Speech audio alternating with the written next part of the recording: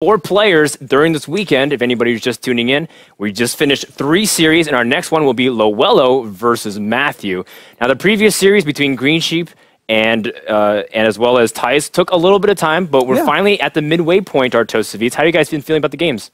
They've been fantastic. We keep going to 5 games. We keep having long, epic ones that have lots of turnarounds. I think it's been great. Yeah, I think it's really interesting to see all these guys with different backgrounds just duke it out, and see, also I'm really excited that we saw such a high-level play from Core and Max, and now that we have another one, relatively unknown players matching up against each other, I actually have high expectations for the match still, because they're all going to be good. Yeah, I never used to have that in Hearthstone, you know, over the past year plus that we've all been playing, you know, if they were people you've never heard of, you'd sit there and you'd see mistake after mistake after mistake. At this point, we have these guys that, you know, are obviously very good, but we don't see them streaming that much. We don't see them that many tournaments, but I'm with you. I'm actually expecting fantastic play out of these guys because I think that everyone in this tournament so far has been really great. Yeah, absolutely. You know, Lowello and Matthew, we got a chance to chat with them a little bit. There's been interviews posted, and their deck selections have been on screen, so let's evaluate them. Artosis, what do you think right here, first glance? Okay, so this is kind of interesting. They both are bringing a mage, and Matthew has gotten rid of Lowello's mage, whereas Lowello's gotten rid of Druid. Yeah, I'm trying to... Wow. Is Mage really worth a ban right now? People put Mage as one of the weaker decks at the current metagame. Here's what my first instinct here. Lowello's ban of Druid, I think I totally understand this. This looks logical to me with the classes that he has, that he would want Druid out of there.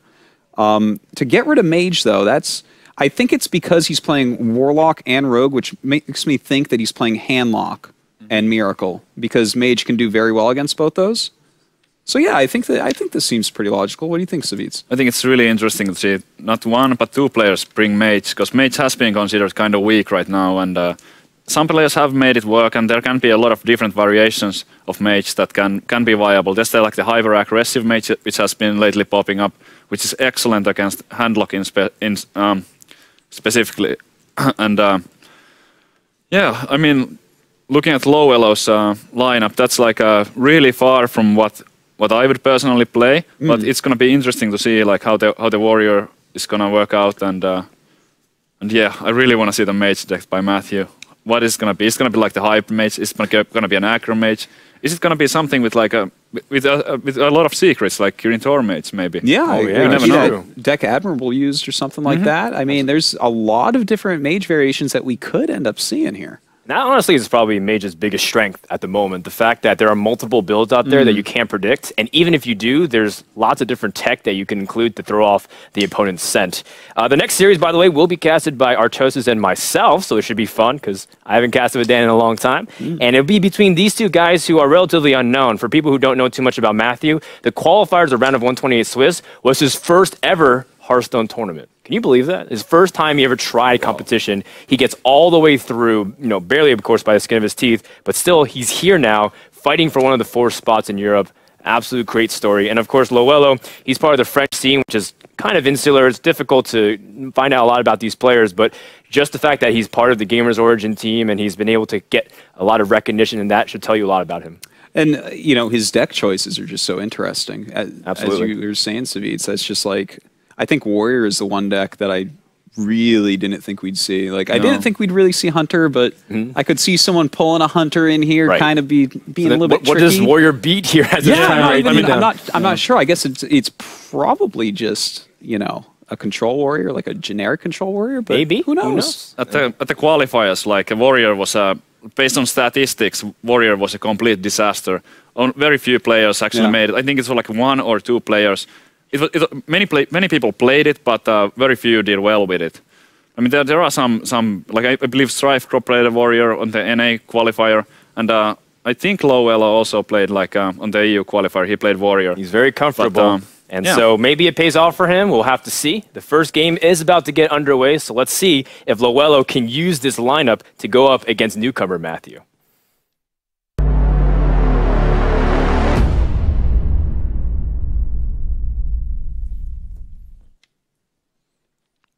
All right, and we're back, everybody. Here we go, I'm into the over game. here. That's right. Thanks, Yanni. We'll see you in a little bit.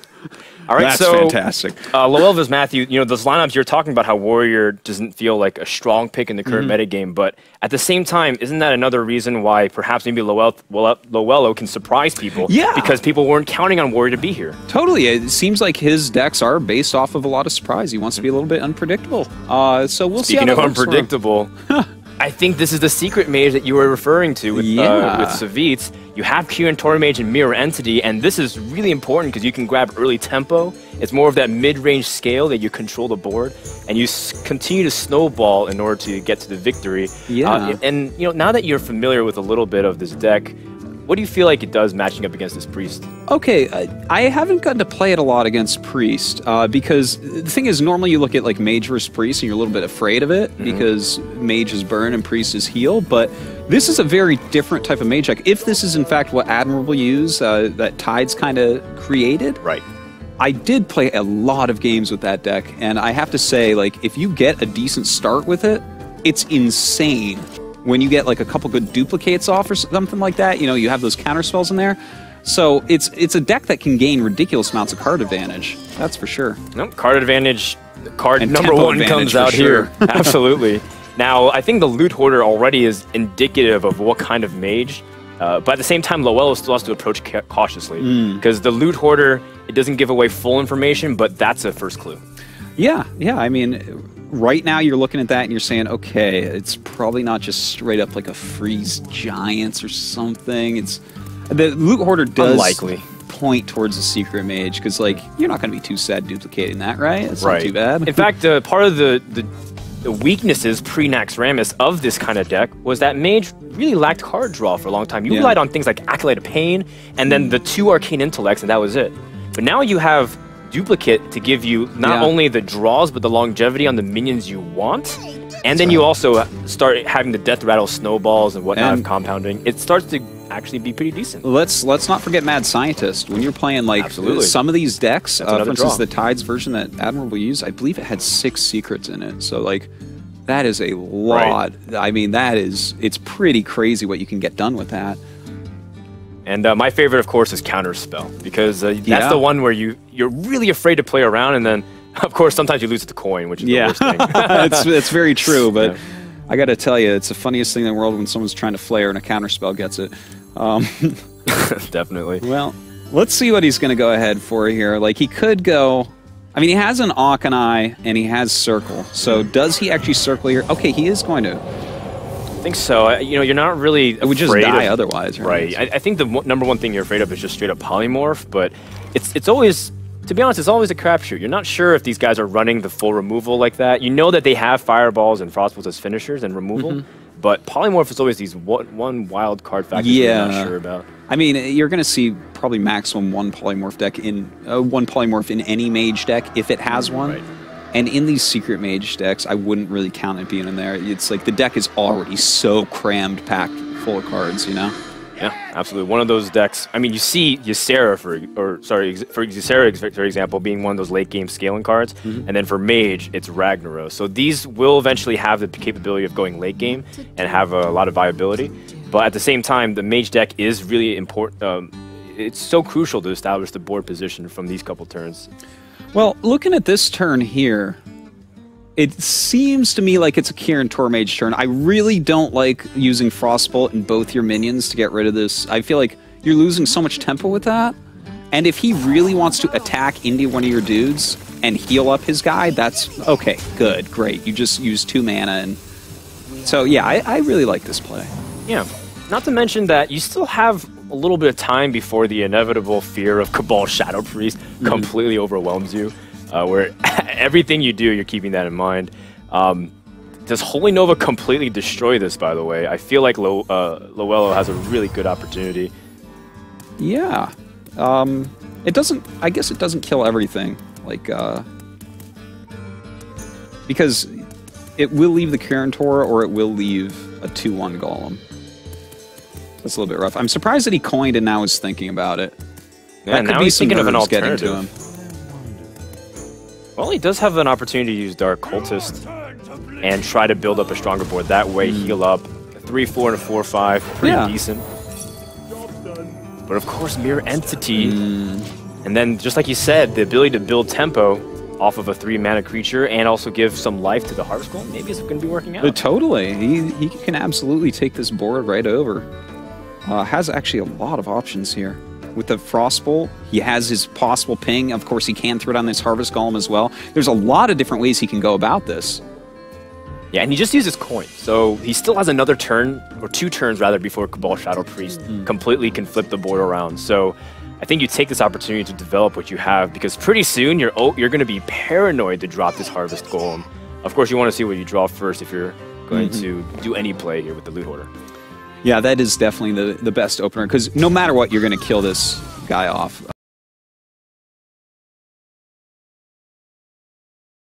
Oh, he is playing a Polymorph? But you're definitely going to kill off the Injured Blade Master no matter what. Absolutely. I mean, you can't leave that guy out. Okay. I like it. I really liked his turn here. This was nice. Yeah, you're extremely board-centric as this Mage deck. It's always about taking what's on the board and then snowballing. And then when you have cards like Fireball, it just gives you a lot of leverage to keep pushing for damage while keeping the board clean. And then this is where the Mage eventually just compounds its advantage to a win. Well, looking at this, this is kind of interesting from Loello. We're starting to see more of cards in his deck, right? He's got a Silence. He's playing 2 Shadow Word Pains. He has Ysera in here. Oh yeah, Shadow Word Pain is a weird card to include nowadays because you know Priest is so focused on making sure that the early game can be decided just by like Pyromancer and you know, Holy Smite and Silence. And what do you think about that? Well, you know, with 2 Pains and Ysera, because if I see 2 Pains, I'm like, is this just like a super anti-aggro? Which you would never really want to open with this series, so I didn't think of that at all, you know, coming into this. But the fact that he has Ysera as well, it's just, it seems like a very spell-heavy, I mean, he's got... Yeah, combo-centric. Yeah. Like classic Priest. The very beginnings of Hearthstone, Priest was so combo-oriented where you're able to do a bunch of combinations with your spells in order to survive. Then people called it gimmicky. Yeah, and then now it seems like they've refined it a lot by putting more minions as your removal instead of Shadow Word Death. Because look, it even go 1 for 1. It killed half a Harvest Golem. Yeah, that's not the greatest play right there, but you know, he is setting up at least for a possible Holy Nova. The thing is, if he does heal up this 3/1. Yeah. Well, there's 2 things about that play. The first is, of course, as the Mage player, you're very happy because he lost value on that. But the second thing is, I feel like if he does that, he telegraphs that he doesn't have Cabal Shadow Priest. Why would you kill off that Harvest Golem? That's a good point. So maybe this second Harvest Golem is a little bit more free to do whatever he wants. Yeah, he could go for something like that. My fate is let's see here. Lotheb's a much stronger play, but I think Lotheb makes a lot of sense because when I see that, I'm like, oh, are we going to go into a Holy Nova turn? You know, are you setting this up for Holy Nova to not suck? And of course, by playing this, you can't even cast the Holy Nova. But, you know, on top of that, it gives a target for that Death Rattle to use. yeah, pretty ugly situation, honestly, for Loello. You know, if there's no good target here. No. the risk of the Dark Cultist giving the health buff to the 5/5 is enormous. Oh no, this is terrible for Loello. Ooh, I don't like that. Oh, and a Fireball draw. This is very good for the Mage because now, again, like we said, he can leverage the board position, push for 7 damage, establish a Harvest Golem behind this.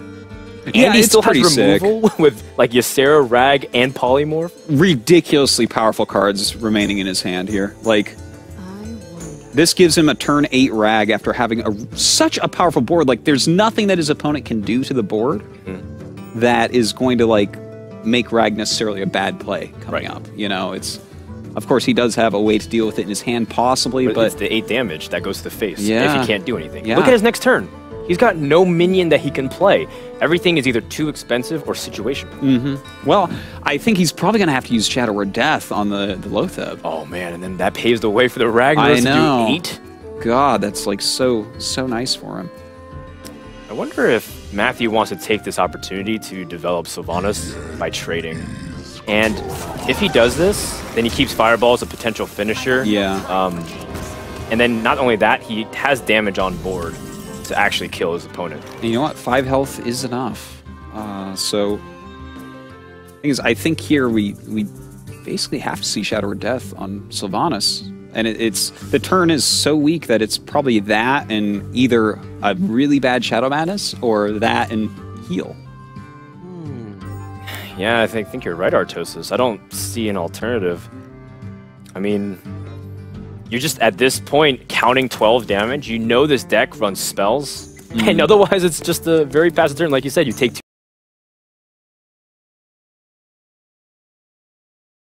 2 damage off the board and heal.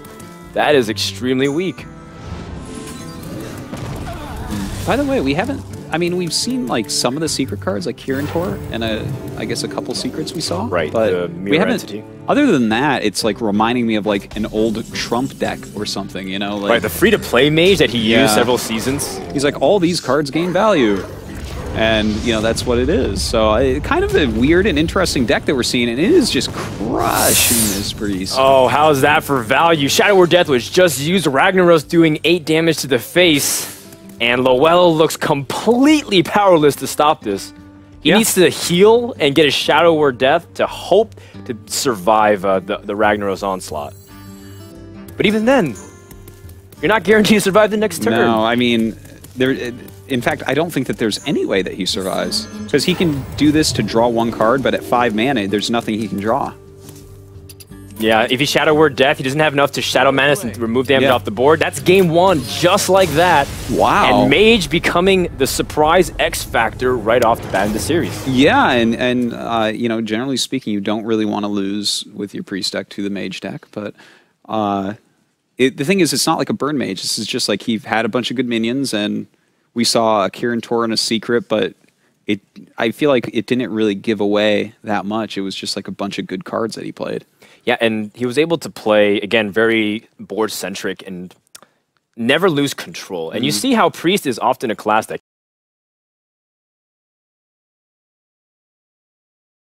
can rebound off the board. They have clears, they've got ways to heal and stall, even use your minions against you with Shadow Madness.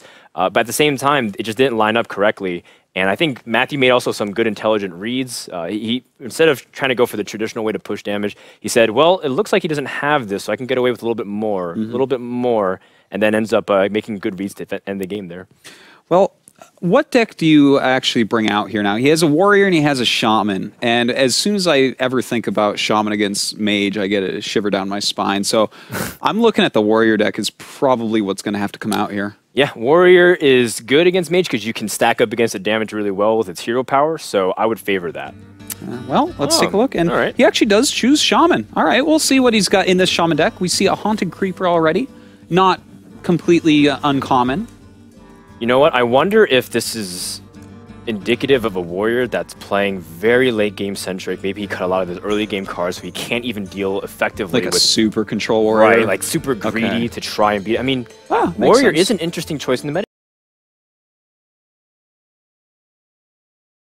game because people feel like paladin can do what it does, but better in the late game. So maybe if you scale back warrior, or sorry, scale deeper into warrior, good. That said, of course, shaman is always a decent pick. But what is this? Do I see on the screen a Wind Fury? Okay, I think we have an idea of what's going on now. This might be like a kind of combo-y shaman deck. We did see some OTK shaman decks for a while there. You know, there was a lot of variations.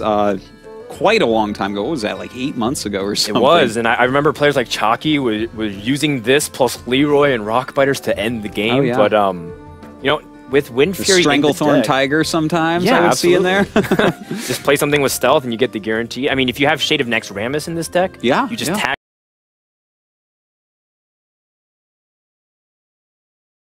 tag Wind Fury across it, and it's combo damage. So Oh man. it's a lot of potential.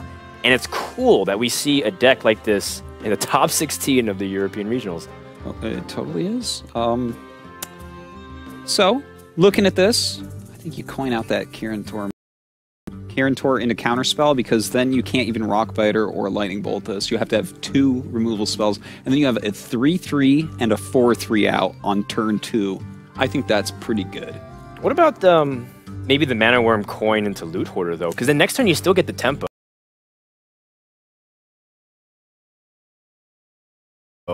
and use Yeah, that's true. with the spell. And also, let's see, there's not that many spells And that he you're can't afraid of your remove opponent. everything. Like Right. I guess he could use like a lightning bolt plus his spider, something like that. Yeah, I think that's a really good play as well. Well, it's an alternative. At the same time, it does set yourself up more to Lightning Storm. So I can understand if you don't want to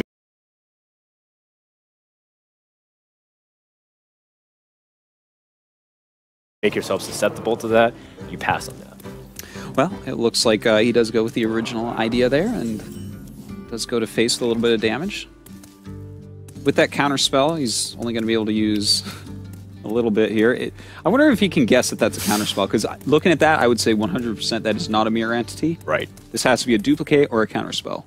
Or, I mean, I guess it could be something else like an ice block, but maybe not as common in a deck that like is this. interesting. Because I'm just wondering if, like, do you have enough intel to use an Earth Shock here? Well, clearly he does. Wow. And That's a good Earth play. Shock gets denied, and then now the Lightning Bolt and Rock Fighter can go for the clears. So, a risk that Loletto take pays off in spades, and now he has a free board. That was, like, a really good play. That was really, really well done. I think he read that situation perfectly. It's hard to make that call, too. 'Cause Yeah. if you misstep, you just use an Earth Shock on a Yeah. one-mana minion that didn't die. Yeah. It's like, oh, Like, oh, all right. I guess this is going to clear up my Well, spider. This is awkward. Wow. Good on him for that move. Okay, but at the same time, Shaman is low on cards. Now, this is a struggle that they face with almost every matchup. They just spent 3 cards with 3 mana, and he's almost in top deck mode from this point on to try to refill his hand. It's pretty early in the game, and the truth of the matter is, look at that Wind Fury. It's gonna be You sitting don't there for count that as a while. card. Yeah. That's nothing. Like, he's got 1 card in his hand realistically for the next several turns. That Wind Fury does not become useful for a long time. All right, well, he's picking up some of the better minions in his deck. Fire Elemental, one of the highest value minions in the entire game. Hearthstone. This certainly is. Does get to take out this Loot Hoarder. Not really the most exciting cards here. No, everything has low impact. Fireball doesn't do much. The Harvest Golem makes you susceptible to what your opponent has on board. And then Mirror Entity, of course, well, your opponent's overloaded. He's not going to be playing much. And it barely buffs your Mana Worm. Yeah. I think I would play the Harvest Golem because he's overloaded right now. So if he plays a minion, it's going to be a crappy one the next turn. So that's not going to get you any value. In fact, might suck. Whereas if you wait 1 extra turn, you can get something like a Fire Elemental off of it. Yeah, what I like most about Harvest Golem is that it's true to your game plan. You're trying to fight back for the board. You know, Shaman might get its healing totems and give you a bad time, but you know, Harvest Golem is your best bet to have something stick. And of course, in the case where he lets it stick, like he ignores your Harvest Golem, it might give you an opportunity to use your hero power to get some favorable trades. We'll see how that works out for him. What do you think about this move? I don't like it. I don't think he should attack anything here. That is optimistic. I mean, good on you, Mana Worm. When you were raised with a with a very take charge mother to try and seize opportunity when you see it, but I don't know, like attacking it when the Shaman can easily just roll a healing totem, make your damage worthless. Yeah, and you know, at a mana lock like this, totem is very likely to happen this turn. Right. I understand the logic, though. You shut down the opportunity for your opponent to kill off the Harvest Golem easily, but Loello actually drew away anyways. He has this Flame Tongue totem. Well, do you play the Flame Tongue totem? Because you can clearly clear things, but the Flame Tongue totem is going to be in kind of an awkward place if you do it like this. And actually, because of the Flame Tongue totem, that made that Mana Worm play actually a lot better. When you think about it. Slightly awkward. Well, actually, I guess he dealt with that just fine, but... This is not like the set of plays that I expect over the last 2 turns. No, that's it's for a sure. little awkward, and that's kind of what Secret Mage does a lot of times. It's board states are always unconventional because of it. Well, I think the Mirror Entity Ping the Wolf is about as good as you can get here. The Water Elemental, like, you could play the Water Elemental, but there's one card that's been in that hand a long time that could very easily be something like a Hex. Right, you lose momentum on board. Whereas Mirror Entity, you're coming into this big mana turn for your opponent. He's not overloaded. I think this is very solid because I would really expect a Fire Elemental, but that's a good draw. Yeah, absolutely. You know that your opponent's deck is filled with a lot of mid-range creatures where that 3 damage on the Fire Elemental can be great.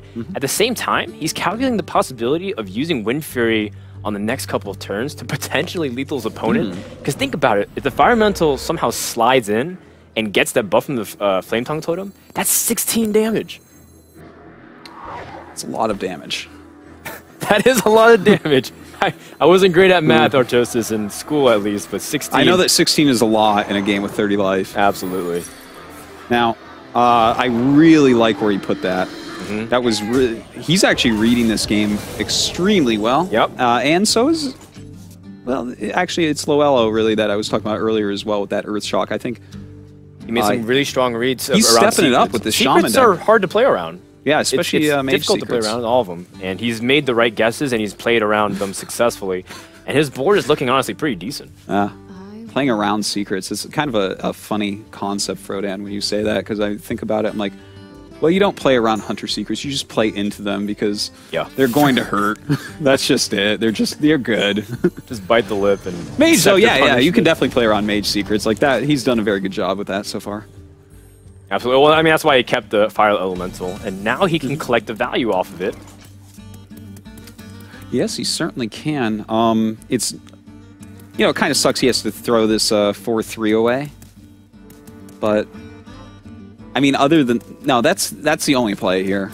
Because there's no secret out. Like, the Lightning Storm doesn't really make sense. His board becomes so much weaker. Well... And he still loses the same card, and he gets overloaded a bit. If he rolls high on the Lightning Storm, he can trade in his Spell Power Totem, and then get actually a 5/4 Unbound Elemental. That's right, and another Totem. Okay, I mean, you are right. If he rolls high, that's pretty sick. He still has the mana to do Fire Elemental. I think this is what he's thinking about, but at the same time, it's almost hard to pass up an ability to establish a board like this. I think he's also calculating whether or not his opponent might have the possibility of things like Flame Strike the next couple turns, how does it affect his board, etc. Yeah, you always have to worry about that Flame Strike as we hit 7 mana, that's for sure. Oh. Okay. Yeah, no, that can't possibly have been right? Like, it just would have been a better play to deal 1 less damage and have a 2/2 Spell Power Totem out. That was definitely a bit of a misplay. Well, I'm trying to justify and rationalize it, but I kind of lean towards this. I don't understand why you'd want to give away your board. As a Shaman player, that's pretty much your doctrine. It's board or bust. Yeah. No, I think no matter how we look at that, there's no way to put that in a positive light. That was a bit of a misplay. Okay. Well, he gets the taunt totems, so it's not like the totems are mad at him at all. Maybe they should be, though. It is totems versus golems. Would you play Rag blockbuster here? movie waiting. Would I play Rag here? Thing is, I would be expecting like a Hex. No one draws Hex today, by the way. We've casted a decent amount of Shaman games, and Hexes are just all at the bottom of the decks today. Either that, or this is the new Shaman meta, is you don't put Hex in your deck. Like, no, I don't want him to have another taunt. I wouldn't believe that even if Strifeco did it, and he's the guy who put 1 Lightning Storm in his deck. Yeah.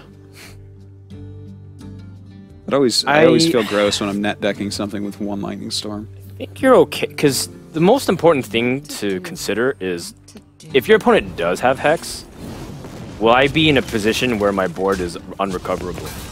I don't think it is, but instead he's using Fireball on a Mana Tide Totem, and now Shaman's going to climb so far ahead in the card count because of Azure Drake.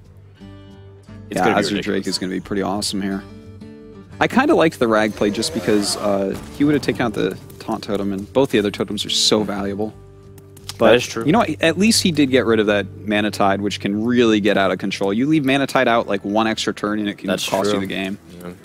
I know, it's happening. Pick your poison, honestly, for card, like the card deficit that you're struggling with as Mage. And we've said this before, you need cards like Arcane Intellect and Duplicate, even to the point where some mages feel like keeping Arcane Intellect in their opening hand because they know that they're more likely to spend a lot of their resources early without a draw engine. It's very interesting that you say that, because I've definitely found that to be the case as well. Like, you run out of steam. Sometimes you get a great hand and it all works out with like Duplicate, and your loot hoarders hit and just everything goes right, but very often it looks just like this, where your opponent has 3 or 4 more cards and you're just sitting there and your cards are all powerful, but you're not getting anything to happen. After much debate, Loello chooses to Lightning Storm. I think it's for the better. As much as you're sad at losing your Flame Tongue, you have Flame Tongue number 2. How many adjacent buffs do you really need on the current state of your board? I think you're okay with this. Well, right now, question is to rag or not to rag, because he can counterspell and kill off this totem, or he can just rag and cross his fingers. Rag has such a potential to backfire. If it hits the face, that's not what you want. You already used fireballs, and the fact that there's it's like a 6 attack, gamble. can completely go the opposite direction. Counterspell at the same time, they'll lose so much tempo. You haven't used 4 of your mana crystals. Yeah. It's rough, man. And you're playing with like a Harvest Golem in this. Oh man. Well, I guess he did make the right call. But at the same time, it comes to question, what would have been if Rag dropped a few turns earlier? It's a little difficult because we have the ability of seeing everything. Yeah. I'm kind of excited to see some more of the Shaman cards in this deck, by the way, because when you see this Wind Fury, I'm like, is he playing a Stranglethorn? Is he playing Shade of Naxxramas? I have to think it's Shade of Naxxramas. That's my guess, yeah. Right. Most classes can't deal with it that effectively. Still. Could be an Arcane Golem, who knows? Could be a Stone Tusk 4.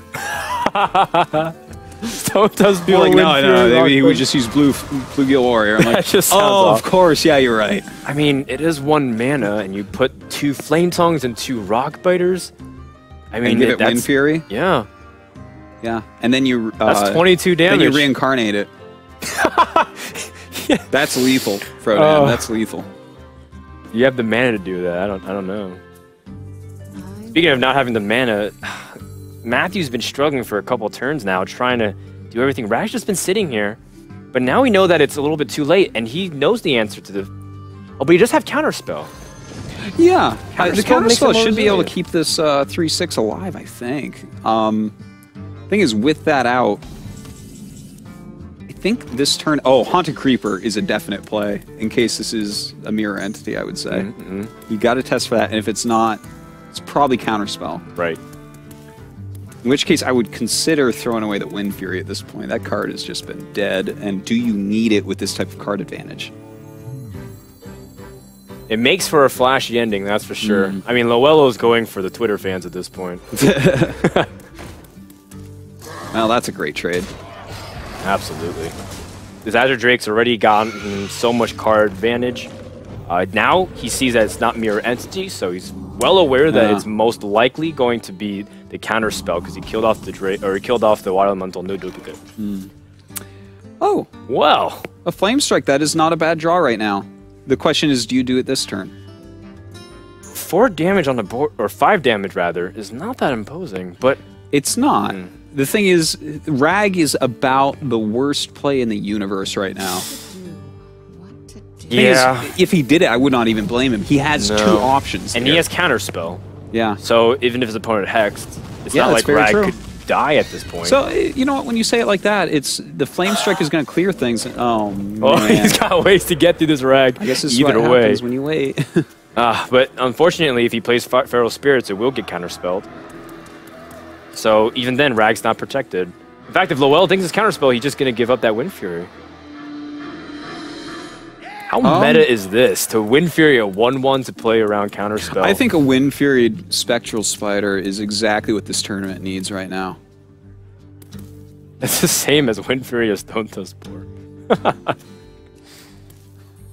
I think it's pretty awesome. I've never seen one of those with Wind Fury. And it's a gold one, too. I mean, this is a great... Wind Fury is a great mage hero opportunity. power. That's what it is. You could Wind Fury the totem, but I think that's pretty wasteful. You can't win. It can't even attack if it's 0/2, right? You just give it Wind Fury, nothing else. Yeah. That's right. That's right. You have to wait for an enabler of some sort, like a Defender Vargas, perhaps.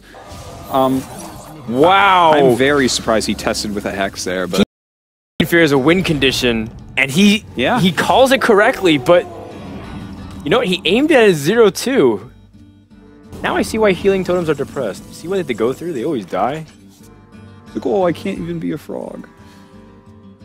Well, the Undertaker's not a good draw at this point, and I'm starting to question what are the cards in this mage deck. If you think about the cards that we've seen so far, right? Yeah, he has a good amount of Death Rattle minions, and then he has counterspells, Kirin Tors. What other secrets did we see? Counterspell, most likely duplicate, I want to say. Yeah, I would say duplicates, but we haven't seen a single one drawn yet, unfortunately. Right, and this is a call that that Matthew makes because he saw Hex being used, but of course we know Loello kept Hex in his back pocket specifically for an opportunity like this.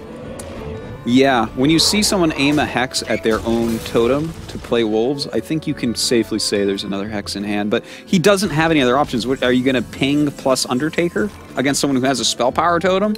I mean, not a Spell Power, but a healing totem? It's pretty tough.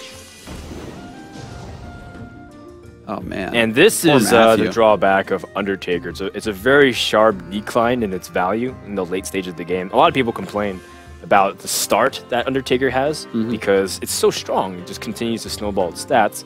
But at the same time, in the late game, it's just drawbacks. Similar to Innervate, right? Innervate as a top deck is, or a draw rather, late stage of the game is one of the worst you can get. That's the thing about cards that are great in the early game. Argent Squire, Undertaker, Innervate. These cards are pretty weak later on. That's being so I suppose you ping the 2-3. Ping to the face actually has no impact whatsoever at the moment.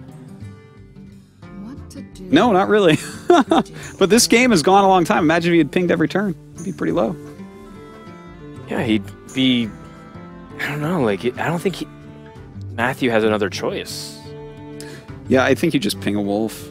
He's going through all the permutations of possible attacks that the wolf would get an optimal trade, but I think it's a lot simpler to the fact that you're restricted in your plays. You do, yeah. Lightning Why Storm. not? You are still vulnerable to Flame Strike, but he's already showed one, and it's not exact common practice to see two. I would say, especially when you consider some of the other cards that we've seen in this deck, right? I'm like looking at a bunch of Harvest Golems. I'm seeing an Undertaker and Haunted Creepers here. Would that ever have two Flame Strikes? You know, you never know. This is a tournament it's setting. Definitely a possibility. You don't expect two BGH. That's in a Druid deck, right? Yeah, I think it would. That's every reason sometimes to bring it. Yeah. All right, so everything is cleared. We are in top deck mode for this mage right now. And there is not a card he could draw that would make me think he's in a good spot. Well, you know what? One Haunted Creeper and an Undertaker couldn't do it. I've got bad news for this spider. Yeah. This spider's not going to do very much. Yeah. I think that Scream is foreshadowing of what's to come. At least that's what is in Shaman's arsenal right now. He's got 10 damage at the moment. No, a little bit more with Defender Vargas. He's got... Yeah, you could Wind Fury with that Defender on there. Wait. It's 8, 11, 12, 13. 13 damage. Yeah. Let's roll a healing totem. That's the play. That's the play. That's for the sure. play. Just do it. Summon all the skill you got. Oh, you can't even get it. And Loello got outplayed there. He's being very careful about this, by the way.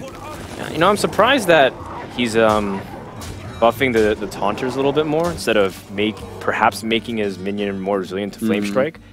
But at this stage, he realizes he's such a dominant position that 3 damage is the magic number anyways, and there's nothing that Matthew can do. He gets Frostbolt, which isn't nearly enough, and Game 2 will go to Loello. All right. We're on track to hit Game 5 once again, Frodan. I am hoping for it.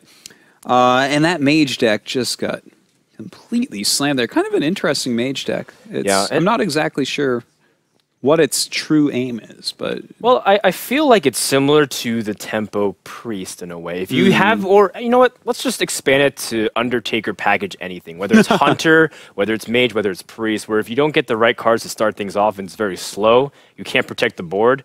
Unfortunately, you're going to get these cards late game where they don't have high impact. In fact, Druid, the fast token Druid that people use, is also victim to this exact situation. So, unfortunate that that Loello was able to get everything on the board for Shaman, which is part of its win condition, and Matthew couldn't get anything. well, it's Shaman right now. I'm guessing because he banned Mage that the Warlock is a handlock deck and not a Zoo. And even if it was a Zoo, you might not want to play it against Lightning Storms. I'm thinking we're going to see the Rogue here. Yeah, Miracle Rogue is still very potent. And some people even opt to play Leroy still, like Number Guy, which still baffled me a little bit. Hey, man. But it is Leroy. Leroy Right. with one Shadow Step kills you almost as often as Leroy with two. You still have the 9 mana with Cold Blood to do 16 damage. Game 3 is about to begin, so let's jump to the board and see what these guys have prepared for this match. What will Matthew choose, whether it's Rogue or Warlock? We're leaning towards Rogue. And we were right. It is Rogue, and with those double preps, it does look like it's going to be a Miracle Rogue. Okay, now, what kind of Miracle Rogue is it? I don't because know. it's continued to evolve to the point where now you can see, Alex Straza in your Miracle deck. You can, of course, people have fun with Malygos. Not really sure how competitively viable it is. You also see Violet Teachers, very board-centric. And then you see Super Aggression, where they throw in Arcane Golems, a couple of other Chargers. And it's like a fusion between the turn 6 rogues that you see quite often in Asia.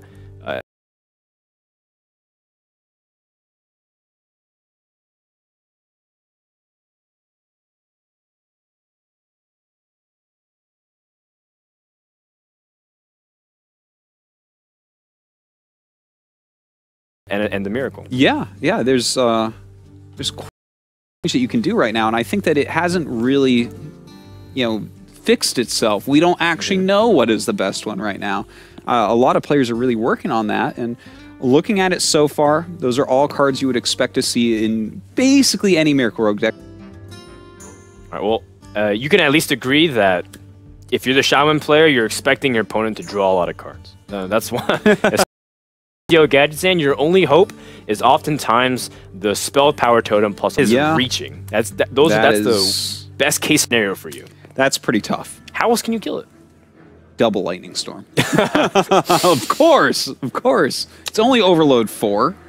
Yeah, and you'll have 3 mana next turn to hex whatever comes out. Yeah, so. and in fact, maybe you can coin into it. So, That's true. I wish I had your optimism when I play Hearthstone, Artosis. Don't worry, it leaves me really quick when none of my bad ideas work. Well, no really great play here. Okay, this is a very optimistic move, hoping that your opponent doesn't have a way to buff. Because now if you play Feral Spirits, this becomes a 3-4. You just took 2 extra damage. I'm not exactly sure about this. Do you play Feral Spirits here? Because, let's say he does Feral Spirits. It's Blade Fury could do something. I think I would, though. I feel like... you could do, like, a Lightning Bolt to the face, but as you said, that was very optimistic. This tells him that there is a deadly poison in hand. Right. Like, without any doubt in the whole universe, there is a deadly poison in that hand. The only other thing he could think is that he's preparing it to make sure it only has 4 health to use and eviscerate for the next turn. That's the only other thing it could be. So, yeah, I'm not sure, because... with 4 mana, it's a very specific set, an important turn, as Leroy is drawn here. Yeah. Miracle Rogues often have either Gnomish Inventor or Deadly Poison plus 3 drop, and it's oftentimes SI7 agent. So in fact, you gave up more of your board. You have a weaker version of a minion. You still have your mana intact, which is nice, but it's still difficult to address what's going on here. Yeah, I'm not so sure about the way that went down, but hey. You know what? Right now, the Rogue looking pretty good, and it is interesting to know that Leroy is in here as well. Yes.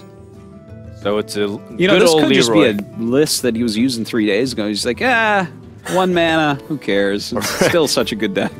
Maybe Matthew didn't even know Leroy's getting. Oh, what? It's costing 5 mana. He's looking at it right now. He's like, oh my god, there's a new patch.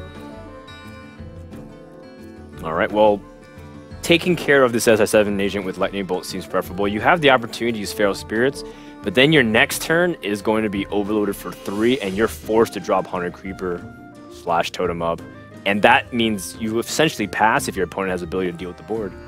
Yeah, that would be kind of weak. Now, unfortunately for him as well, there is a Blade Fury. Do you think we're going to see that here? Let's see. Well, it depends on what he draws, but I feel like it's his best course of action. Yeah. Although, there is something to be said for Lotheb. Oh, but he drew Eviscerate, so now he can actually clear everything. Okay. Well, he could use Blade Fury and then just dagger up and hit the...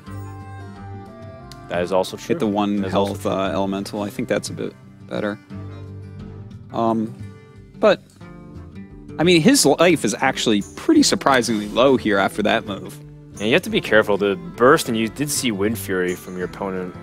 I mean, Yeah. you know your opponent's a very combo-centric shaman. You know he's willing to cast it on, Haunted Creepers even. If that means a victory.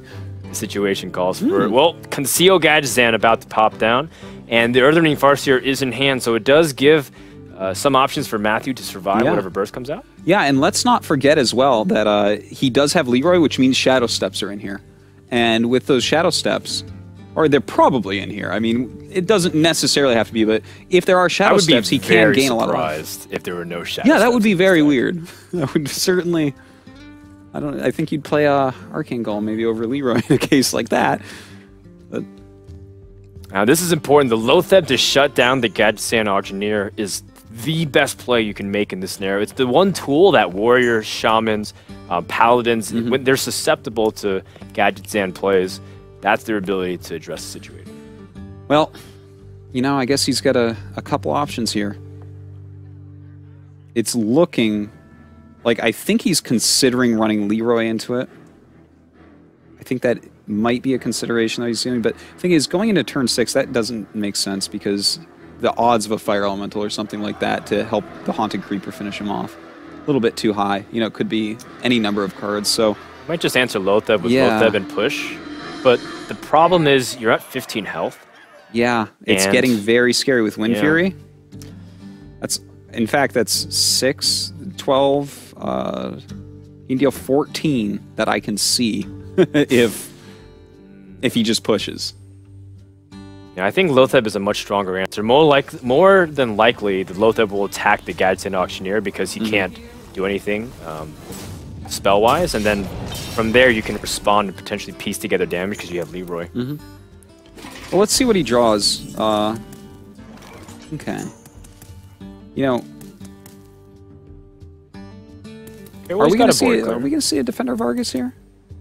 I almost want to see him do the Wind Fury to take out both the minions, but Yeah, that's actually not bad, but it does take up your entire turn. yeah, And it leaves you with a 1/2 no, versus it's not the strongest board that you could hope for. That's for sure. Fire Elemental gives you the ability to clear anyways. And you have a 6/5 with 2 1/1s. Yeah, that's a much better play. Oh my god, why was he talking before? I think you're still in trouble if you're the Miracle Rogue. Well, until you draw that.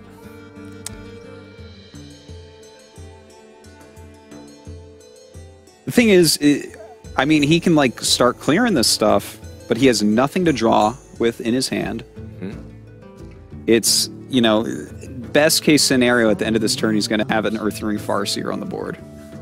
That's not the place you want to be in as the Miracle Rogue. Especially when we just see nothing here that draws. There's not a Shiv, there's not a Fan of Knives, there's not an Azure Drake. There's obviously not a Gadgetzan. He needs to draw into way more. His opponent's still at 21. He needs a lot more than what's in his hand to finish this game off. Yeah, and the problem is you can't ignore the minions here. There's just, your opponent is very keen on using minions existing on the board to burst. It's not from the hand like Doomhammer and Alakir. It's on the board because Wind Fury needs to go on a minion that already doesn't have the summoning sickness. So, he pays 6 life to kill it off. That is painful. That certainly is. But I feel like it's something you got to do. You know what? I guess what he's doing here is he's saying, I want to win this game. I need to draw a Gadgetzan, and I need to use these cheaper spells. He needs to save them for situations that will call for it. In the meantime, his opponent will have an ability to respond. He's got Argus. He's got ways to push for damage.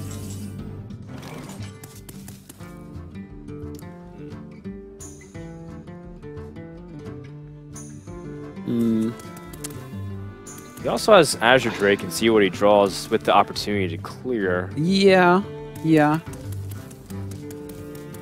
I mean, Seems like that's the more robust option. The problem is, I like collecting Defender of Argus value when I can, as the Shaman player. You have two of them in hand. They're getting kind of clunky. They're definitely getting clunky at this point. I agree with you completely there. Pays off though. Look at that. Lightning It's a good bolt. draw. Absolutely. Would definitely be using that over the Lightning Storm in this case. Yep. Well, let's see what our rogue draws here. This is the last turn I feel like where Gadgetzan can bring him back. And that is a sap. Oh, and He's definitely sapping this Azure, but that's like one of the weaker sap targets, I guess. yeah. It buys him a turn, though. Because he would have had lethal very easily. I suppose it does give your opponent just more ammo, though. At the same time, it keeps you survive, but for how long? Yeah, not very long, that's for sure. Kind of drawn dead at this point. Thing is, even if that Gadgetzan had lived another turn, would it have done enough? His draws have just not quite been there. It's tough to say. I guess Lotheb is pretty effective after all. Yeah, he's a good card.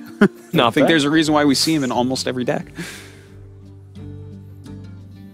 Well, Matthew feels pretty helpless. I don't blame him. Here we go. In fact, I don't know what he can do, short of just trying to remove this Azure Drake and wait.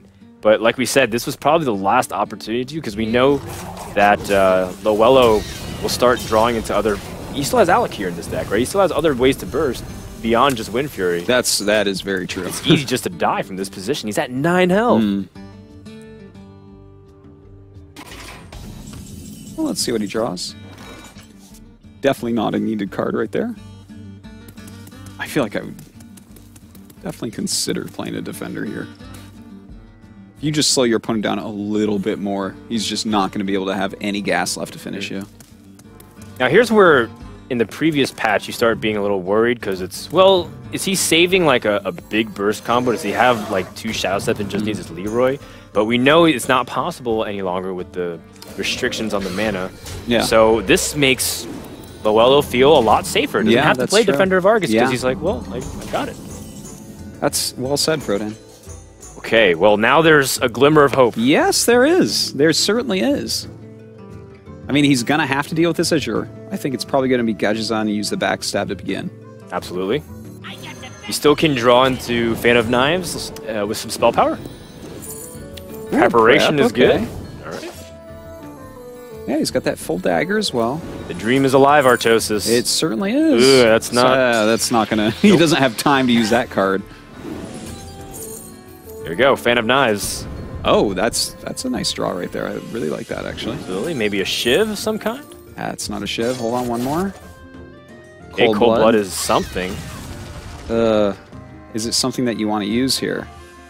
Do you have to sap this 4/1?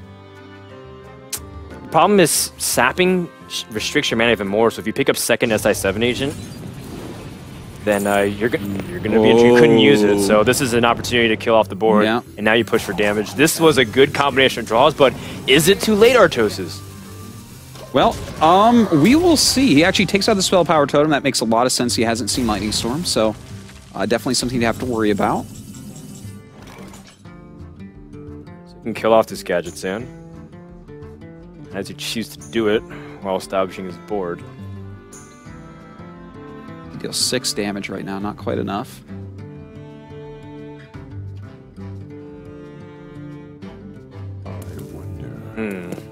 Well, obviously he's going to take care of that. So. Yeah, so if you can't kill, the Gadgetzan is the high priority. And then from there, after you use Fire Elemental or Shock, I suppose you just play the Mana Tide, draw another card. You have Wind Fury already. Yeah, and as you were saying before, like... Air Shock the 4/4, or sorry, becomes a 4/3. Not too much different than a 3/3. No, that's true.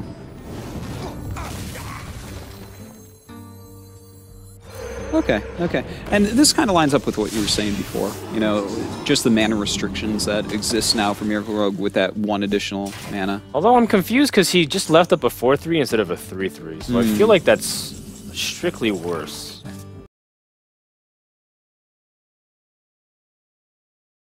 Because he just could have Earthshocked and killed off versus 3/3. I guess there's less Shadow Step potential, but that's I don't know if that's exactly what he's thinking. Yeah, if you're using Shadow Step on an SI7 agent against a 21 health Shaman that has you dead the second you don't clear his board, that's probably not... You're not playing Miracle right. Yeah. Doing it wrong. You're definitely doing it a bit wrong. Ascension. I was not expecting to see this card in here. That's cool. Yeah, we definitely see... Okay, there's a chance. There is. But there is Rockbiter and Wind Fury, so that's 6 damage. You can Defender it down, but that one Senjin, such a problematic card.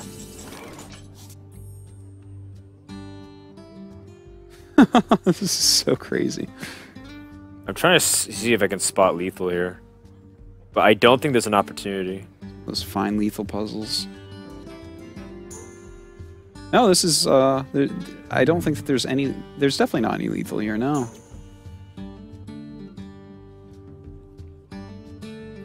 So then from here, do you, let's see, can you go for a board clear with Lightning Storms? Man, dude, if Matthew wins this one, Loello is going to feel really bad. Oh, absolutely. There was like a lot of There's an opportunity to push for damage with Defender of Argus and Wind Fury on a small creature, and then force your opponent to use things like Deadly Poison to attack into face in order to, to trade its health and not attack face. So this line of play, I think he would regret heavily if it ends up going in Matthew's favor. Okay, he wants to take this one out. Okay, not bad. He's seen both saps already. Yeah, that's true. He's seen at least one of his. This is the last turn that Matthew can win. Shiv isn't the card he's looking for. No. But I think you throw that down on this this totem. This taunt totem. I'm trying to think of a specific set of cards that can allow him to win, but even if he gets through... Well, the thing is, this only draws 1 card. He has no draw engine, so like he needs to win with a card that he's about to draw. Shadow Step? No, Inventor, that's not it.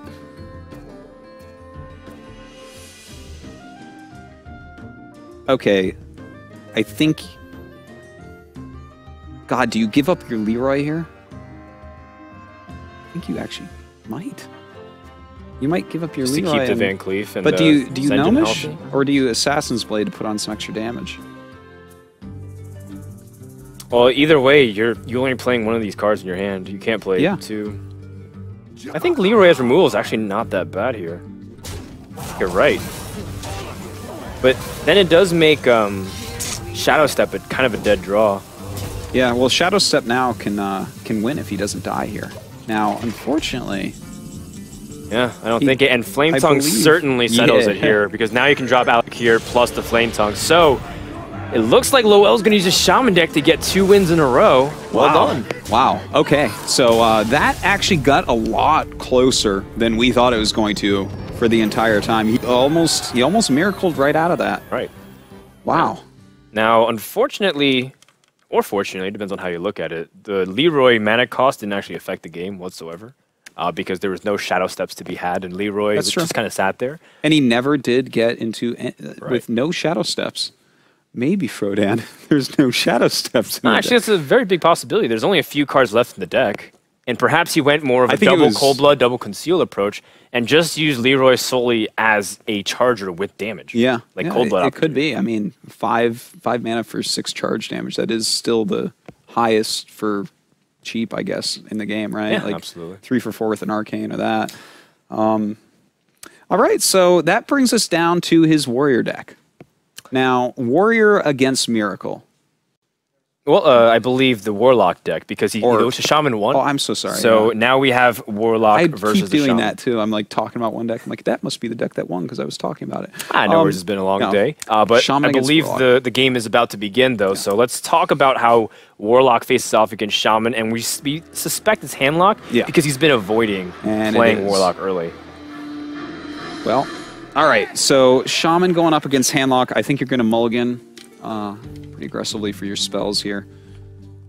Yeah, I think you want the Earthshock and Hex. Yeah, Unbound is pretty decent to keep early, but I feel like you want those other removal spells. Yeah. Well, the thing is, it could be a zoo deck.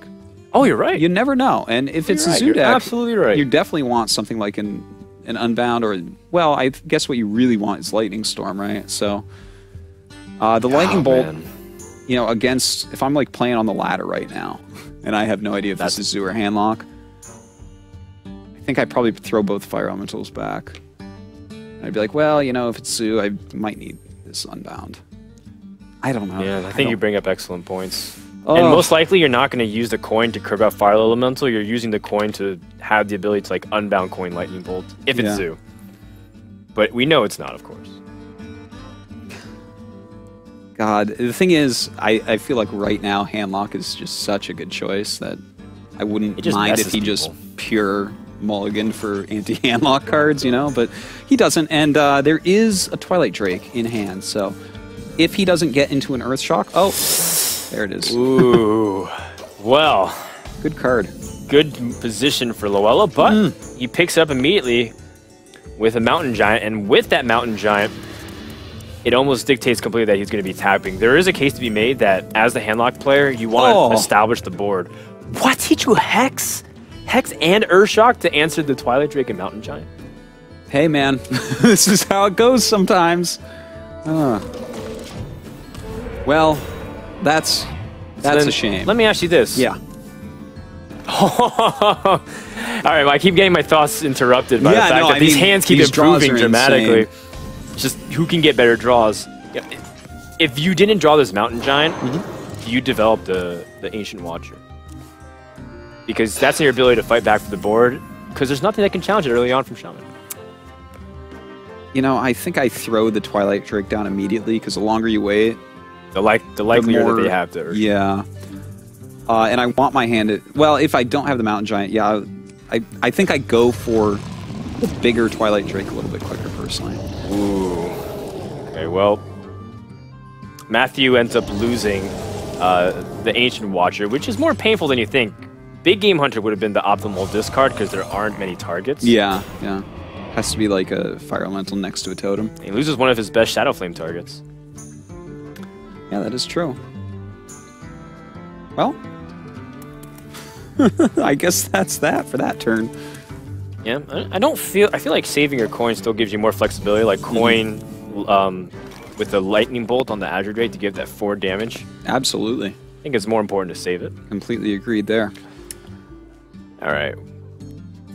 So you're a Handlock. You're a little bit depressed, but at the same time, you still have your Drakes. Still got your boys.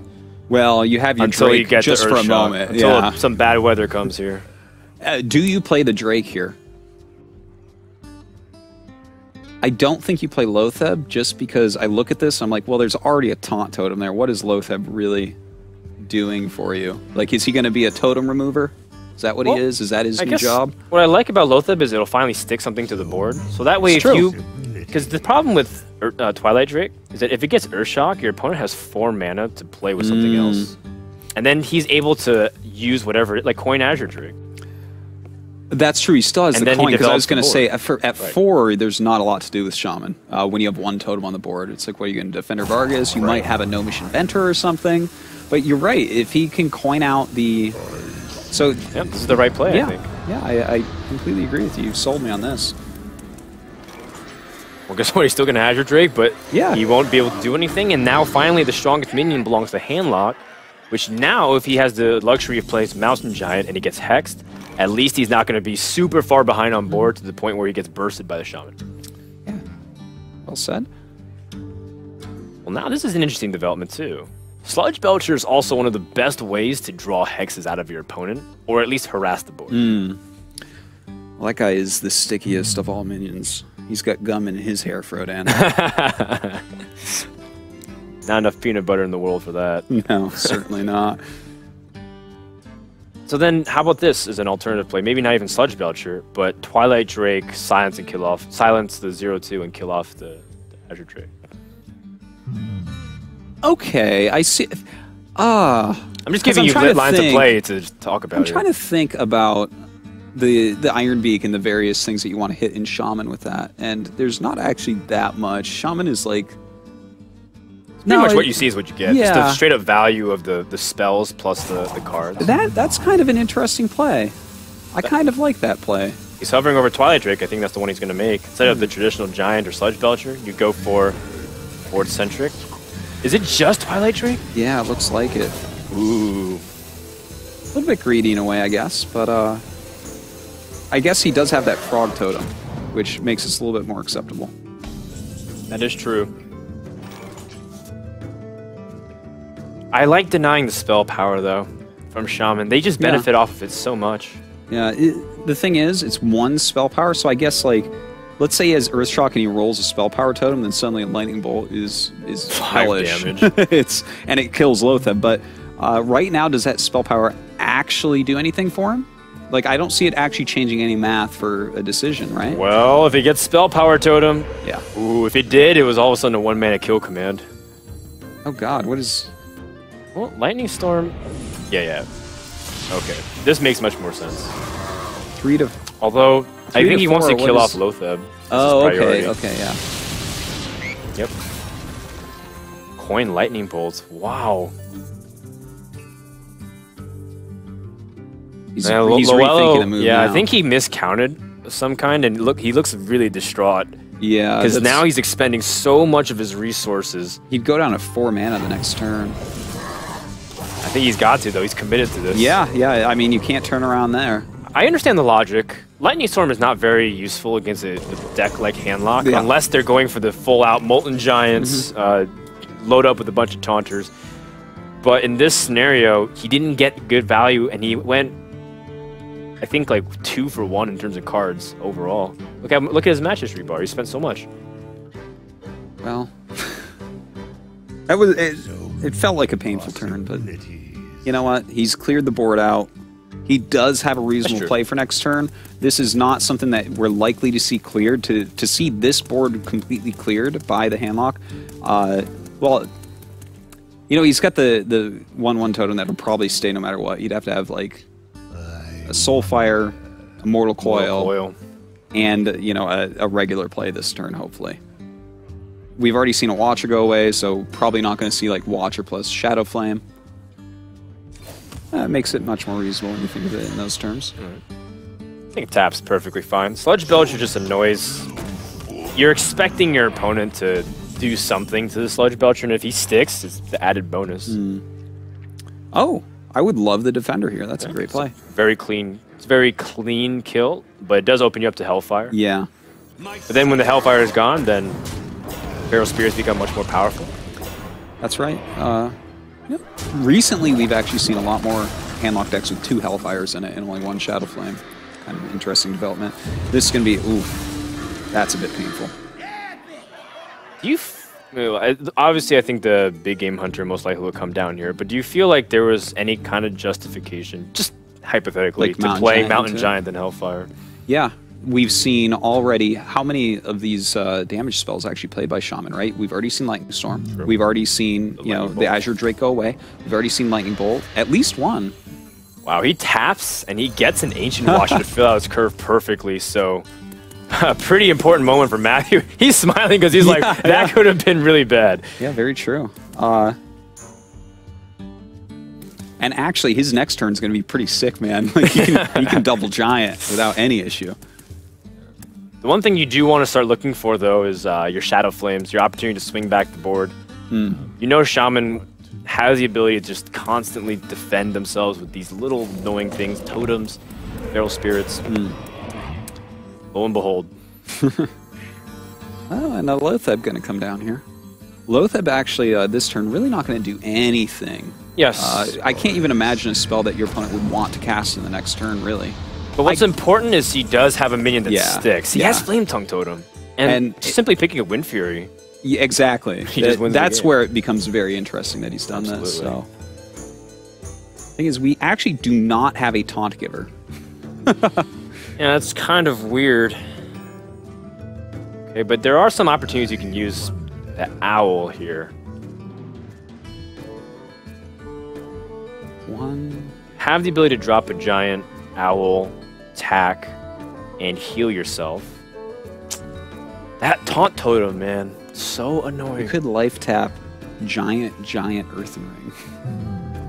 That is pretty greedy, Also an though. alternative. No, I don't like that. That's well. Thing is, if he life taps into a taunt giver, I would feel so much better with like a Sun Fury right now. You know? Oh, me too. Because if after playing that Lothab, I'd be looking at that and being like, oh my god, if he has Wind Fury, the odds are Could be dead. fairly likely that I can die here. Yeah, we haven't really seen the Flame Tongue Totems. I Okay, do this think is his strongest useful. line of play is this, though, utilizing the Iron Beak. Doing something. He did show Lightning Storm already. And the reason why this is the strongest, too, is because he still keeps one giant in hand. Yeah. Versus playing double giant would have made him really susceptible to an opportunity for him to die or to lose the board and then not have a Shadow Flame target. Totally. Kind of funny if he had one more mana, that would have been game. Right. Instead, right now, he's just got a second Lightning Storm. And it rolls pretty okay. Yeah, it's Got as good as the- you can hope for, I guess. Can go I mean, for the he full can clear clear. this board and get a couple Feral Spirits out. Wouldn't mind. Haunted Creeper is also pretty good. Yeah, yeah. Now, the good news is that it seems like Handlocks have weaned more off of the Leroy combination. So, 27 is actually a very good health. Before, yeah. like, if you're in the low 20s, even like just straight up 20 health, you're still sweating bollocks because you're not sure if they have Leroy power faceless. Yeah. But now I don't really believe that a lot of Handlocks are running the Leroy in combo. this patch, I would really doubt it at this point. I mean, what are you going to do, 12 damage? Yeah, maybe with like a Soulfire. Like, yeah. No, it's definitely still a lot of burst, but I do like the new decks without that.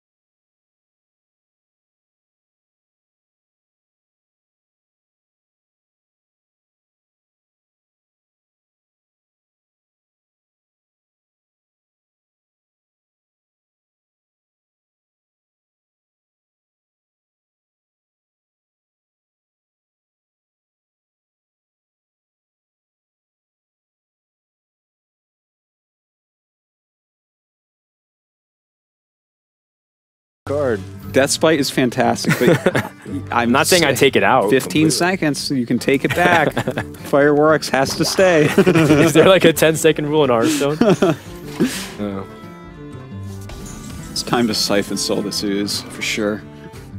You know, there's a play once, I believe in Millennium Cup, where Gara played Nimsh, and the only way that Gara could survive was Siphon Souling a 1/1 Argent Squire. Did he do it? Did it, and he survived. Did he win? No, it was a fatigue Nimsh game. top decked three Something cards in a row. like that. He Nimshed him. He top decked 4 fatigue on his opponent. Like,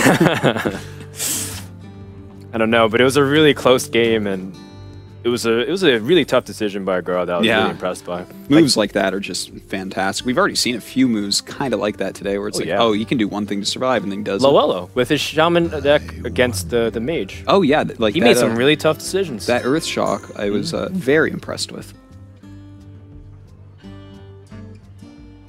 Oh, Matthew seems very stressed over his decision. He says, my plays have been so poor. Like, the handlock hasn't been able to establish board whatsoever. And what's scary is that Warrior's been holding several cards for turns and having very passive moves. Like, look what your opponent just did. He just armored up and attacked with a sludge. He juggled 4 mana. So, you think one, he probably has finishing potential, or B, he has a lot of removal. And either scenario is not optimal for what you have in hand. So true. Thing is, all right, like for instance, Sylvanas, I think that this is an okay play here because I think you're right. You can put him on so much removal in hand, and he doesn't have enough on the board to deal with Sylvanas, but Sylvanas will draw the same type of removal out that something like a Giant will, whereas she has less finishing potential, so there's a not so useful Well, this card. is a hilarious situation. Yeah. Oh, Alex man. Strauss is just a strictly worse Giant. Yes. That is right. Well, I guess Mountain Giant very late game That's true. can get pretty bad too. That's true. I've cast a 9 mana Mountain Giant from time to time with Draxus out. At least it's not Molten Giants when Jiraxis is out, because that gets it awful as well. Yeah, that's pretty tough. Okay. Yeah, this play seemed completely reasonable. It's really what he should have done there.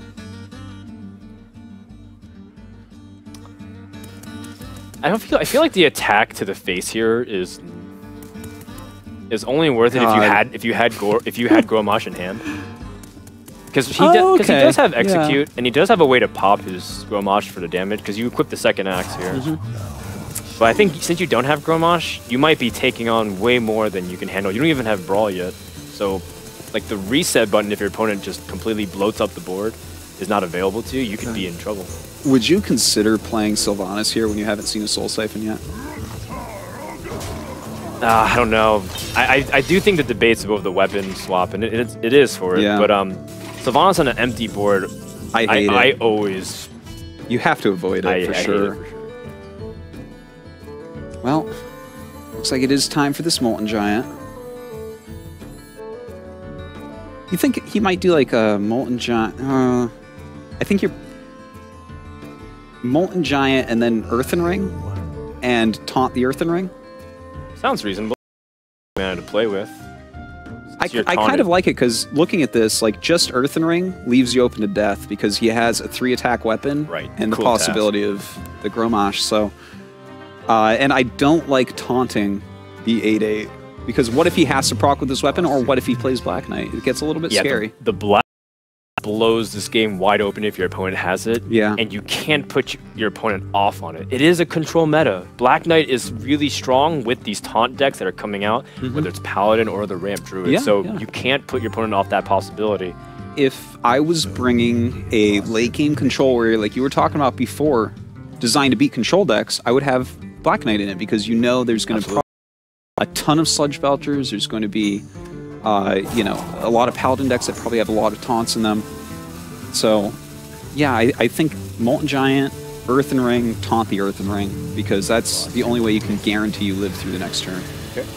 Wasn't sure if he was going to tap because he did have the 2 extra mana to do this play. This actually makes perfect sense too. I mean, this makes you live through whatever happens anyways. Absolutely. You're within, unless you teched an Inner Rage to go with, you know, everything else. Ooh, good thing he did too. Yes, that could have been game.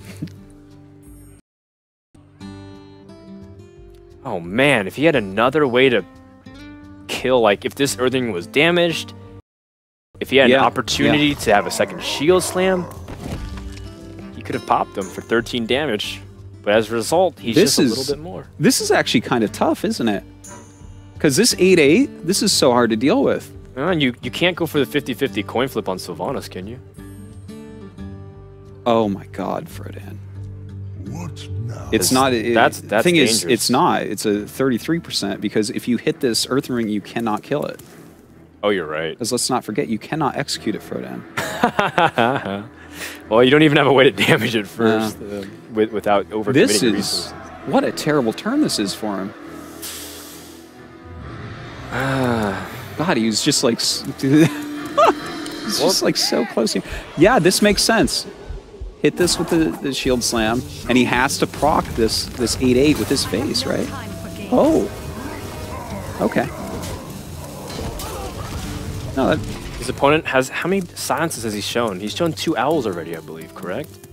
He had an opportunity early game, and so now with double owls out, Sylvanas is really strong. I know he used at least one, but he did use the 2? He did. That's a good question. I think you're probably right. But I do think he used double owl already. Yeah, yeah.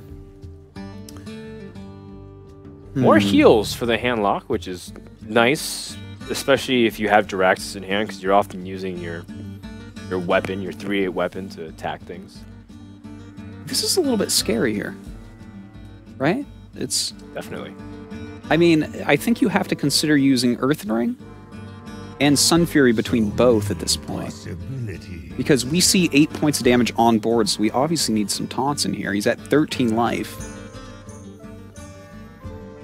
So yeah, I think he has to play Earthen Ring and he has to double taunt.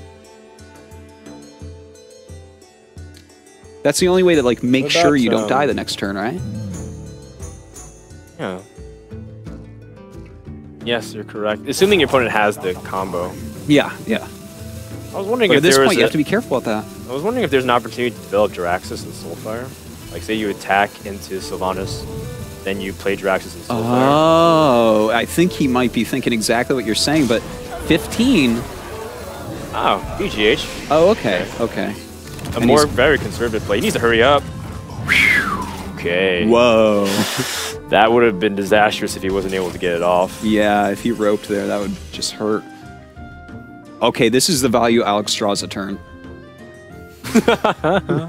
Alex Straza is just a giant version of Iron Forge Rifleman. Like deal 1 damage. Yes. Well, I was thinking more along the lines of Elven Archer. Oh, okay. Yeah, basically. Yeah, there you go. A very small Nightshade. I think so. You know, you're trying to see if your opponent has the big, large removal in Siphon Soul. You're still not in danger of any kind of death whatsoever. Yeah, yeah. That's the nice thing about this warrior right now. Like, keeps on getting kind of close to lethal. Yeah, he's the one pressuring constantly. I think he is going to Alex Straza. It's like, well, it makes when total else are you gonna sense if use you're it? trying to establish any kind of semblance of a board and force your opponent to use removal. But you do get farther away. You need to develop a Gorehowl somewhere in between here too. that is true, but I don't think that there was necessarily like a better play here. Now this is a Siphon Soul. This has Siphon Soul written all over it. I don't see anything else. Yeah, Tap, no, Siphon Alex Soul. Straza has a little Siphon Soul tattoo on her neck right now. She made some bad choices when she was young. Yeah. Ran into the wrong crowd. And back up to 16. All right.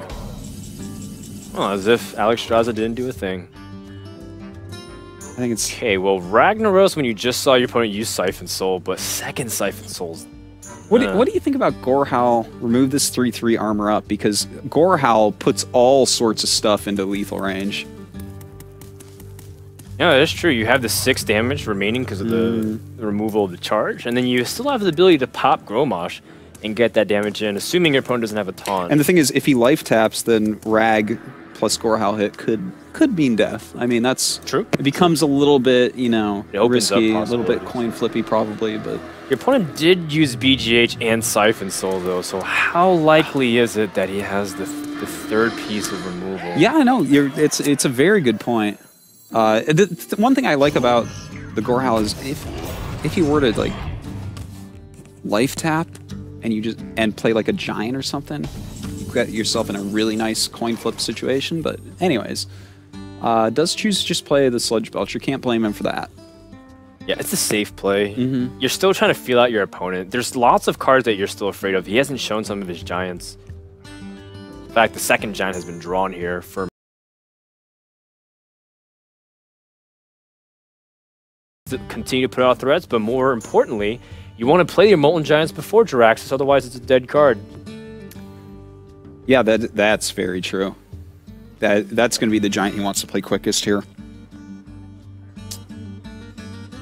He doesn't quite have enough to do Molten Giant and Sludge Belcher, unfortunately. Possibilities. Because still, I mean, if you're at 16 and there's 3 on the board, Yeah. well, I guess that's not. There's no possible lethal next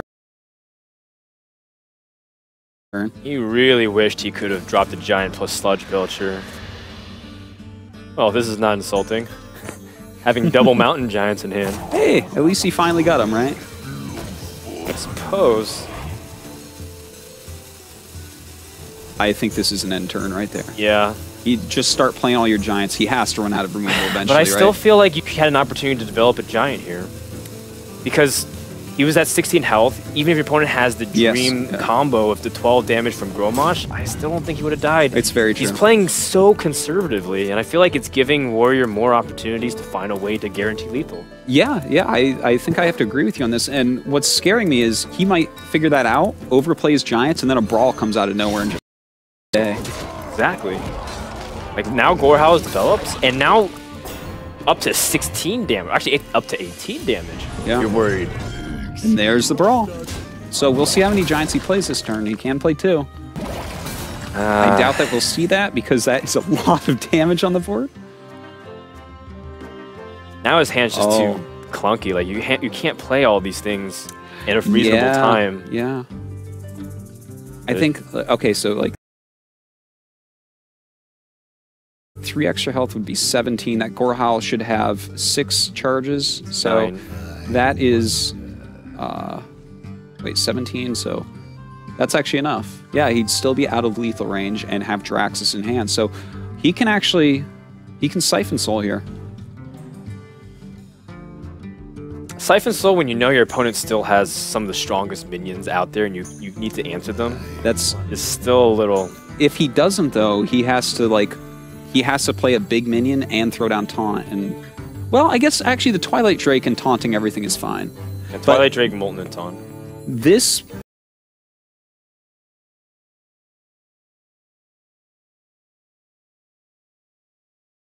puts him down to.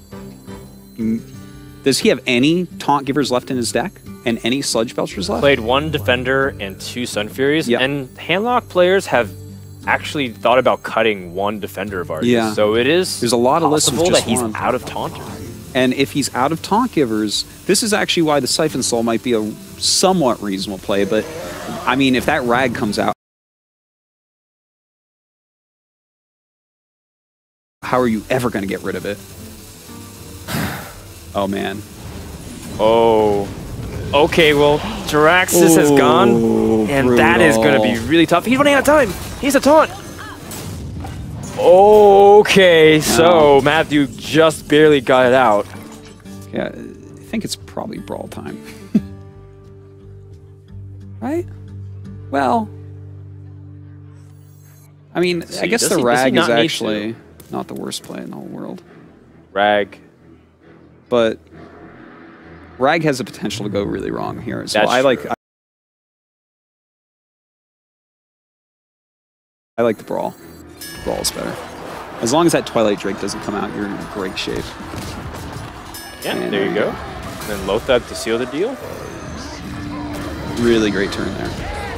And now Matthew has to kill off this 5/5 and find a way to still make him resilient to Gromosh. I don't see how that's happening. Probably not with that hand. In fact, it's not even Gromosh, it's Ragnaros damage to the face too. There's multiple ways to do this. Oh man. It's a scenario where you might just be in a 50-50 situation where either you lose your giant or die to Ragnaros. And that is just what a warrior wants. And what a warrior needs. I would happy to be pleased. Yeah. See, I was trying to think of that. Yeah, I'm like, well, that's a really old song. I can't quite think of that right now. Only 90s kids will get it. Yeah. Hashtag 90s kids. I'm barely a 90s kid. I was born in the very beginning. I was born in the early 80s, so. Of the 20th century. Now I'm a vampire. I believe you. You've been casting for so long, it feels like you've been doing it for centuries. Matthew's running out of time. He needs to decide quickly. It just seems like there's nothing good here. It's just giant. Looking at this, I know I'm dead. If this is the case, you might as well tap, then you're going to die anyways. You're looking at 10 damage. You just dive flat out to Gromosh. Well, he just... Wait, that's a 5 charge. Yeah, okay. All right, well, it looks like Loello will take this series finally. And he's going to end it off with a combination with Gorehowl, Gromosh, and Loatheb. Well done. All right. So another match that goes 5 games. Pretty crazy there. That was a wild last game. It was, and we weren't expecting necessarily the Warrior to be the one that's favored in the matchup, but I think overall, Loello played with his resources very well. Yeah, he did. Wasn't overextending really too much. Things kind of lined up pretty nicely for him too, because I felt like Matthew was playing very conservative, and he was playing as if he was the one with the slower control aspect and wanted to remove everything, versus taking initiative on the board with big threats in the mid-game phase where Handlock's the most powerful. I have to agree with you completely on that. I think that's exactly what went wrong for him. You know, if Matthew had maybe played out his Giants just a little bit quicker, took a little bit more of an aggressive stance, I think he was just really afraid for a lot of it. He's like, well, if he has a perfect hand, I'm dead here. Whereas if he had taken the risk one time, maybe he can pull back and win. Right. And sometimes you just got to do that, and a lot of the handlock players here will also back the same exact thing. We actually want to invite Loello for a winner's interview quickly to talk about it, but that's a good wrap to Group B in terms of the first matches of the day. Yeah. Because we did see Green Sheep versus Tice previously, which, again, another 5-game series. It's been pretty intense. Savitz is joining us on the desk. What do you think of that series, buddy? Wow, we saw some really exciting decks there with the Mage and the Shaman also running the Wind Fury, and that last game, oh man, so close. I don't mean to be mean, but I think that there was some like nerves kicking in, how much was at stake, and watching especially the handlock gameplay and also the Warrior, I feel like there were some easy turns that were full 2 minutes, and also like I could make like a long list of turns where as the handlock where I would have played differently, and I kind of feel like the handlock had all the tools needed to pull out the win there, but just on turn 4, like not silencing the Acolyte, giving Warrior 2 cards, that would have been I would have silenced the Acolyte in a heartbeat, right. And I think from there on with the 2 extra cards, because Warrior cards are extremely valuable to a Warrior, and kind of from there the Warrior had a lot more to play with, and things just started to escalate pretty quickly. Absolutely. I mean, you've climbed with Warrior a lot, and Artosis as well, so you know how valuable that card advantage is. We're going to get ready for an interview with Loello and see what his thought on the series, and we'll have it right after this quick bump.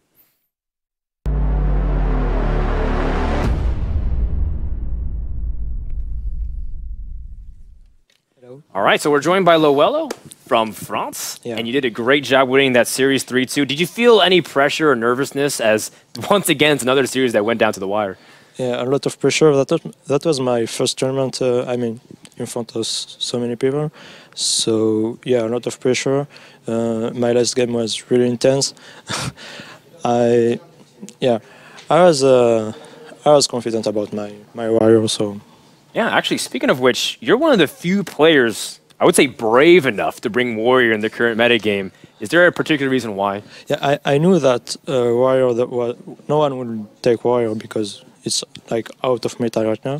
So I took Warrior because of Aggro Mage. I was very scared about Aggro Mage, and because of Zoo, mostly. Okay, fair enough. So you feel very comfortable with that as your control deck against the aggro. Do you guys have any questions for Loello? I want to know why you banned the druid because I thought it was like very reasonable. What was your thought process there? Because I hate Druid. I mean, like when Druid has like innovation and Wild growth. yeah, wild growth Yeah. in area in opening hand, you can do anything. I mean, whatever you do, you're gonna lose. So I just ban. So It's a personal it's more safe. hatred Yeah. for the class. Yeah, Absolutely. I I, hate can get Druid, behind too. that too. I'm with you on this. I really like the druid ban too, because you are running warrior, and there's a lot of like druids that might give a warrior especially a hard time. So yeah, I think that was a solid choice. Yeah. Awesome. So, Loello, now that Green Sheep's the one who advanced further into the bracket, not Tice, do you feel like you have a really good chance to just take this opportunity to advance to the top 8 directly? Green Sheep looks like a really good player, but he didn't see my mage yet, so I'm pretty confident about. Oh, this so a little match. warning. If you don't ban Mage, you might regret Yeah. it. All right, I like it, Loello. And you're one of the few people, again, who bring Mage. Really cool that you have such a varied lineup. Props for your preparation skills. Yeah, thanks. All right, cool. So we're going to finish up with this interview here. Congrats to Loello again. You'll be playing on Friday against Green Sheep to finish out Group B. In the meantime, we're going to take a quick break. And when we come back, we're going to start Group C with Frezar versus Cupcake. Should be a good one, so stay tuned, guys.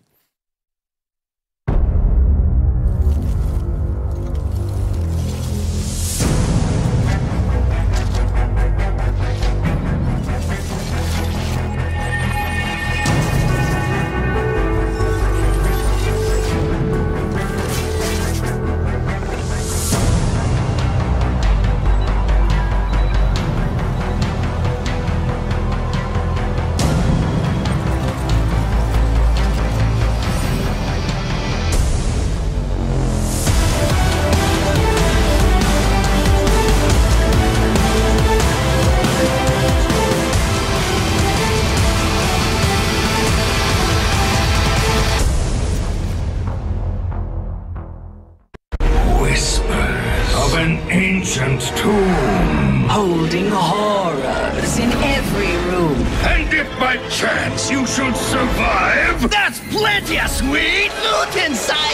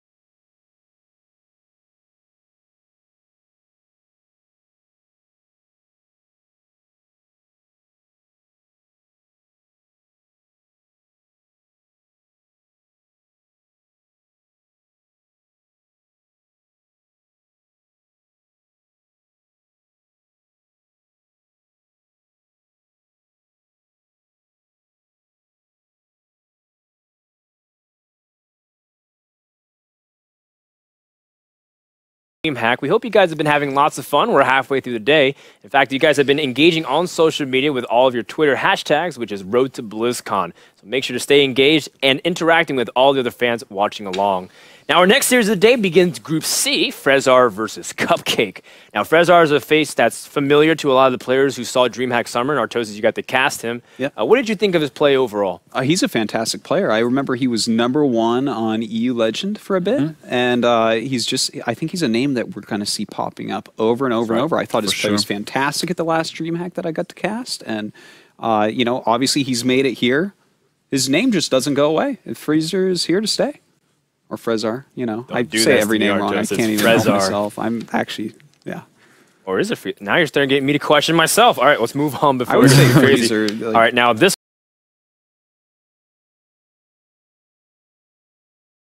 one I know how to say Cupcake. He is a player that you've also from the Liquinawa tribe in North America. Cupcake. Exactly. Cupcake. He's a player that's been familiar with the pro scene for a while from Warcraft 3. Yeah. He's a proven winner in that. And how much does that experience translate? Because Artosis, you've competed on the big stage from previous games, not just Hearthstone, but also for StarCraft. I think that he is going to be the least nervous player here. He has won a major Warcraft 3 tournament. He's competed in multiple StarCraft 2 and Warcraft 3 tournaments at a really high level, and that's RTS where it's like not only are you using your brain, but you're also having to move very quickly. It's a very challenging thing, and to have all that experience and the fact that he's already kind of done it, he's already been a fantastic, fantastic pro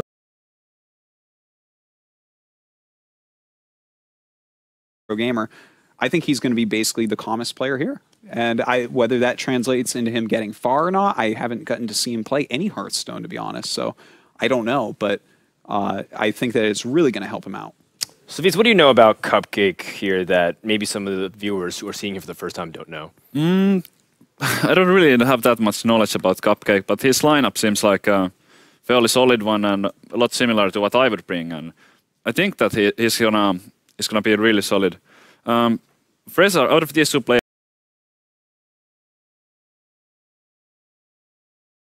I'm actually more interested in seeing Frezar play. I was like, you were talking about how calm Cupcake is expected to be, but we saw Frezar already play at DreamHack Summer, and he was really calm. I can remember, like he seemed really like serious and like focused, and yeah, it's gonna be a good one. Actually, he just lives like right outside of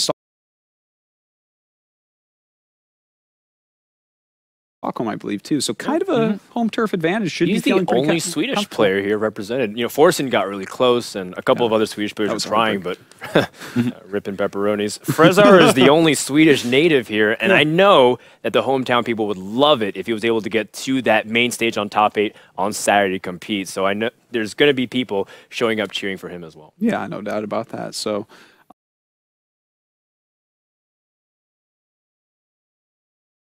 these two are both very strong competitors. We'll see how they do. All right, so as you see on the screen, we have the class selection. Savitz, what do we see immediately? We see Frezar bring both Paladin and Warrior, and I find that a bit interesting because I feel like they play a bit similar and have a bit of like similar weaknesses and strengths. Paladin has slightly better late game, and Warrior has slightly stronger early game, but it's kind of an interesting lineup, especially from Frezar, and the bans from Cupcake. He's playing Shaman, but he chooses to...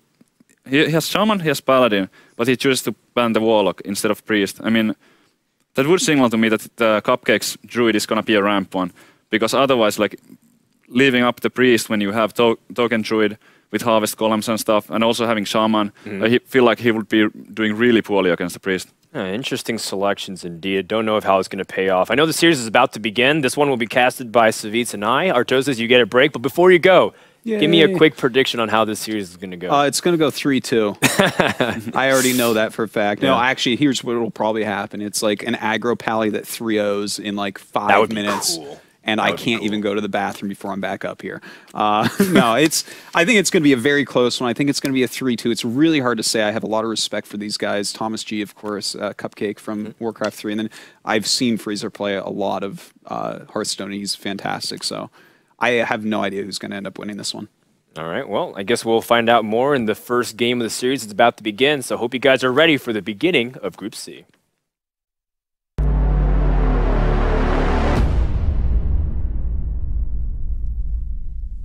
All right, so the first game, let's look at the lineup here, Savitz. What would you favor if you were Frezar to start things off? Because it feels like he's the one in the driver's seat with a very unique ban on Shaman. Yeah, I don't think you start with Priest like ever, because the Priest is so weird, because it can be, it's probably good against some decks, but it's probably bad against the Warlock, like no matter what kind of Warlock it is. So this is just like my type of thinking that with Priest you want to pick your spot carefully. So I would expect maybe a Warrior start from Frezar, because Warrior is kind of like, it has always been, some people call it like 45% win rate against everything, right, which is not exactly true, but it kind of has no really weak matchups, aside from maybe Paladin if it goes really late. But even in that matchup, the Warrior has a decent chance.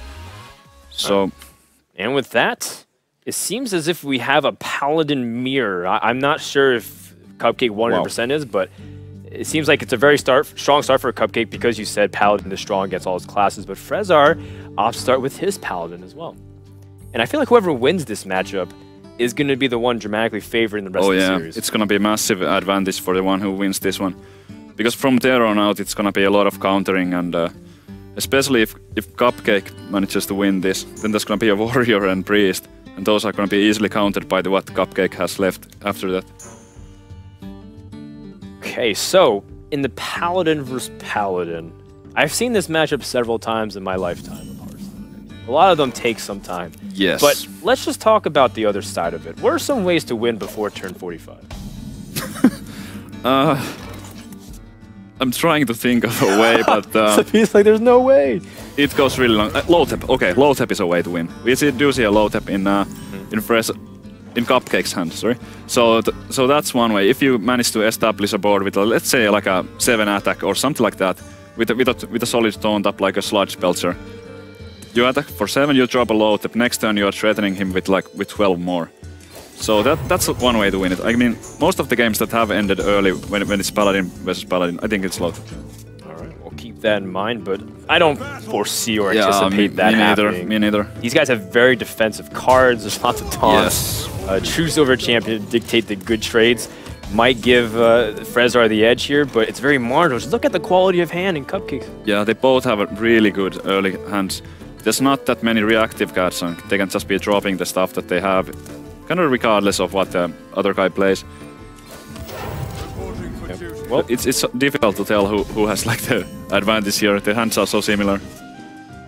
Now, I am wondering about some of the flavor cards. One of the cards that I see you play is Shades of Naxxramas, which I feel like is a really cool tool for Paladin, because the early game is very weak. A lot of times cards like Aldor Peacekeeper coming on turn 3 feels very mediocre, because you're not reducing damage. So there's not actually much to do, and if you don't have Acolytes, like So Shade feels like very versatile. But it seems like these guys have scaled it back and included more cards like Sunwalker, even Harrison Jones. Wow. I was just about to say that no fear playing the True Silver. And that's the dream card. He can coin out the... He's counting up his cards, so he wouldn't discard. And should be fine. Yeah, he's gonna have exactly 9, and drawing the next turn card will But then he is gonna overdraw. Is he? Yes. There's 2 charges on this True Silver Champion. That belongs in a museum. No. Oh wait, you'll be at 9 cards. Exactly. You're right. Yeah. You're right. But still, I have bad vision. That's... it's alright. My classes are really thick, you see it. I forgive you. But that's such an amazing top deck right there. I mean, wow. But it was a risky play, playing the True Silver like that, and I don't know if he really needed to do it. It felt like an unnecessary risk, and it backfired horribly here. Yeah. Well, now his opponent is up on the cards. Now he's down to his last True Silver with 1 charge left. Wow. And Cupcake has pretty much a full hand stacked full of threats. Yeah. Well, didn't Christmas come early? What would you play here? I mean, I think it seems a bit like early for a low tap, and it's likely to get older. So you might not want that, because the best way to play low tap is usually when you already have a board, because it protects your stuff from the AoE and stuff.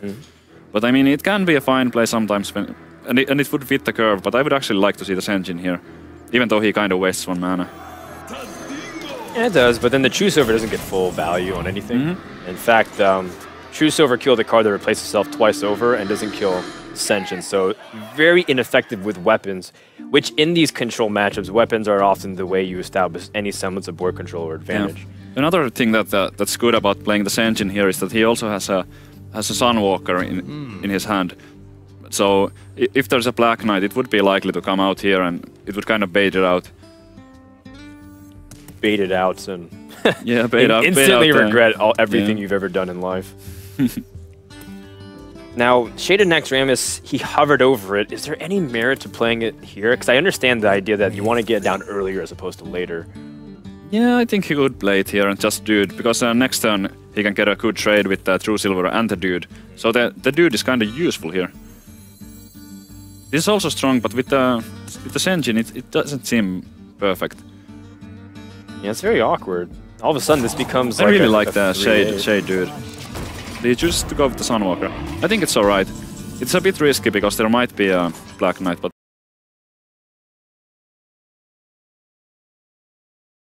there isn't one. So it works out alright. Some of the heaviest hands I've seen. Indeed. That's This just is amazing. There's no insane. spells at all. There's just 9 raw creatures. minions. No, 1 weapon. Like 9. Oh my god. How much mana cost this, like the whole hand? 50. 2, 46, 51, 67 mana. That's gonna take a while. At least he has like a lot of ammo. In other It's news, kinda I've counted the ridiculous. fastest I ever had in my entire life. Yeah, that's pretty good. Not gonna double check. I'll just trust you. By the way, in the background of Frezar, he's finally arrived to the studio in one piece, hair intact. A lot of people were scared because he missed his flight, in fact, but Yeah. happy he's here. If not, I would have fired him. Alright, so there's Garen, and I like him skipping the attack. I mean, what does it really do to run the Senjin into the Sunwalker? Well, at least it trades off your Divine Shield as if it got a +3 health buff. That's about it. This Frezar's hand isn't... I wouldn't call it bad, but compared to what Cupcake has, I mean, there's just there's a big difference. Drawing those 2 cards off the Harrison Jones was gave him a nice lead in there. Absolutely, and he's got cards that can really do a lot of things, like the Kel'Thuzad, for example. Imagine you can pick up insane value on that. And there's already a Garen on the board. Well, Frezar doesn't have many great options. It's just No, passive and it's pretty tough. Doesn't have a silence for the Garen. all right. Starting to develop to a very interesting situation where neither player really wants to commit to an attack. Yeah. They're like hoping to get a consecration or something like that Yeah. to get more value. I wonder. 7 mana. Have the opportunity to do a few things. You can answer with another big minion, but what does that really do? Extend you onto the board. I want to see Sylvanas pass. With the Sunwalker with the shield, and you have a Kel'Thuzad coming up next turn. You would have a Cairn, you would have a Sylvanas, like it. both death rattling, and you bringing That's back just to life. insane. You're just asking to get a quality of some kind, if that's the Yeah, case. well that's... But it's still like equality, even if he has like equality combo to clear that stuff, there's still gonna be the second pot from Cairn, and he's guaranteed to get something with that's true. Sylvanas, and Yeah, the second life of Karen does give you something sticky on the board. another fine play. This is Wow. certainly not what I would Well. have done, but If there's a level above Wind Fury, this Sunwalker just achieved it. wow. Attack 3 things at once. I would have for the Sylvanas there. Let's see how this plays out. So, Okay. 8 mana. So 8 mana gives him the opportunity to build the board back up, and the good news is now there's a lot of soft things where he can use this True Silver and Guardian Kings effectively while establishing an annoying board. You know, the Sludge Belcher, for example, presents the same problem that Cupcake just did to Frezar. Interesting thing about Frezar's deck is that he seems to be running both the Shade and the Harvest Column. I mean, almost all the lists have only one of the two. I wonder if he's playing like a single copy of Shade and single copy of Harvest Column, and in case he draws them at the same time, he could drop the one that fits the situation better. That means there's... Is there even room for Acolyte anymore if you're playing that with double Aldor Peacekeeper? If you play double Shade, double Harvest Column, I don't think there's room for Acolyte. But we don't know how many copies he's playing. That's true. Oh no, this is gonna be trouble if he leaves the Cairn up. Yeah, then the Cairn gets value off the Kael'thasad. Ouch. And it seems like it will. There's no way to... Well, there's one way to kill it if he goes Aldor Kodo, but that wouldn't be very good. Yeah, that's very wasteful considering your opponent still will have other minions up. If he doesn't Kael'thasad here, I would be amazed. It has to be a Kael'thasad. There's so much value with the Cairn. There's another sticky minion that's there. You know, your opponent has a lot weaker minions on board. It feels like a perfect match. If he had an AoE in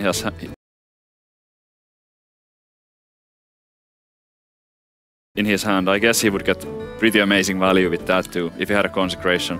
Yeah, but there is no Consecration, this has to be a Kael'thasad. You got so many threats that even if Kael'thasad gets removed, he just used it and you still got 50 plus worth of mana minions to play. Wow. He has so much ammo, like, if he plays the Kael'thasad here, then even if Frezar is able to answer that, his Cupcake is still gonna be in a good position with These all two need that. to meet, Savits. I'm gonna make a Tinder account just for this, guys. It's just, it's a match made in heaven. Cairn plus Kael'thasad, you get the value. You create Bane, he's reunited with his father. It's perfect. Ouch. Draws his own Cairn, but yeah, it's not quite enough. Well, you gotta kill off this Kael'thasad. It's the priority. There are two ways to do it. Either go Aldor Kodo or Equality.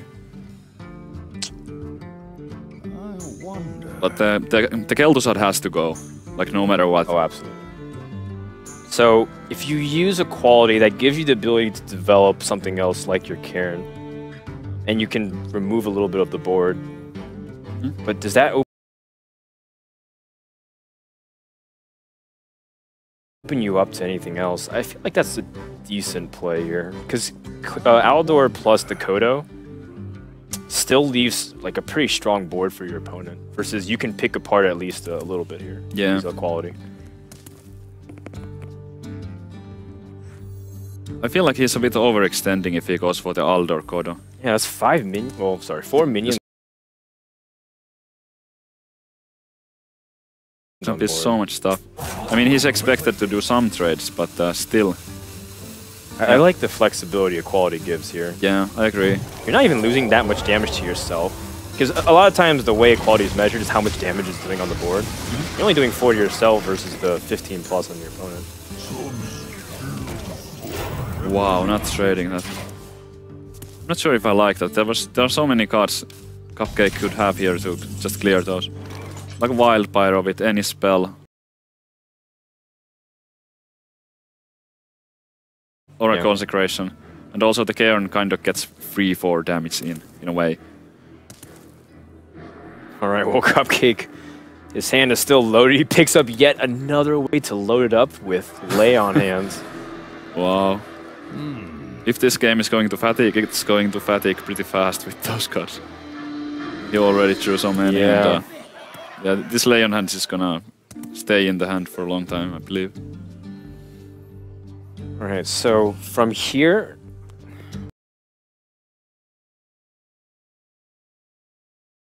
Where's Cupcake go? He's still not really dropping a lot of these mid-game minions. In the control matchups, you're dropping usually the one threat per turn and trying to use that other mana, but that's where 5 mana cost minions are some of my favorite, because as you come up on these 10 mana turns, you're able to double drop them. But in these hand situations, it seems like it's a little clunky to get all these things out. Yeah, it really is. I mean, he needs that one AoE clear. And then with the huge card advantage that he has, he can take over the control of the game. But as long as he doesn't draw the clear, this game can go either way. I mean, if the next, let's say, 3 draws from Cupcake are not either Wild Pyro or Consecration, I could imagine the Frezzers still having a chance in this. Well, that's not the person we thought would draw Wild Pyro, but Nope. yeah, at least now he has it, but no spell to combine, so he'll keep that in his back pocket. I think he's so far behind. I would probably, I mean, well, it's easy to say since I see that hand, but also like if he had an AoE clear, if Cupcake had AoE clear, he would have casted it last turn for sure. Absolutely. So now just like spend all your mana, try to get as strong of a board as possible. Yeah, we saw Kalenta do maybe this. even go like phase. I mean, it seems Start pushing for damage. Yeah, something like Cairn into Alder, or just like a Alder into Stampeding Coda. Well, that's a tough call to make. Yeah. Not sure how much I like this, because he's pretty far behind.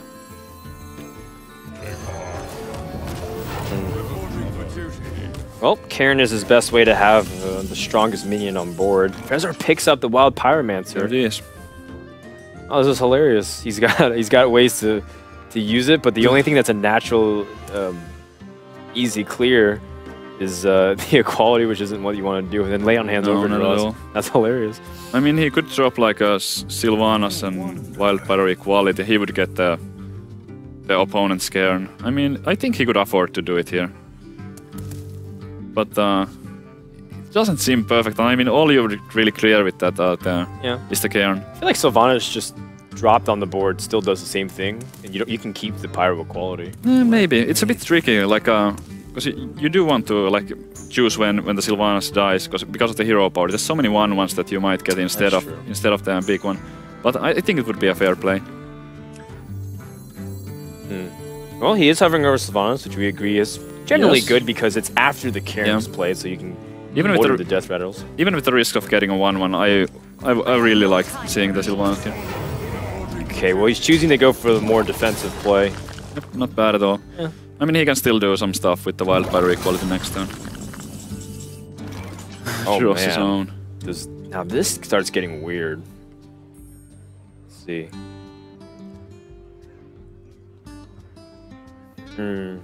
So unfortunately, there's only 2 ways to go about this. One, you either accept the consequences of Sylvanas, or 2, you try to address her directly and then kill her off and then just see what trade you get immediately. Yeah, he could spawn dude and then throw a dude and the Cairn into the Sylvanas and just hope that 1 in 3 chances to go his way. I mean, 2 out of 3 times it's like good for him, because there's gonna be two dudes and 1 Bane. But what other options does he have? I mean, Cupcake is still at 29, so going for phase at this point, it doesn't seem like an option. There's no way you can like rush him down. Wow. Like, nowhere though, like we can even see the Leon hands in there. Trying to start whittling your opponent at 29 when he's got, lay on hands, Tyrion. Yeah, not gonna happen. That's a race you're not gonna win. You can stall and try and play some of your weaker minions, but then Sylvanas starts picking up 2-for-1 values. Oh, this is tough. What else is he gonna play? Senjin, just to stall.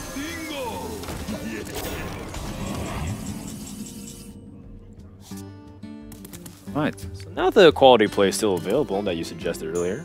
Yeah, sure is, but do you wanna do it? I mean, you could add like a low tap on top of it, so you would have a 4/5 and a 5/5 and block the spells basically. I don't think it would be bad. But there's a lot of ways that he can do this now. He could even attack. I would love to see like a Wild Pyro Leon Hands, but it would discard so many cards. That's not something he wants to do. And that's actually one of the ways to throw away your lead. Yeah. I think the Wildfire Equality would be the best play here. But there are other options too. You could even like attack that into the Senjin and drop like a double Kodo maybe, or one Kodo and Like a Lotheb. Yeah.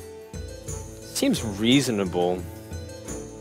And then, you know, Sylvanas still isn't dealt with. Your opponent clearly doesn't have a silence. He still floated 4 mana. So it's clear that he has cards that he doesn't want to use at the moment, and Sylvanas is still the biggest threat there. Yeah. So I'm in favor of protecting her as much as you can. Get mileage. Sure, but Tyrion seems a bit risky maybe. I mean, it is a powerful card, but is this the time? He doesn't really know the other guy's list either. I mean, if he doesn't have silence for Sylvanas, most likely he doesn't have silence for Tyrion. Yeah, I like the thinking of that. Of course, the 1/1 provides this interesting coin flip to kill off with Kodo, even if you have the Peacekeeper Kodo combo. Yep. Okay, well, Acolyte doesn't really help too much. So, from Frezer's position, this is just getting worse and worse. Your opponent's minions are getting stronger, and you seem to be drawing blanks. Yep. Can't really play his own Sylvanas here either. Because then Cupcake can set up the board so that he would steal Frezar's Sylvanas with his. Let me think. Wow, this has gotten way out of hand. So if Sylvanas and Pyromancer, 2 of the ways to address the board, are unplayable, and of course Acolyte is just super passive, then you're forced to play Kodo, combo of some sort, or pass, which is the worst thing you can do. So it just seems like a process of elimination. Unless you want to give a bunch of mana, you're playing Kodo.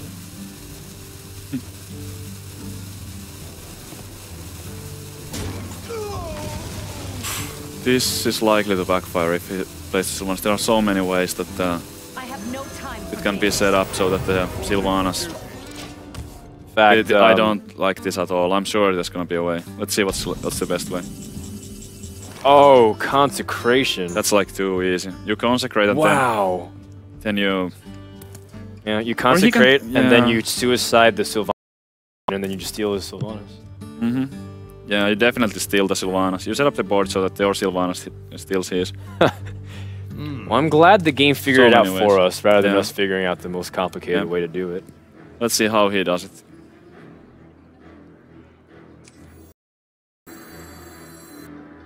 Yep, Consecration is pretty good. Doesn't spend too many cards doing it, And now he still has the opportunity to just simply build up a threat, like play his Sunwalker, or even Lotheb if he wants to start stealing in some damage. Because now he's got 12 damage guaranteed next turn. There were many plays with like some kind of Wildfire combos that he could have also done to achieve the same, but sometimes like the simplest thing is the best one. Well, looks like Frezer's kind of boned here. This Kodo can just hit the 1/1, and then his opponent has 16 damage. Oh man. Looks pretty hopeless. There's like 3 huge legendaries and Actually, even the card advantage is in Cupcake's favor. doesn't even really matter if you kill off the Tyrion, it's only reducing 1 damage potentially. No, Frezar is in deep trouble here. I don't see a way out. I wonder. Well, Kel'Thuzad doesn't accomplish much. Your opponent can just take it.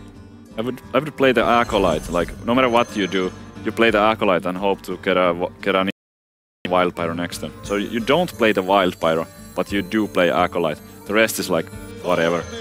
But then the 3 mana kind of clogs up the rest of your turn. Yeah. Oh, and it hits the 1/1. I mean, it doesn't really impact much, but if the opponent had a silence and the way to push for the final piece of damage. Wait, is that the second Guardian of Kings? Is that lethal? His 1 damage also. He could attack with the Tyrion first and then go like Wildfire Equality to get the weapon and 5 extra from that. So he has 17 damage right now. Oh, that's creative. Let me think. 7, 12, yeah, 17.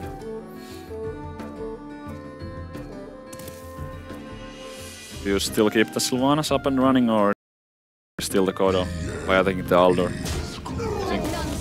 I think it's time to finally cash in. Yeah. No, you've had a good run. Yeah, for sure. Play the farewell tour. And just start pushing for damage. It's very clear that your opponent doesn't have anything else to do. And I love this refrain because it just shows that he's not going to overextend whatsoever. And don't show cards that you don't need to. Yeah. You only got one draw here and it's not an equality. With the Acolyte you could have had 2 chances to draw the equality. But, now, Black Knight on this Tyrion actually keeps him alive still. Yeah. But for how long? But Black Knight, when your opponent has, lay on hands, another Kodo, quality, double quality Pyromancer, you're gonna be at 2 life. Yeah, he thinks he's dead, but we can see that that's not the case just yet. But it's close. Problems of the Paladin. Can't kill your opponent despite massive gargantuan lead. Yep, easy Kodo, deny the draw. But at this point, it's kind of trivial what he does. Yeah, I think the only reason to stick around for Frezar is to basically pick up a board clear. Your opponent has the worst hand possible, and then you have ability to see some more cards from your opponent's deck. Yeah, That's pretty much it. I don't expect the players to be conceding in a game like this. It's too early in the series, and you still need to see this Paladin deck. Yeah. But this should be it right here, and Cupcake will take the first game in this series with this Paladin of an important win, because the Paladin against Warrior and Priest, the 2 remaining decks from Frezar, is favoring the Paladin on paper, and that can be bad news for the Fnatic player. Yeah, I mean, I would expect Cupcake to be fairly comfortable with or experienced with the Paladin versus Warrior matchup. And once you know how to play it, how to play the matchups, if you know the ins and outs, it's really tricky to lose. Let's just say that. You just do it a lot. I was told from a lot of players who specialize in the Paladin that says that it's almost hard to mess up Warrior versus Paladin in a way. It's just that favored in the Paladin's favor because Warrior just struggles with the tokens. Game 2 is about to begin. Let's can do anything. I have to imagine he's picking Priest in this scenario. Yeah, it has to be a Priest. And well, if his Warrior has like some kind of weird list, if he has like let's say Baron Geddon and Harrison Jones, maybe it does have a chance. But it's gonna be tricky. No fear, I like it. Oh man, so Warrior into the Paladin. What this tells me is that he's even more uncomfortable with Priest against this. Well, the truth is that both of them are not preferable. Pick your poison. Yeah. Frezar throwing away Unstable Ghoul early on. Do you want another low drop instead? I feel like Unstable Ghoul is pretty decent against what Paladin does. Yeah, I kind of like it too. Because you might pick up like an Acolyte and... what? Out the way. Unstable. Well, what else would you want? What are you trying to draw? Do you want Armor Smith? Do you want... Acolyte's pretty good to Acolyte start with, Pain? I guess. Coin it out on turn 2, you are guaranteed to get 2 cards, really. And also, like, playing it early is kind of better than playing it late because of the Stampeding Kodos. Oh, absolutely. But, so, he goes fishing. And he got the He Acolyte. picks up an Acolyte. And he is playing Whirlwind. Yeah, we kind of seen that card fade away, you know, in a sense. But here it is, and for this matchup, it should be good. Yeah, that's interesting. Yeah, the Whirlwind in this matchup is probably going to be really good because it's an extra way to clear all the dudes if they start stacking up. It's one of the rare scenarios where Whirlwind's good against control decks. Other times Whirlwind's pretty useless. Yeah, like the best you can do with this like a draw card from Acolyte. Yeah. All right, well, Frezar hopes he gets some value off this Acolyte immediately. I'm pretty sure we're going to see the coin out Acolyte because it's guaranteed to get you 2 cards. Yeah. Or at least 1 card and a silence. If you see a silence on that after it already drew 1, you are still alright with it. There's the Kodo, but it's going to be too late. So then, if you acknowledge your opponent's going to draw a card anyways, do you just hero power? Yes, I would definitely hero power here. So you're likely to take it out with True Silver next turn, and then the other dude won't give him another card. If he doesn't draw anything... Oh, Wow. Now that is interesting. just throw it Second. out there. Yep. Try to get the value before the paladin gets to the stampeding quarter turns.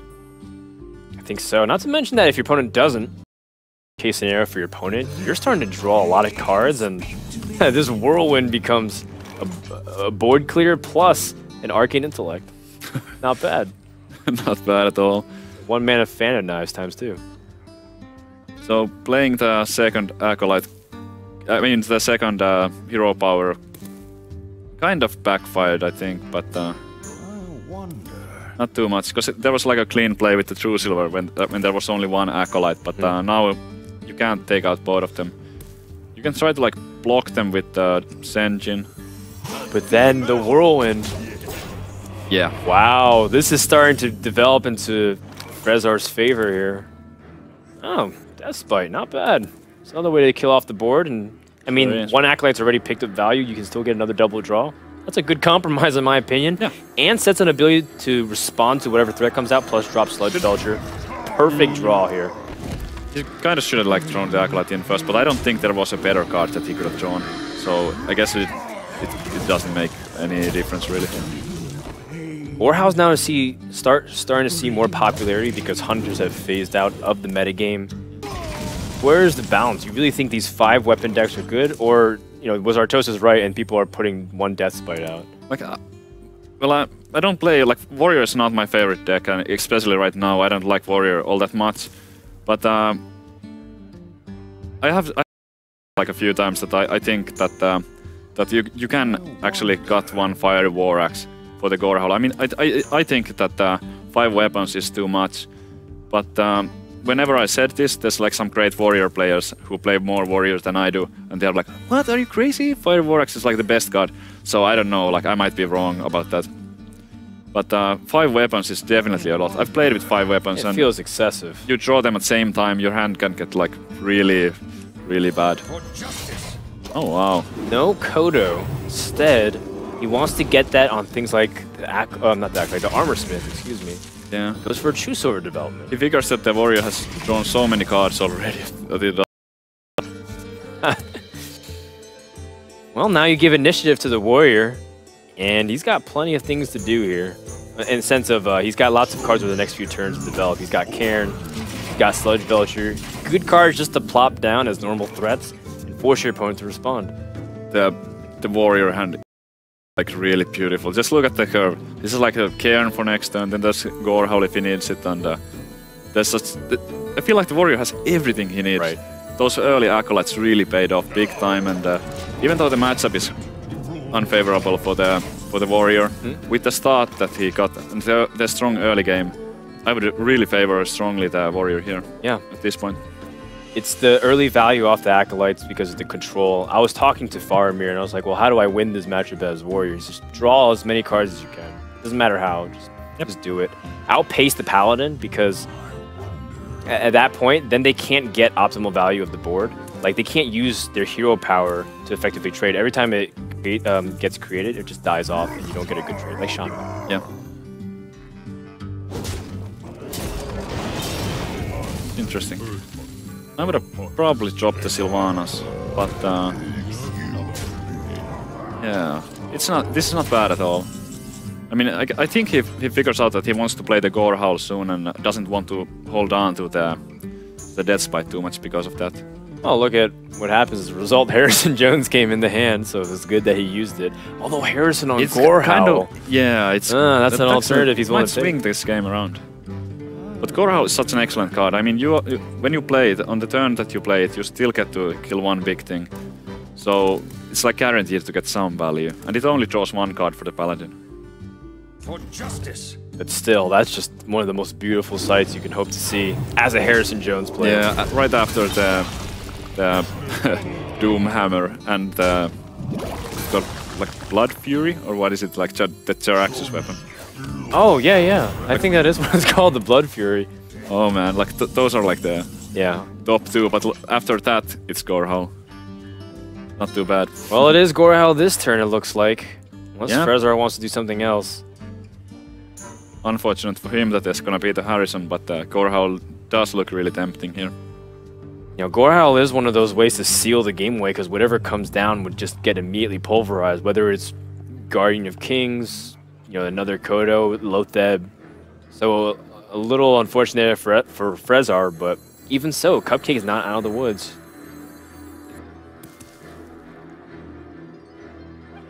Is there an alternative play that we don't see? No. I think that's it. Like I would have already played the Gorehowl. I mean, what does Sylvanas do really? Is he thinking about like? I'm gonna be honest. I'm not sure what he's even thinking about. Yeah, that was the strongest play. Yeah, and seemed like the spot for it. All right, well, that Gorehowl is going one place, Savitz, and not to the face of another minion. That belongs in a museum. See what he draws off of this. A very important moment. Oh no, Frezar! Oh, I just have to feel so bad for him. Yeah. See it on his face when the Harrison hit the board.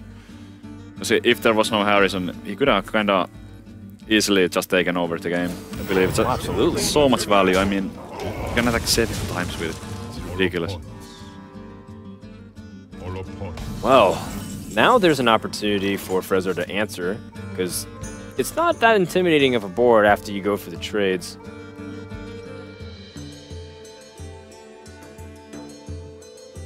There's nothing too great here still. I mean, it's true. Like a whirlwind execute. No, that's not something you wanna execute. Well, he could execute it. I mean, and he maybe even drop the Sylvanas. And we can see that there's no equality combo, but he's thinking about that for sure. The combo, I'm pretty sure, kind of like a power play here. Probably.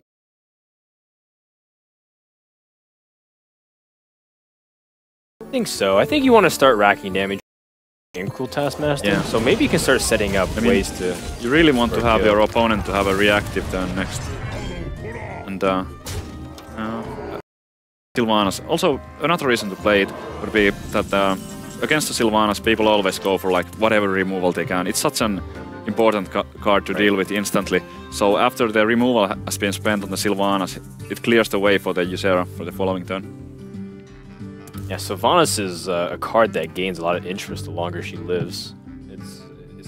It's a high priority to remove it. Definitely. Cupcake now has an opportunity to start pushing a little bit damage with the Lotheb. Decent. Now suddenly I feel like the Paladin player is in control again. That Harrison Jones on the goal. Right, because now whatever threat comes, whether it's Ragnaros, whether it's Alex Straza, he can address it, and he can start building the board back up again. Yes, he's got the Paladin hero power. There's a lot of answers in Cupcake's hand right now. The only thing that he doesn't have an answer to is... Oh, I really like this play. Yeah, because there's no target in the Paladin deck usually. Became Hunter. So he manages to get good value out of a card that's normally pretty bad. And he still has a second Cruel Taskmaster as well. So he can afford to use it and still have it for the Chrome. Yeah, and he's even starting to build up armor too, so that way he can use Shield Slam. It's a very nice, good middle of the road without having to an act of desperation for your opponent just to remove it. Back over in land, he's drawn his Guardian of Kings, so he's got things to just plop on the board. Most important thing though is start fighting back and using the Paladin hero power as much as possible, I feel. Tyrion would be disastrous here. I don't... Tyrion, and then you Faceless. No, or Sylvanas probably Steel. Sylvanas it. And the Tyrion does come out, but it is a... You used the Cruel Taskmaster? No, you used the Shield Slam. Yeah. Well, that 1-1, very annoying. I mean, you just Shield Slam the 1-1. You Shield Slam your Sylvanas and... Faceless and... Oh, Silence. Yeah, that's pretty good too. What now? Pretty decent combination. Yep, and he can still even kill that Tyrion. Yeah. Because he has 4 armor, so Wow. shield some and or he can leave it up. Alright. Sure. Well, this is completely turned around. Yeah, but it might turn around again. I mean, there's a Sylvanas. That's right, and the Sylvanas... He could like Consecration doesn't kill the... Wait, hold on. If he just plays Sylvanas and plays passive, I mean, Paladin's at 17 health. Oh, yeah. He has Cruel Taskmaster and Grommash. You're right, that's not a good idea at all. In fact, if this Tyrion just survives, that's game. How do you even do this and survive? I mean... Basically, So Peacekeeper he has to and keep Guardian Kings? he has to keep the Tyrion alive or heal. Right. Both. If he Peacekeepers and Guardian of Kings, it's a pretty defensive setup, and your opponent only has 7 damage on board, so the most you can do is 19. Yeah, just keep the Tyrion with a shield and hope to top deck Wild Pyro. Then you could go Wild Pyro equality on the following turn. Oh, it's pretty That would give him honestly. that would give him the Tyrion too. So Peacekeeper, Guardian of Kings. Let's see if he goes with it. With Not Sylvanas, exactly. but that's game, I believe, because Yeah, you do have the Grommash it's exactly as a finisher. Yep, that's exactly lethal. You've got a little overkill, in fact. No, if he you has use 2 Cruel damage Taskmaster. over. Yeah, that's right. I was counting the Grom as 10, but you're right. He has 12 from hand and... Alright, this is 7 what on you the board. do. You Grommash, double shield slam Grommash, and he survives with 1 HP. And then you kill him. If he actually does that, he's gonna be my favorite player here. Frezar, you That's have it. Does he not see it? Oh no, Frezar might be worried about the Sylvanas. Oh. A long day for some of these players who've been here for Sure several has. hours, and he might not see it. No. Oh no. Oh, he still has a chance. He can... This is ultimate BM if he's doing this. Okay, he sees it. Oh, he's like laughing it up. He was laughing. He's like, "Oh, dude, that was It's like he almost so missed close it." to missing it. I don't think he was trolling us there with like... Oh man, don't worry, Frezar. Nobody saw it except 50,000 of your best friends. He found the play in the end and There you go. finished it off. Such an important steal with the Warrior against the Paladin. Absolutely. Now he's back in the game. It looked really bad with having lost the first game, but it's even crowned at this point, I would say. Okay, so in the end, it's now going to be Warlock or Druid. Still 2 classes that can give Warrior a tough matchup, depending For sure. on what the Warlock is. And so I feel like Cupcake's still in a pretty decent spot, honestly. Druid is pretty damn good against at least or especially if it's the token type of thing. The Warrior has a lot of tough time like clearing it early. I mean, he has to draw the weapons, and with the Force of Nature Savage Sword combo, there's like it's really difficult to stop because the only taunts in a Warrior are usually the Belchers. Right. It's difficult to stop the flow of damage too with Innervates coming in early, and you're pushing a lot. And the final combo damage, and there's not Warrior. It's really I tricky to feel do. bad as we're going into game number 3 because it seems like the Warrior has tough matchups across the board. He banned the Shaman. There's the Warlock, Paladin, Druid. It's going to be an uphill climb, but Frezar, he's done it in a tough matchup. Maybe he can do it again. Yep. Wild Growth. Oh Guess it's no. around. Wild Growth starts are tough to rebound from. At least he's not going first, though. Because if he's going first and gets that 2 mana advantage... I would consider keeping the Drake here, because he has the coin too. I mean, maybe not. There's even better stuff you can get, but if you go like turn 2 Wild Growth... Well, oh yeah, how Tilvin, about that? yeah, that's way better. Yeah, I like replacing it. But it would have been like some kind of guarantee that you have a reasonable player for like turn 3. And yeah. Big Game Hunter. I wonder if he plays 1 or 2. We have seen some ramp through list pop up with double Big Game, just to like make the handlock matchup especially good.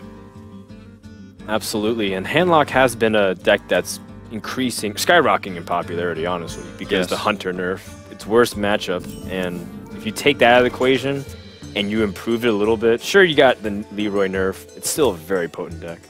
I think it's a little bit surprising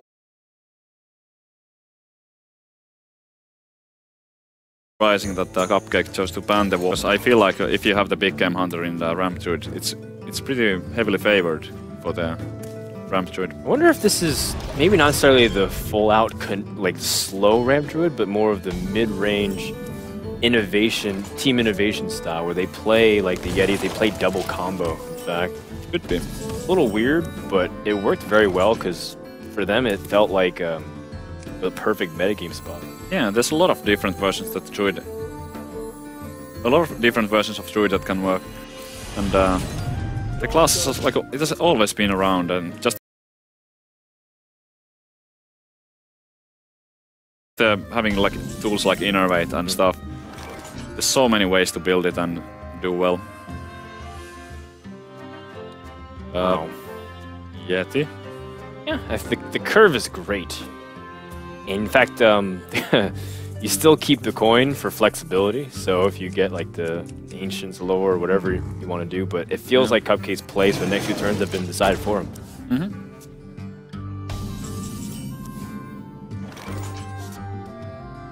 Now here's a question. Oh, never mind. The Wild Growth does come into play. I was thinking about if you drop Druid the Claw and it led into a Black Knight.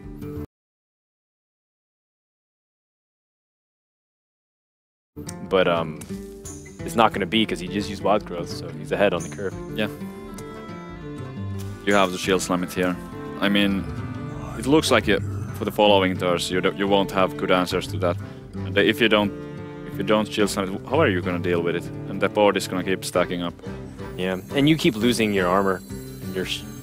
You still have Shield Block, Shield Slam, but you want to use just that 1 mana to establish something else on the board. So yeah, I think it's just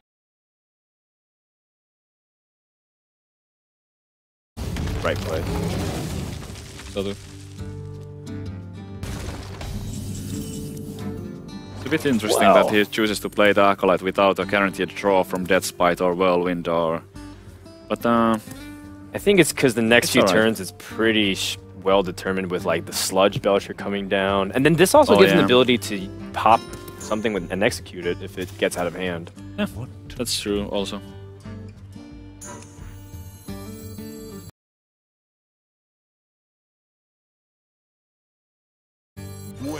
Drew the charge to immediately kill it off, like you said, deny its value. Still does get 1 card. He values the silence here higher than 1 card for the warrior. I would too. There's you just don't want cards like Sylvanas or anything to ruin your day. Could have been a pretty weak turn there if he silenced that. I mean, what else can he do? Nothing. And getting that 1 extra damage on the Druid of the Claw makes it makes the trade with the Sludge Belcher excellent for the warrior. So this is the fast Druid then, right? You're playing Shade and Naxxramas, and you're just playing like the mid-range ramp. It's like a lot of. So do you feel like it plays double combo? Like the Shade and Naxxramas is interesting. I don't think so. I think it just has because you have to play some kind of 3-drops even in the ramp, and he has just opted to go for the Shades instead of the Harvest Column. It's like a matter of preference, really. I don't know which one is right. I like the Shade too, but some players like the Harvest Columns and stuff.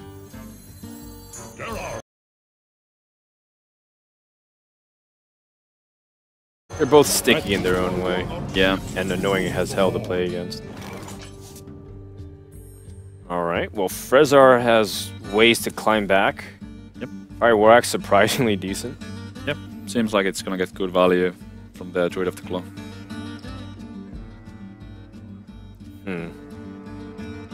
And you know, he's still got some really good cards to scale into late game. He already has his Grommash, and Ysera is a card that Druid has a hard time dealing with.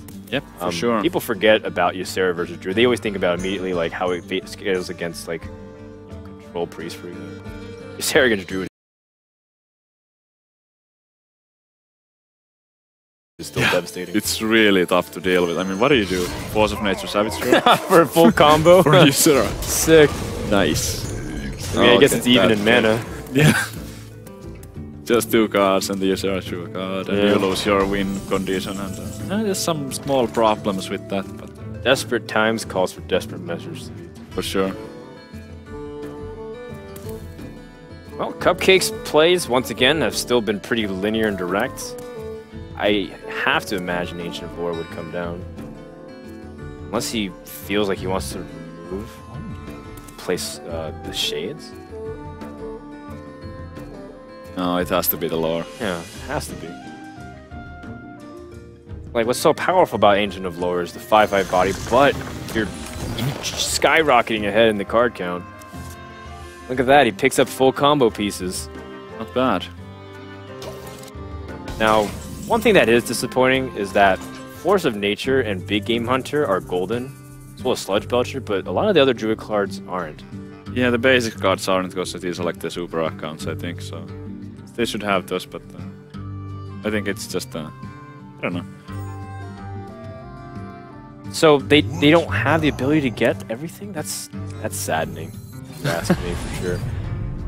I'm actually not sure. Maybe they have it. Alright, Frezar, Doesn't really matter. yeah, he picks up the Death Bite. Yeah, that's not really applicable here. But I think the most important thing is denying, like, as long as the warrior can continue to keep the board and like deny the druid the ability to snowball, then he's still sitting in a decent spot going to the late game. Yeah. So many cards in the druid's hand right now. Warrior definitely has to go aggressive here. He does have the Death Spite, he does have the Chrome. So that's like 18 damage. The only taunt that we see right now is the Sludge Belcher. It's a really interesting druid deck. Yeah, it's a mix of a lot of styles. Yeah. If it was like a heavy ramp, I would expect that we would have seen something like maybe a Ancient of War already or scenarios.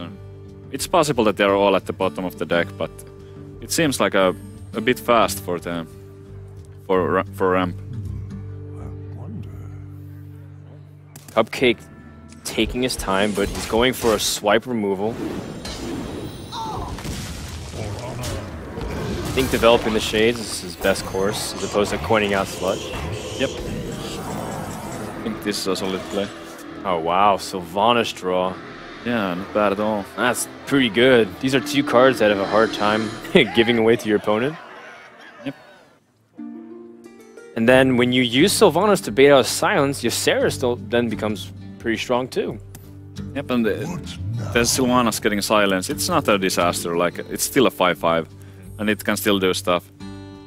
It's the same effect as the Hymean. Like, it's like, sure, you silence it, but you still have to deal with the 5/5 or 6/5 body. 6/5. Yep, not easy. But Frezar opting to develop the Death Bite instead. Like you said, he does have the combo. If he plays the Death Spite, I would expect him to execute and remove the Cairn. Or is he like...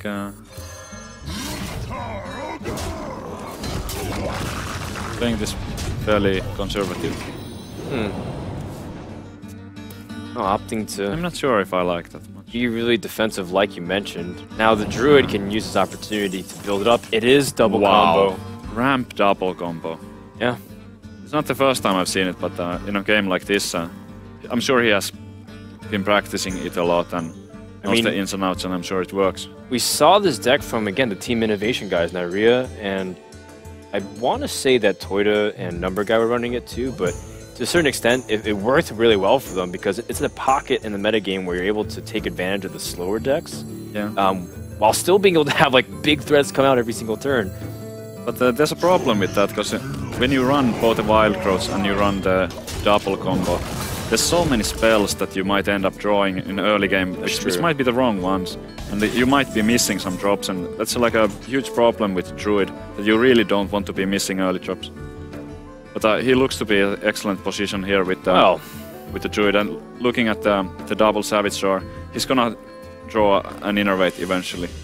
I'm not sure if he's gonna even need to, but when he does it, then he has the 22 damage direct, even with an empty board. So Frezar can steal something here, or do you feel just plopping Sylvanas still is his best course of action? Ah. Oh, Sarah. Okay. And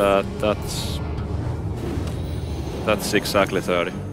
That's exactly 30 No, damage. no, it's no. Wait, is he one shot? See, there's. Hold on. No, Oh, no, he drew Innervate! Oh my I god! believe he had it. Frezar, with, prepare yourself. He didn't even need that. That is a lot of damage.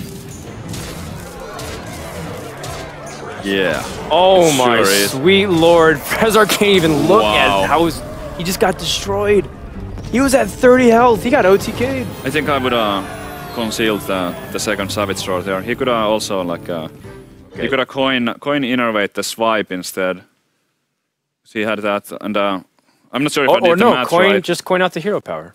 Or was that enough? I think I did the math. I did it fairly quickly, and I thought that he had. So he it. had 9 damage from the 3 minions. So that plus 6 is 15, plus the 14 damage normally. But then he just coins out the hero power, and that's 30 damage. I actually think it's kind of big mistake showing the second Savage Sword there. There was absolutely no need to do so, and that gave some free information for Cupcake. Yeah, you can't resist sometimes. It's overkill. Let's go into game 4. Now, Frezar a little, rattled by what he just saw, considering the game ended very abruptly. And now we're going into game 4. Once again, a wild growth start for Cupcake. Oh, yeah. Excellent. Not bad at all. Now, as the Priest player, I feel like Injured Blade Master is your key to dominating this early game. You get it out, Druid, if he doesn't respond and you even have the Circle of Healing, you actually could do a lot of good stuff and pressure. Sure. So like a really good tempo play if you have the Circle. Not to mention if you pick up the Northshire Cleric in the process, you're able to match the Druid and this guy just never dies. Yeah. Frezar's hand looks to be amazing if he was playing against a token druid with the Wildfire and the Smite. He could do so many things, but unfortunately that's not the deck that he is playing against. Well, Frezar is in a tough spot. Thinking about, well, 1, how did this wild growth happen in a row? But 2, should you spend this opportunity to coin out the Injured Blade Master? I don't think so. I mean, playing the Wildfire wouldn't make much sense here to me, because there might be a... Oh wow, he does go for it. And looking at Cupcake's hand, it seems like the Injured Blade Master is gonna pay off. Wow, you even called it before. Sometimes these spells that get in your hand are gonna be useless for a while. Yeah, that's the issue that I have been having with this deck. I mean, this type of deck where you play so many spells. Coining out the, I think, getting back to the Injured Blade Master, I think it was really risky because he doesn't really have a follow-up play for turn 3. There could have been a lot of cards, like Wrath, for example, which might be, by the way, one of the cards that he got to fit all the combos in and stuff, because we haven't seen Wrath yet. That's true. And he did throw a lot of cards in the last game. But the Blade Master is gonna pay off. Do you feel like there's an opportunity for Cupcake to drop the big game hunter? I feel like he should have done it last turn. I'm not sure what he's saving it for. I don't know, it is a golden BGH. Yeah, it sure is, but there's no target for it in the Priest, and I don't know. Seems like these control priests really don't run Ragnaros. That's an Amaz special. No. Worst meal I've ever had. The Amaz special. It involved me losing a lot.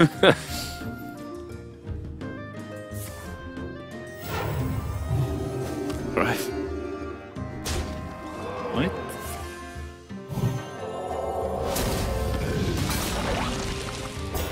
Okay, well, Frezar's weathering this early game, even though his opponent did get that wild growth. Hasn't been able to, to capitalize, but now this is where it starts getting really tough. Cairn dropping down. Best responses. Yeah, that's tough. Yeah. Tough card to deal with if you're the Priest. I mean, some of the lists are running Silence, but we don't know if Frezar runs it, but at least he doesn't have it now. So you have to, like, kill that twice. Yeah, Mind Control not quite castable yet. Bludge is something. Stalls out. It's not too bad. I mean, what else? No, everything else is just too easily bullied.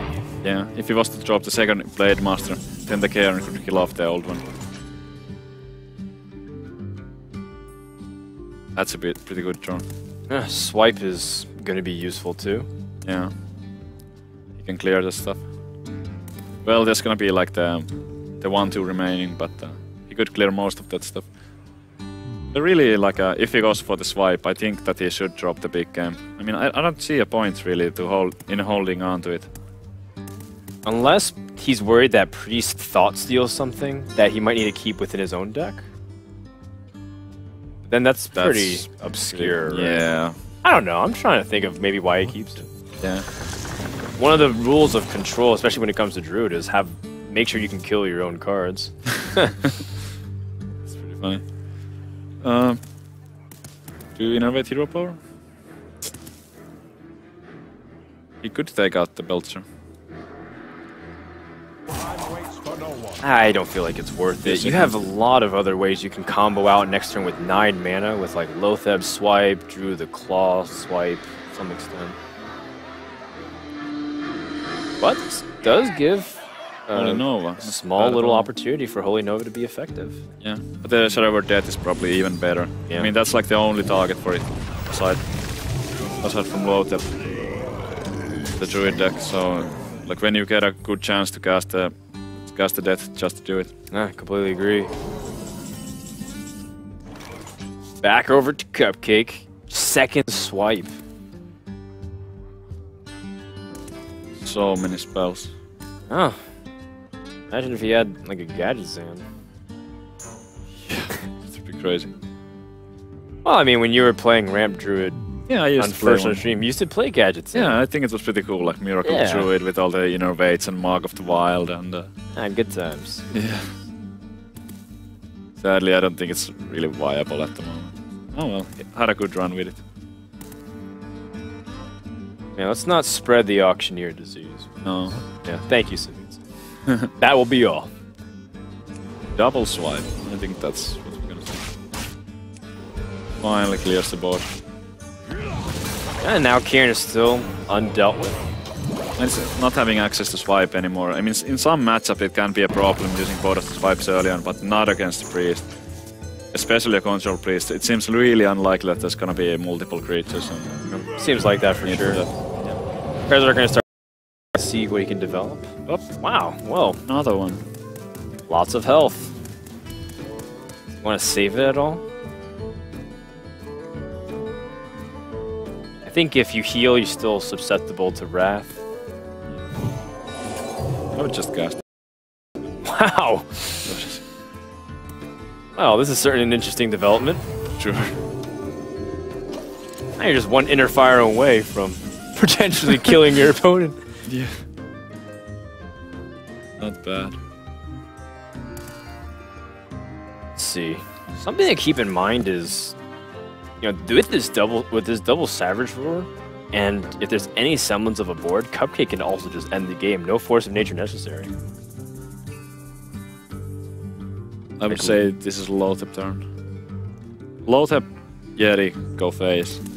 Just hope that the Priest struggles to clear. You have a double combo coming up. I mean, with the Loatheb and the Loatheb effect, it's gonna be difficult. Absolutely. He's got 13 damage on board. Yeah, and a lot more in hand because With Savage Roar. he can go no way. He can go Druid of the Claw, Innervate Roar. So that's gonna be extra 8 from the Druid of the Claw charging. Wow, I actually think this game's over.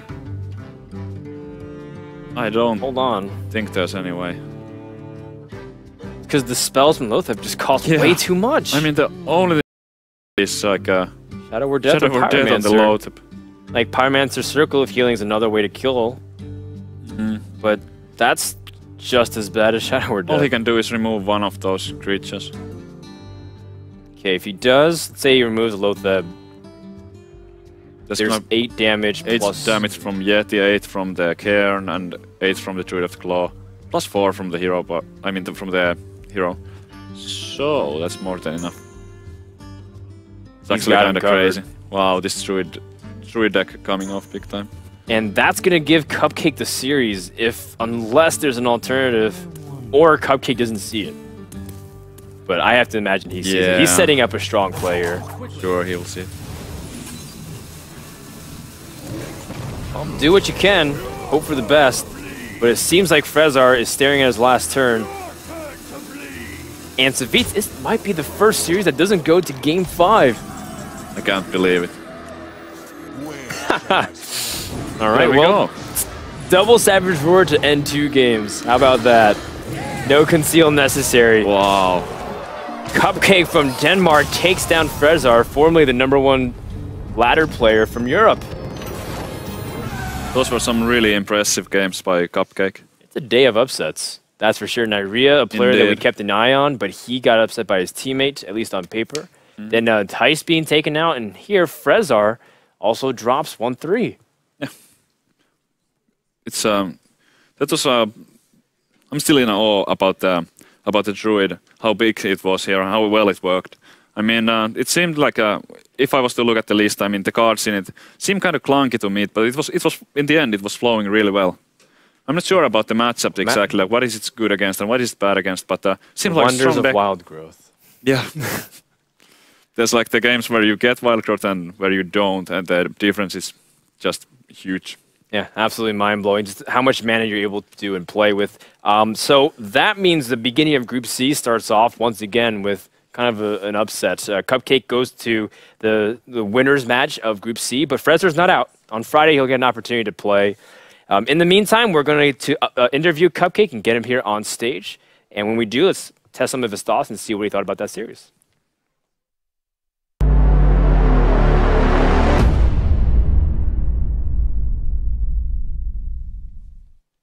All right, so Cupcake's going to come up here and chat with us a little bit. Just stand right to our left.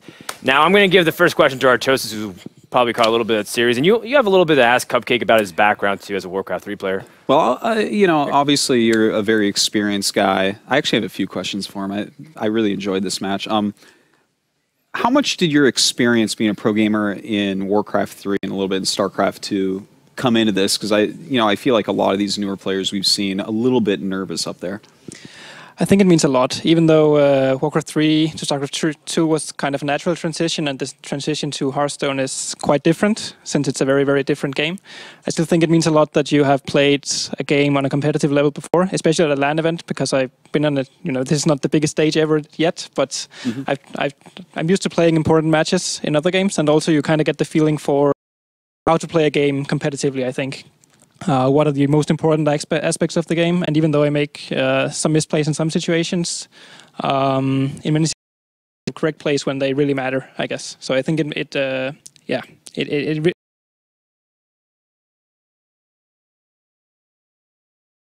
Cool. And about that Druid deck, I mean, you've got the double combo in there, but you've also got like the ramp. Tell us a little bit about why you chose that type of Druid. Originally, I played the other 3 classes actually in the qualifier, and Druid was kind of my 4th deck here.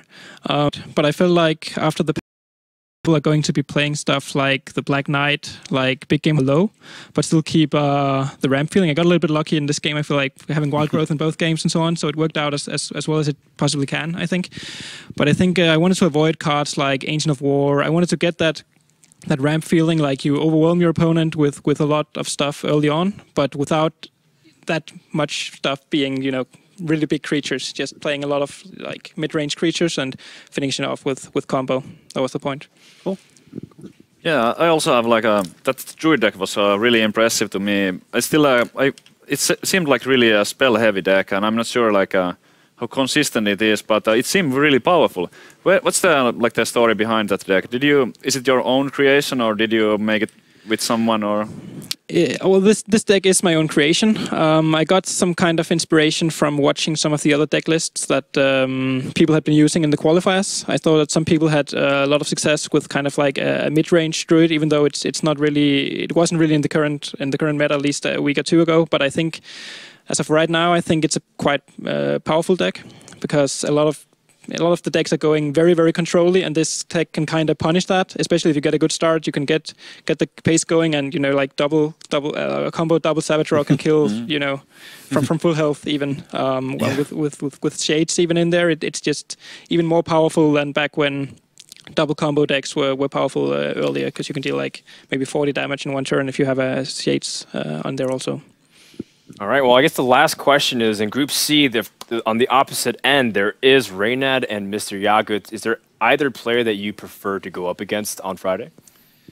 Well, I don't know Mr. Yagut that well. I've tried to study them a little bit by looking at the decks, but I mean, honestly, I don't care too much. I'm just feeling if I can bring my A game, then I can beat either of them. So I feel it's more up to me than it's up to my opponent, in my opinion. All right. Well, if you keep playing like that, I don't know if anybody can stop you. Congrats on your win, and we'll see you on Friday. All right, and that's what is going to be coming up. Just as we mentioned in our last question, Reynad will be going up against Mr. Ya. Keep staying engaged on social media, by the way, and let us know what you think about that series as well as the upcoming one by hashtagging Road to BlizzCon on Twitter as well as Facebook. We'll be back right after a few minutes, guys. Don't go anywhere. More continues right after this.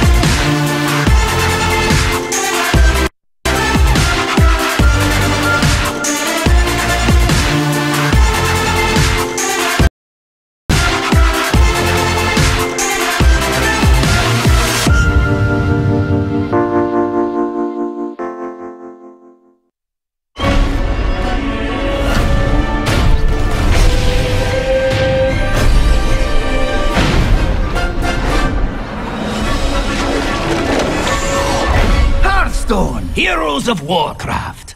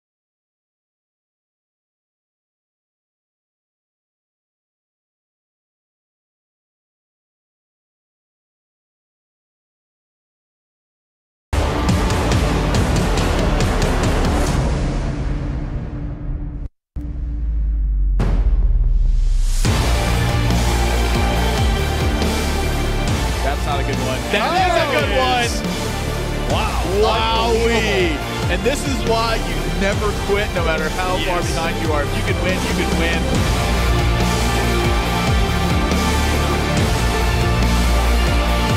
Priest, I don't believe it. Wow. And that's going to do it. A boss takes the series.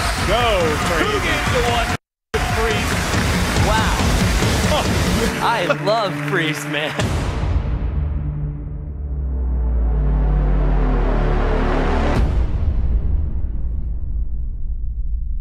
Welcome back, everybody, to the beautiful city of Stockholm, Sweden. We're getting ready for our next series in Group C, Reynad versus Mr. Yaguts. Now, this one is going to be a really fun one, so make sure to get all your predictions in with hashtag Road to BlizzCon and tweet at PlayHearthstone. And get them in quick because this one's going to be underway in just a minute or two. Now, Artos and Savits, you guys are back here to do the next series.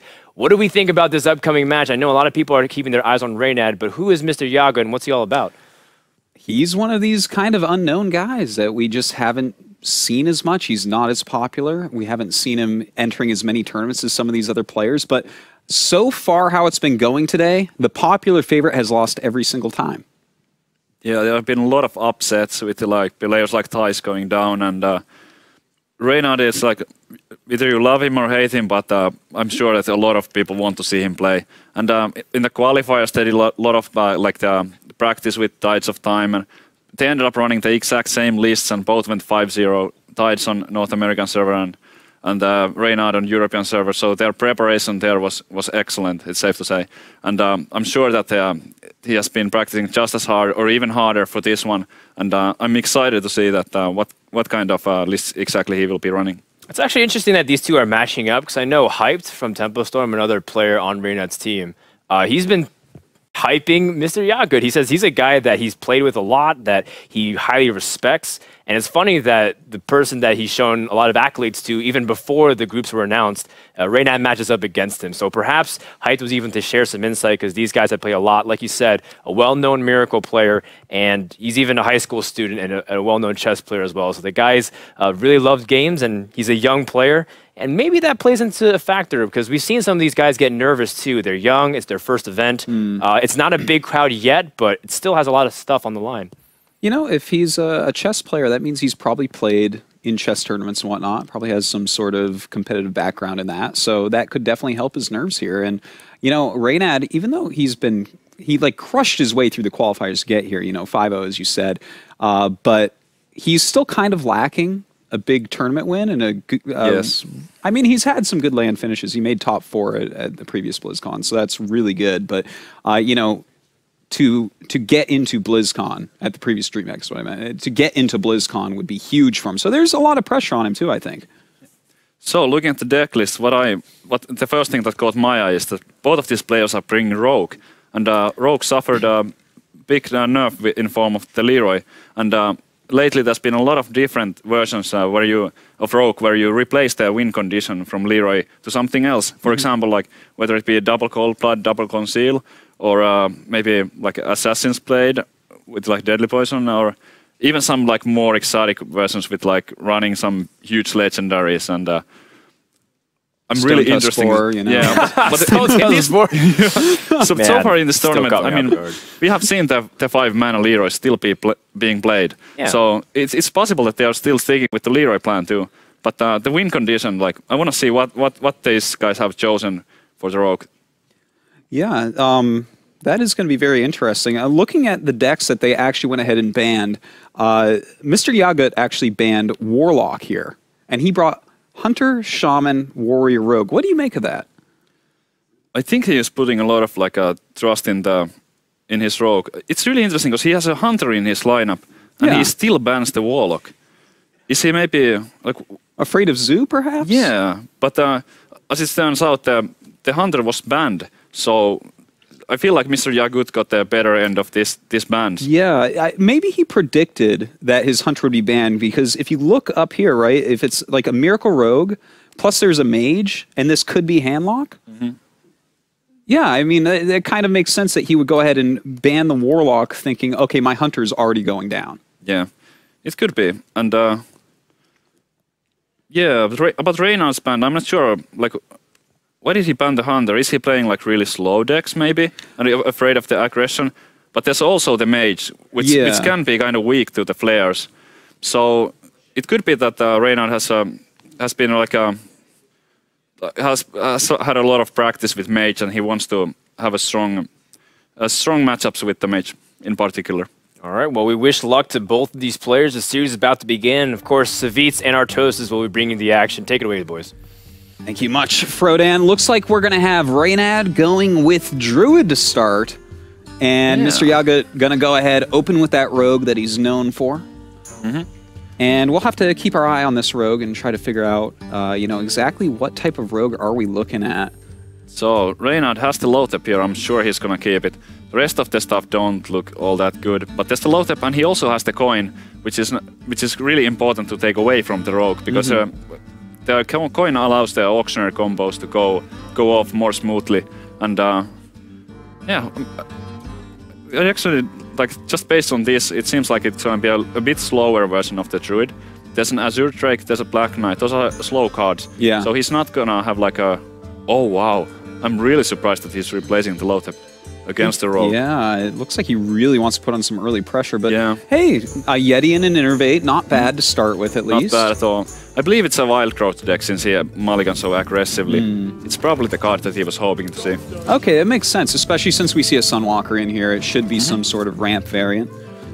This is going to be interesting. But you know what? We do have that Sap in hand for Mr. Yaga, so that's going to be very good against an Innervated Yeti. Yeah, there's going to be an endless way of Yetis here. I would expect Reynard to innovate Yeti on 2, coin out 1 on 3, and if one gets Sap, he's going to play a Yeti on 4. So it's going to be turn 2 Yeti into turn 3 Yeti into turn 4 Yeti. That sounds like a fantastic 3 turns. Oh my god. Not bad at all. Yeah. Well, let's see what Mr. Yaga wants to do here. No SI agent. If he had the agent, he would have had an easy way to deal with that. But with these cards, it's not so easy at all. I mean, do you really want to sap a Yeti? It was innervated, so you won't feel too bad about it. Yeah. I like to keep sap sometimes against a deck like this, because if you do sap it, it's like you traded the sap for the innervate. You slow them down. That Yeti is going to put on a ton of pressure if you don't have, as you said, an SI7 agent as well as the backstep. Mr. Yagut doesn't know exactly what kind of druid he's playing against here, and we can see the Sunwalkers in Reynard's hand. So there's probably going to be more taunts coming up too. So keeping the sap might have been valuable, but he didn't have that good of an option, so I kind of like the sap anyway. By the way, the smallest, most minor thing, he actually coined out the other Yeti, so if Mr. Yaga was really staring at the hand, he could have seen that it was a 2 Yeti hand, which, just that can be difficult to spot. Mistake, I would guess. Yeah, it's definitely a mistake, but it's a small one. Yeah. Probably irrelevant. Yeah, most likely, I would say. Oh, we do have this... Cairn Bloodhoof in Rogue. I have not seen that before. Oh, wait. For some reason, I was looking down there, I'm like, okay, why does he have... He has a Karn in his hand now. Okay, wait, no, this is the Rogue. This is really weird. This is a board control type of Rogue. That's what he's going for. Huh. Excited to see what other cards he has in the Rogue. Yeah, seriously. Well, you are Tide's opponents for the next qualifier. You're probably studying this pretty heavily, but... That Deadly Poison is a beautiful draw. He can actually clear here with the Deadly Poison backstep and the Agent. And have his own 3/3 on the board. And also one charge of Deadly Poison, that clears the path for the Cairn for next turn. Well, God, this is actually throwing me so far off, this Karn. Yeah, what is this doing in here? What is going on? I can't remember ever seeing this, and I've played quite a few games. Yeah, you've played a couple games of Hearthstone here and there. Yeah, every now and then when I have You play almost time. every day, don't you? Yeah, I'll admit. Well, Here we go. Oh. Wow. This is an interesting line. I would have went with the Deadly Poison Agent. Yeah, I mean, clearing the whole board always feels so nice. He even has the Cairn, so it would have been a pretty good setup for it. This is actually one of the most interesting things, is watching other Miracle Rogue players play it differently. I mean, he has Karn in his deck, so maybe he knows... Yeah, I mean, his deck does something different than anything we've seen ever. Yeah, for sure. And he might be wanting to keep the spells for the Auctioneer too. And we don't really know what's in Mr. Yagut's deck, so I can't really call him out on a misplay there necessarily. Yeah, certainly. Well, I mean, he can still clear Yeti this turn if he wants. I don't really like that play. No. I think the options are between Drake, Deadly Poison, Backstab, and the Cairn. Yeah, yeah. And I gotta tell you, the Drake sounds a lot better when you say it like that.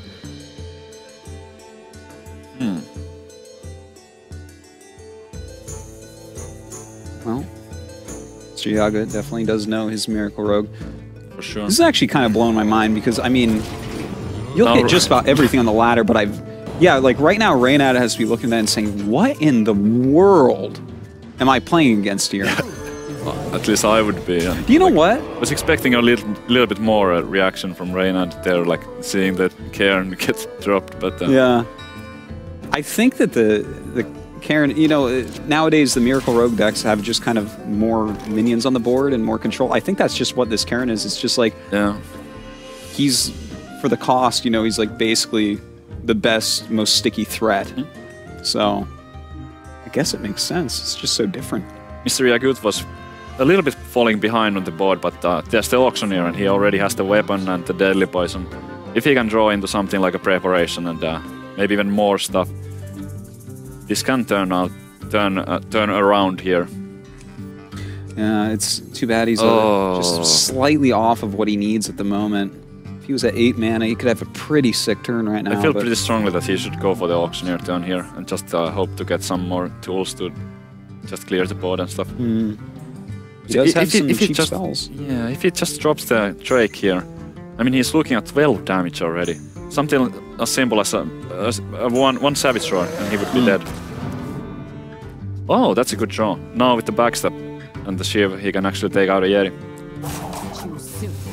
Well, looks like he will go ahead and use that Shiv. Wow, he's probably really regretting not playing the Auctioneer, seeing that. But it's still gonna be good for next turn, so no, it's not that big of a deal. I mean, the next turn with the Auctioneer is gonna be amazing. But he could have like cleared a lot more here, I think. Well, let's see. Reynad, a couple 4-attack minions out here. Does have that Ancient. This Druid deck seems pretty heavy on the draws. Double Drake and the Lord here. Well, every Druid runs the Ancient of Lords, but seeing that double Drake is slightly surprising. Yeah, it certainly is. Of course, we see a double Drake over here for the Miracle deck as well. Really, the only weird card has been this Karn so far. Yeah, that's true. Other than that, it's been very standard. And you know, to be honest, it has been kind of problematic. It's still sitting there on the board, which you don't normally see. And double prep. Best deals anywhere. Let's just see what he can draw. Well, that's not what he kind of wants. blank. I mean, I guess... I think he's trying to decide, does he attack with Karn into the Drake before casting the Skullblood? Oh, he puts down the Auctioneer, okay. To put on that. That means that he's banking on getting a Conceal, at least trying. This Fan of Knives, if he picks up a Blade Flurry, does he get it? Oh my god, if he picks up a Blade Fury, that would be crazy. He does get a Conceal! Oh my god, and there it is. Oh my god. Oh, that's a draw right there. Reynad is in dire straits here. Looking at his hand, like he doesn't have the finishing potential and...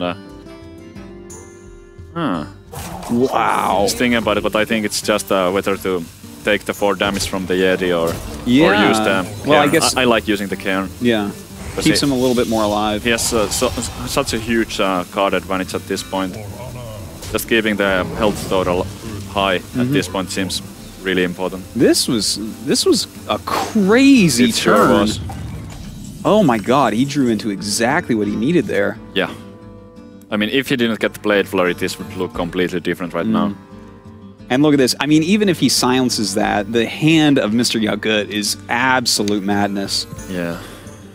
Wow. What do you even do here if you're Reynad? Guess silence. I think if you're Reynad here, you start thinking about what deck you're going to use next because you are not winning this game, that's for sure. Look at this hand. God. So good. From Mr. Yakut's point of view, he's probably thinking about the potential of the double combo here. He's so far ahead. If I was him, I would be playing this as safe as possible.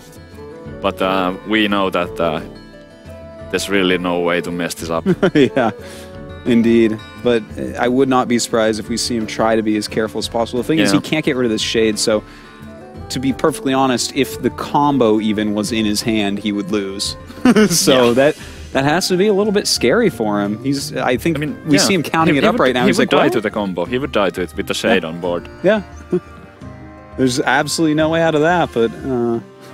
Well, you can conceal into Earthen Ring. Yeah, I wouldn't really recommend it. Well, he can't because of the Silence Auctioneer, so he can't even draw. Oh, that's right. I missed that. Yeah, he's not drawing anything. Yeah, he's just trying to be as careful as he possibly can. Well, Reynad, unfortunately, cannot draw the 2 pieces of the combo this turn. And he grabs a swipe. Not going to really change anything. He has to look at that board and know he's dead. Yeah, I wouldn't be surprised to see a concede here. But he probably might want to try to see more cards from the rogue deck. Only makes sense. In fact, I think that's exactly what we see there gaining life. He's like, maybe I live one more turn. Maybe he has to use everything in his hand. He's fishing for a Leroy right now.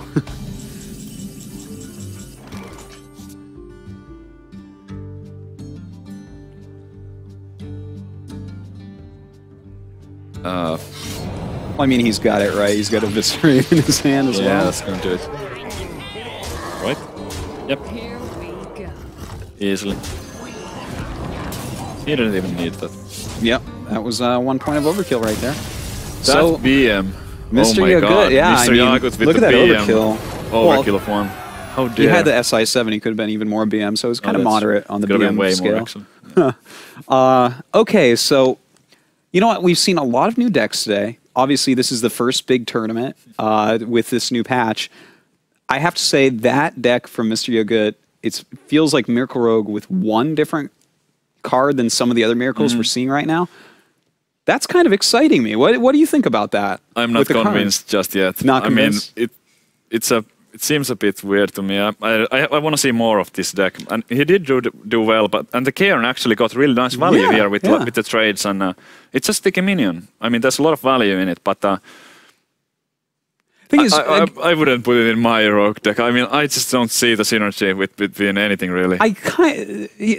Let me throw out what my brain is telling me right now, which is normally wrong, but you know, I look at it and it's like every turn you want to kill all the minions of Miracle Rogue. You want to get them off the board. The thing is, when Karn comes out on like turn 6 or something, you literally can't get rid of him twice. It's just not going to happen. You're so far ahead if you do that it doesn't matter anyway. So kind of cool. I mean, he got a lot of value out of it. So I'm excited to see if it holds up in the next game as well. Yep. So Reynard has Rogue and Mage. What do you think he's going to go with? Mage.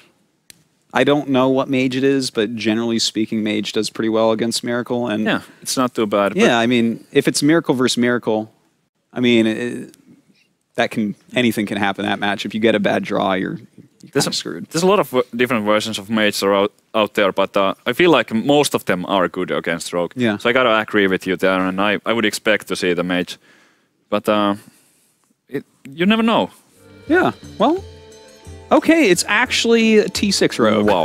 Backspace Rogue it is. Absolutely an aggro deck coming up, and, you know... Oh my god, wait a minute, this is different. Wait a second. He is playing the card called... Seems now, like this card is called Undertaker Dancing Swords. You guys may remember it from when you unlocked all the Nax cards, but you probably haven't seen it in a constructed deck yet. This is different. This is really interesting. It looks like an Undertaker deck.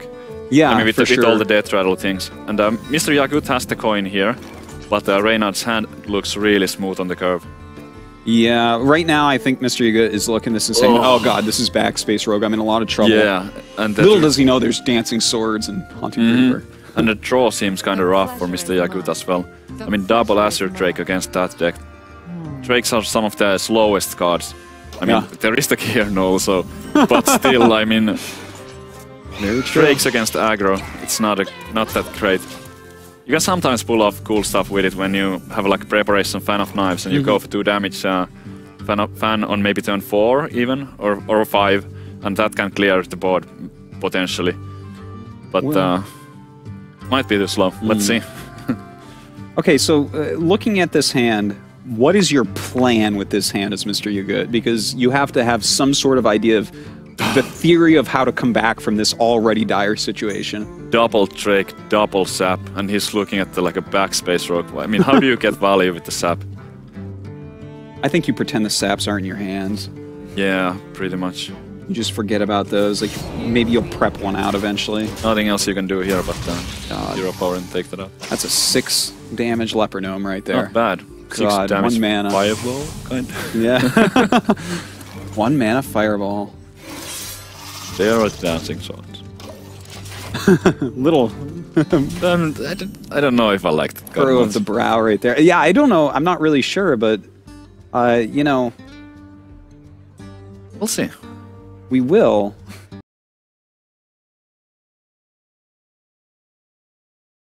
He has Eviscerate, I'm pretty pretty sure I mean, that's he can just getting get rid of it. eviscerated, but to combo it off, he has to use either the coin or the preparation.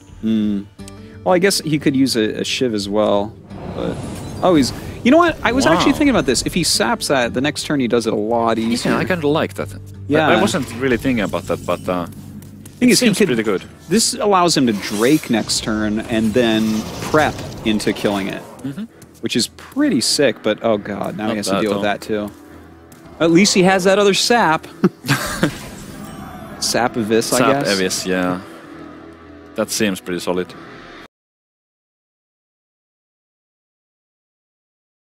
He gets an extra draw, hopefully picking up the auctioneer to start getting the combos off next turn with the coin and the prep.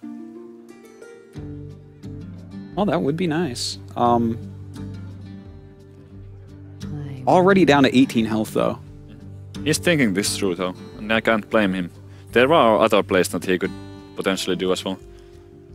But none of them look that great to me. No, I think you have to sap this 5-2. Oh, like, yeah. well, it has to die. I guess he think could so, yeah. eviscerate it or something, but you have to get rid of these swords as well. Yeah. And extra cards to pick up either the auctioneer or maybe a backstab. As an agent wouldn't be bad either. Yeah, I mean, he might just draw into, you know, some of his life gain and stuff. Yeah, he's taken a good amount of damage, but if we look at this hand, it's not that scary. Double Haunted Creeper? No. That's kind of weak. That's really weak. But I would expect Reina to be also running some kind of like chargers. Yeah. There's also a Shadow Step, so if he picks up maybe the Leroy, if he plays that. He does have 16 direct damage, which can turn around the game in his favor. Right now we have Gadgetzon coming out, or I mean, he could use the Azure and get rid of this 3/3, but then he has to take some damage with his weapon. Ugh. There's like well, he doesn't have any way to kill that 3/3 without taking damage.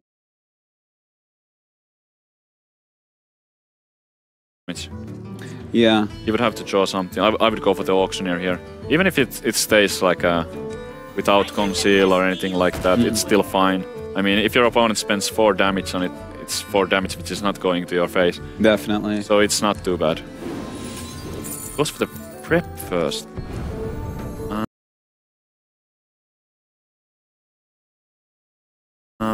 Yeah, kind of interesting instead of the coin. So he's like maybe considering keeping the coin for some reason.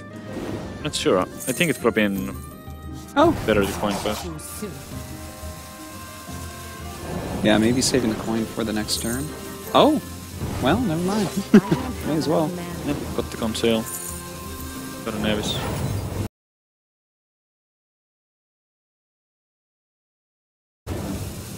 He's taking 3 more damage here.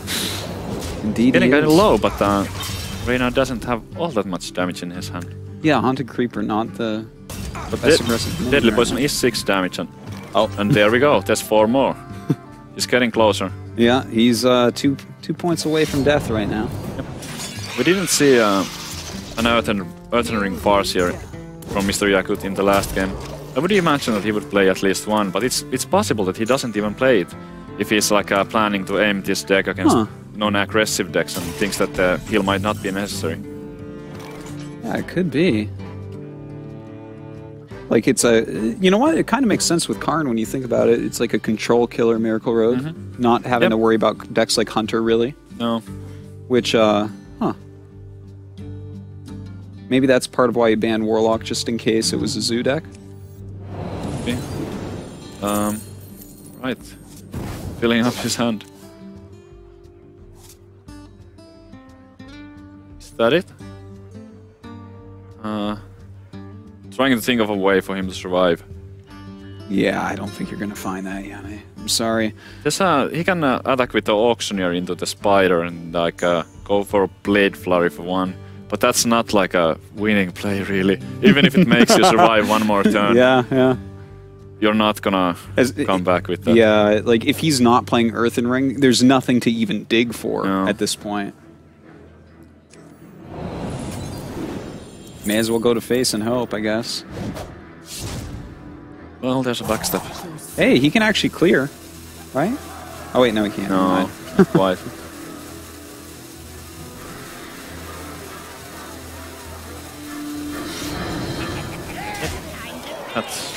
That's it. That's it. That's game. That's lethal in hand right now. No matter what he draws.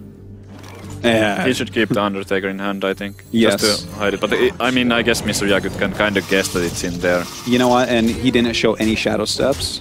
So maybe... Yeah.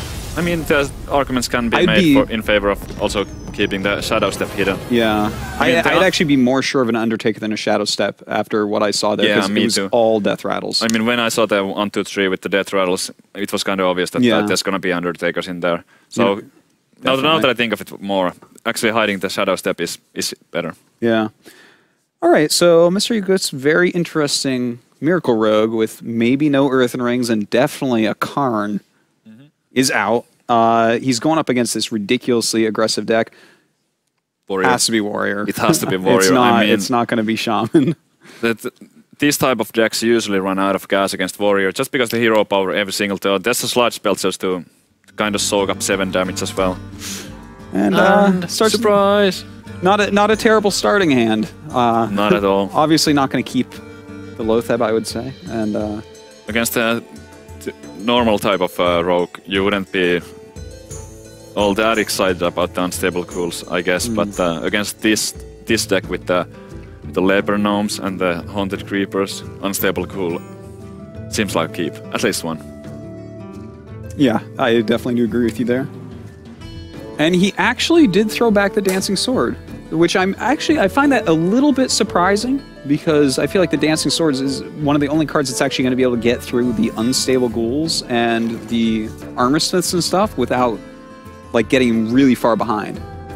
I'm not going to call it just yet, but this does seem pretty rough for Reynard. He didn't find the 1-drop. And he's up against a Warrior. It's like a matchup where you do need quite a good draw. Like almost regardless of what the Warrior is drawing. As a rogue, you need a good draw. And this is a slow one. Yeah, setting himself up to on turn 3 Deadly Poison kill that off. You know, I think this makes it so obvious. Would you play the Unstable Ghoul here? Because then you're gaining 2 more armor, and he's going to have to use both charges to get rid of this, which is going to be 3 more armor. I mean, I wouldn't blame him for hero powering either. I mean, you can kind of try to pick your spot with the unstable ghouls. If you only had 1, I would definitely hero power. Because there's no leper gnome or anything on the board just yet. And you can try to like find a spot where it's guaranteed to kill the leper gnome, for example. But with 2 in his hand, I think this is fine. I like what you're saying, but I kind of appreciate that play from Mr. Yakut. It's I think it was the right one too. It's so obvious what Reynad's setting up, which means he has a good reason for it. He's a very smart player, so to deny him, that's kind of cool. Here I would hold on to the second cool, I think. Yeah, I would not play that cool, I think. think. Second armor smith, maybe? Yeah, sure, why not? Yeah. Armoring up. He even has the shield block. Oh man. Oh, but there's an Assassin's Blade. Wow. I actually had it on the previous turn already, I guess, but I missed that. So that's a key card for sure. I mean, if he picks up a Deadly Poison and the Warrior doesn't have Harrison Jones for it, it's 20 damage. I mean, that's exactly what you need against the Warrior. Because otherwise you're gonna run out of gas, but the Assassin play might give Reynard a chance at this. Well, right now, definitely some options. Would you consider playing the Unstable Ghoul here with 2 Armor Smiths out, because it would be so much life gain? It would be an interesting play, but what do you do on top of that? Like, yeah, I like it. Me too. I like what I'm seeing here, actually. Yeah. But you know what? Actually, he does have a. You probably don't want to use a Blade Fury here. Just drop the Ghoul and be happy with the 9 armor. Armor up and Wait, not 9, but 6, but still a lot. Armor up, drop the Ghoul. Wow. How is Reynard gonna get past all this armor? There's gonna be more coming up too. And I gotta say, this has to be kind of frustrating for him too, because he does have a mage deck, and we don't know what that is. But if it's any sort of aggro mage, how are you gonna beat this deck from Mr. Yoga? Not with an aggro mage, that's for sure. I believe we're gonna see the Flurry come out here.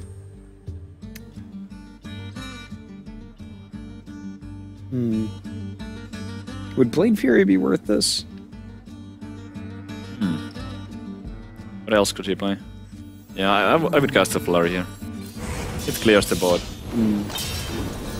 And you have to get rid of all that stuff, and there's like no other good way to, or no other easy way to do it. Wow, look at that. Went up to 40 life there for a moment. Yeah. On turn 4 or 5 there. Wow. Oh man. He could go up to 45 here with the shield. Yes, that's true.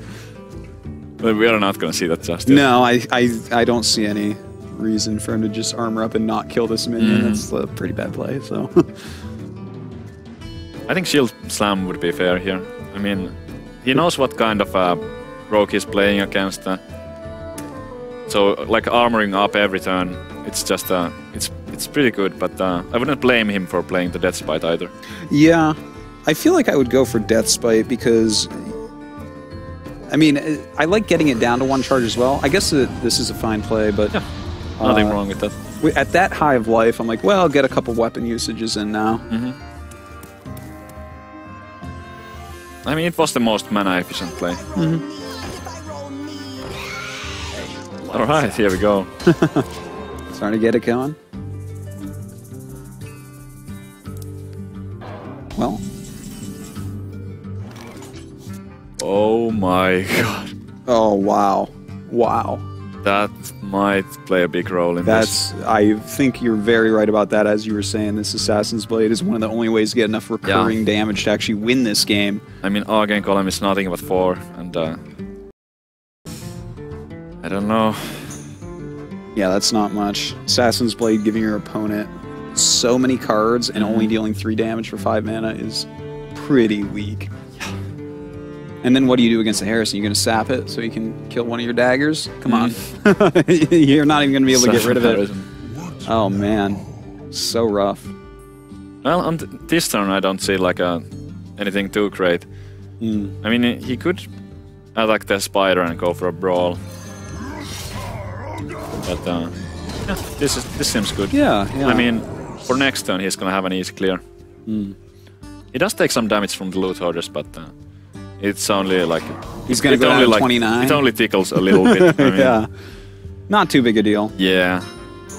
There's that late Undertaker. Hey, give me that!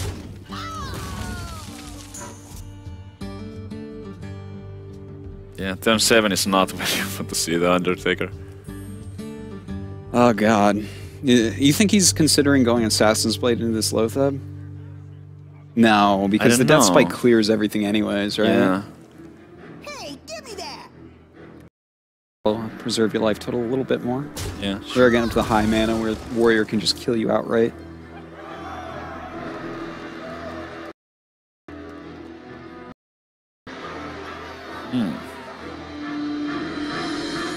Well, you're not sapping that. I don't So, think so. I think the the only spider thing into that, and he has to be thinking about maybe daggering into it to keep the spiders, but it's a bit scary. I mean, you would go down to 15, and if your opponent had a Chrome, there would be a lot of direct damage already. Wouldn't require much more. I think he's like a... I was gonna say he's either gonna drop the low tap or the Assassin's Blade, but... yeah, he's just trying to keep a little bit more alive against this whirlwind effect that's on the Death Spite. I don't think that's gonna be a better time for the Brawl. No, I definitely do agree with you there. It's a bit awkward and... Maybe he doesn't have to do it, because if he attacks with the weapon into the spider, the small ones are gonna die. So it's actually not that great. I mean, he could maybe if he brawls shield whatever slam. lives, he can just kill everything, right? Yeah. So, I mean, But, he can clear the entire board and gain a bit of life. I mean, he could shield slam the spider and then brawl. Is the charge on Death Spite actually worth anything right now, do you think? Is this actually like an important thing to... Probably not. It's like, no matter what makes it out of there, the one swing of that sword, maximum the 4 problem damage. is that the Death Rattle is actually gonna clear the small spiders, so you don't want to like brawl on 2 minions. I mean, he could... it's kind of tough. Well, the thing is, you're not going to get a better space for Brawl anyways. This is a very all-in rogue. These minions are very disposable, so... I'd be quite happy with, like, a Brawl and Armor up this turn, just clearing the board completely and staying at minimum 29 life, but okay. Actually, looks like he's going to leave 1 minion out, which is fine. Probably going to see the shield block, I guess.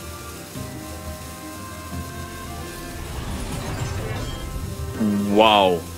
Very surprised about that. I'm sure a lot of the players who are not even in the game are taking notes right now. Double brawl. Yeah. Kind of crazy. Yeah. These are like the type of information that can be really valuable on the future rounds.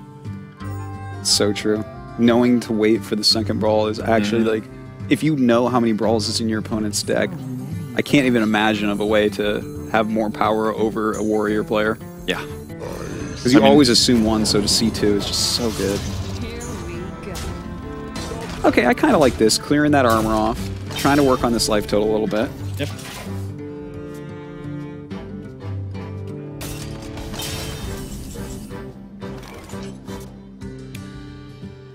YOLO rag?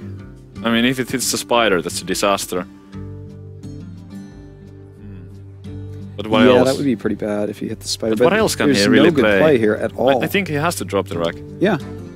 Well, I guess he could run his face into Loatheb and use Execute and Armor Up, but that feels like yeah. I feel like I'd rather take the YOLO rag, because if it hits face or Loatheb, you're really good. So 66% of the time, you're happy with it. If he does... Yeah, I mean, but if he does the play and let's say it hits the spider, Reynard still has saps and Mr. Yagut is gonna fall pretty far behind. But sniping that low tap would be just huge here.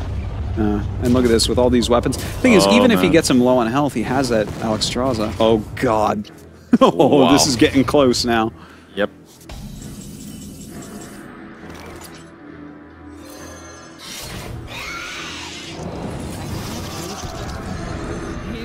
But the weapon that Mr. Yagut has only deals 3 damage, so...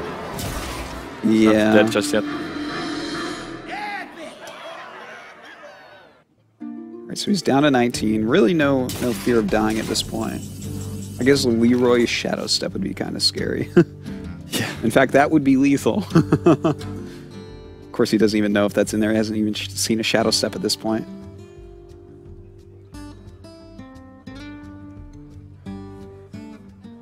Execute the 1-1 and brawl, maybe?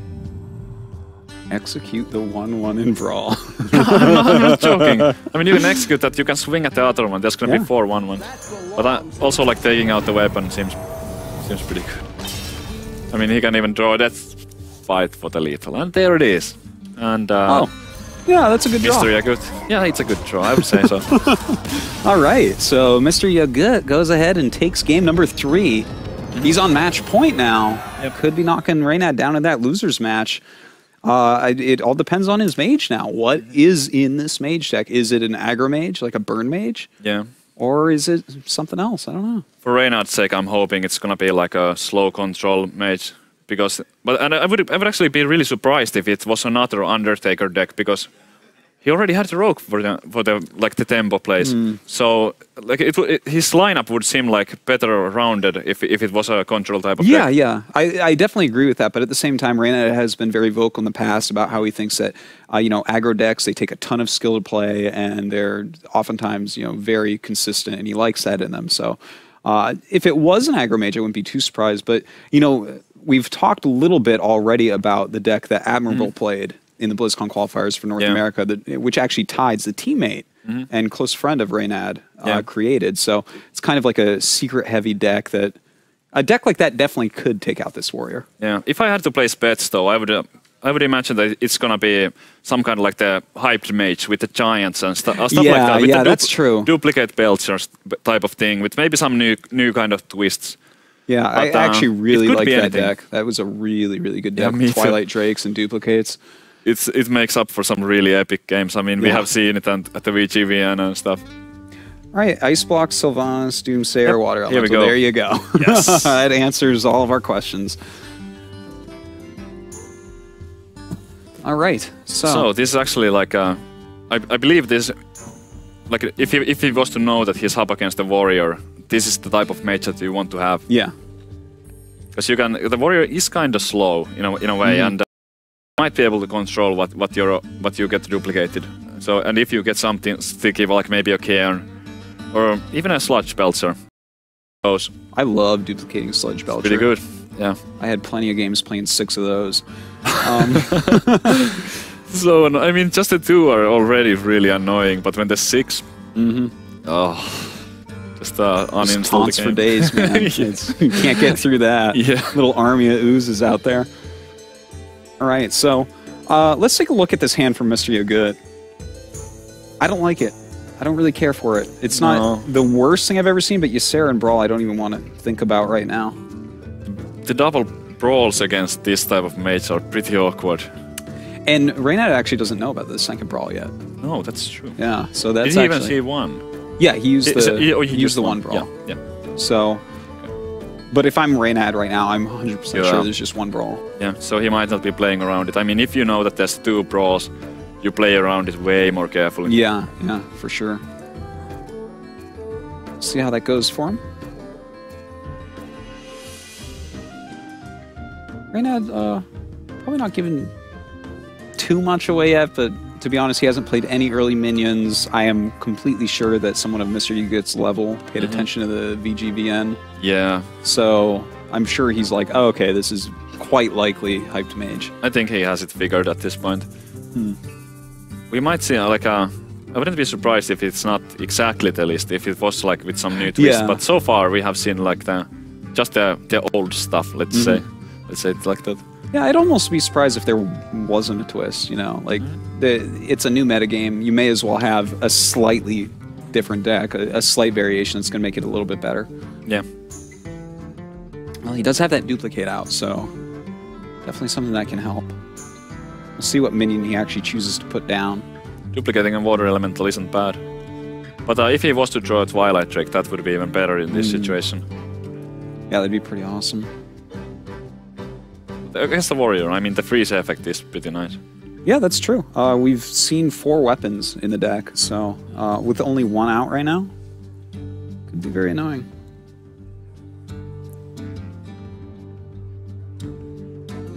So... I don't think he's gonna play the Spellbreaker.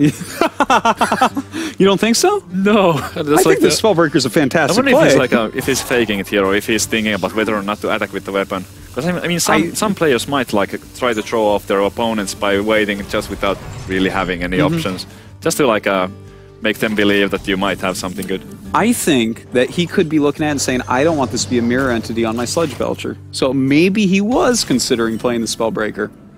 There's in a mage deck, there's nothing you really need to silence. Like there's normally like Sylvanas in there, and I guess Karn, but Karn, yeah, that's a big one. Yeah, if he has it figured out, it's the hyped type of mage. I think, God, well, you have the weapon here. Would you Spellbreaker this 3/6 because that would test for one of the secrets and prevent your weapon from going useless? I would probably just drop the Belcher. Would Kit Kat's brawl here is the real question that everyone's asking themselves. What now? No, I don't think even Kit Kat would brawl here. I mean, he does have a lot of faith in the Armorsmith, but yeah, this might not be if the he time. did brawl, it would be before attacking with the Armorsmith. Yeah, for sure. That confidence. It doesn't matter which order you do it, and the Armorsmith is gonna win anyway. Yeah.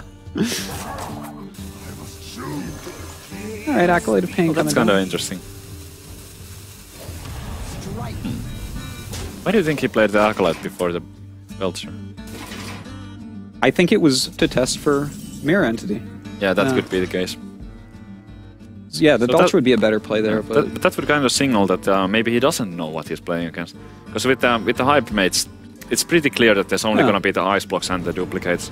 Actually, you're very right about that. I would be really surprised if there was like more cards added into that. Now he knows. Because actually, you know, the other deck that Admirable used, that's another Temple Storm deck anyways. So maybe he thought it was the other one. It actually turns out it's this one. So you draw a card with the Acolyte and then brawl with the Armorsmith and just clear the board. I mean, that's a 7 mana combo. The thing is, if that Water Elemental comes out, you feel like a fool. Yeah. What do you think about... I guess he could silence this. It's Doomsayer. How much do you value your Acolyte and Armorsmith? He could just run those into no, that's a good point. Play the Sludge Belcher and have an ooze at the end of it all. That'd be pretty sick. You know what's really neat about this Doomsayer, by the way? Is that... Okay. Let's go for the silence. I'm a bit surprised by this, because the Water Elemental is going to kill off the Spellbreaker so easily, and there's... I mean, in that mage deck, there are better things to silence too. I mean, and that... The Doomsayer would also kill the Water Elemental. Well, the thing is, I think Reynad's pretty fine with this as well. Yeah, for sure. I mean, Reynad is like... Sure, I mean, why not? He can kill off the Spellbreaker easily. And he has, with those only 1 power minions on the board after killing a Spellbreaker, there's like a good window of opportunity to get the Cairn out there. Yeah. Sometimes you might kind of struggle with finding the time to play it. Alright, he chooses to go for face here to get the freeze effect. Yeah. Freezing that axe actually quite nice here. Not bad at all. Is it brawl time?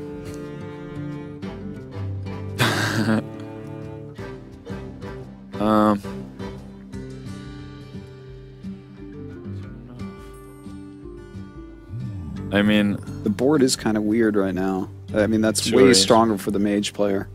Thing is, you have to put him on basically... I mean, you put him on duplicate here. I guess it could be Ice Block, though. That's well, it could be, but based from that he played it on turn 3, I think it's like a duplicate seems more likely. But if he had no other player, I'm sure he would have played the Ice Block as well on 3. If there was like the other option would have been just hero power phase. Now, if he kills this Karn, the lead that gives Reynad is insane. That would be a disaster. Oh god, that's brutal.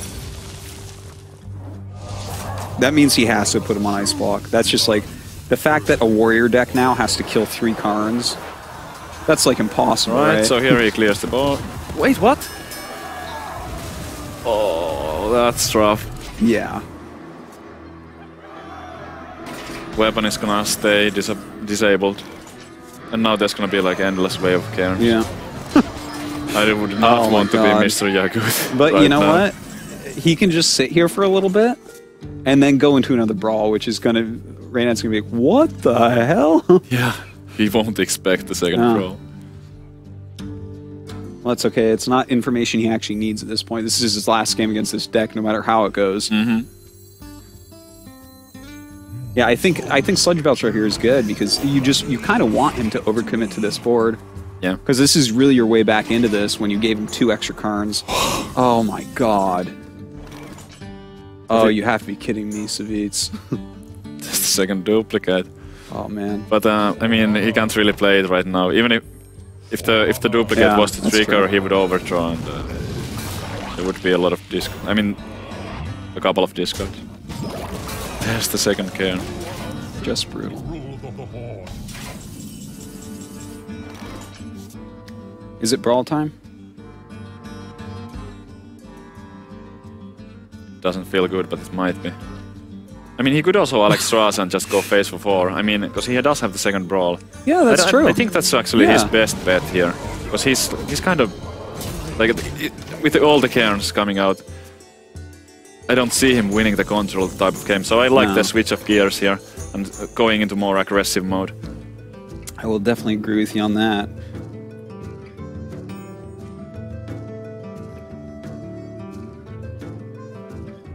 Okay, at 11 health against Control Warrior. He doesn't have... okay, he has Sludge Belcher. I think that's... I would say Sludge Belcher and... I mean, do you really need a Polymorph? Or do you want to run into this guy? I think Polymorph, right? Mm. Oh, man. Oh. You got a freeze spell, never mind. That's even better. I mean, that's a good play by Reynard, but... this is going to be a brawl. Oh, yeah. But I like the line of play that Reynard chose here. Yeah. I feel like I would have went with the same one. But yeah, absolutely. This is going to be one exciting brawl. Well, here's the thing.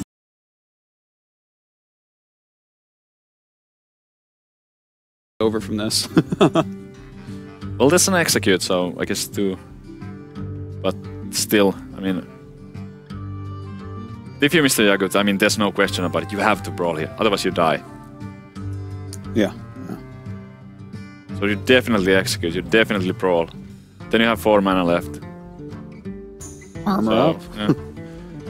It's actually like pretty simple turn, I think, in the end.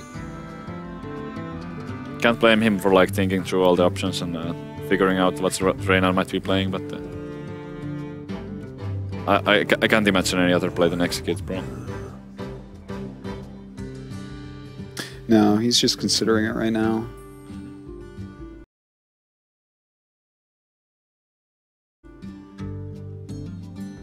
Wow, it sucks being frozen as a warrior.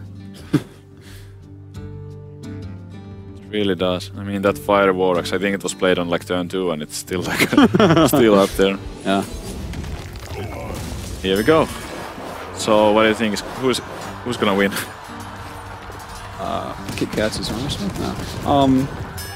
Oh, it's a Karn. Actually, that's basically the best thing he could have had win right there.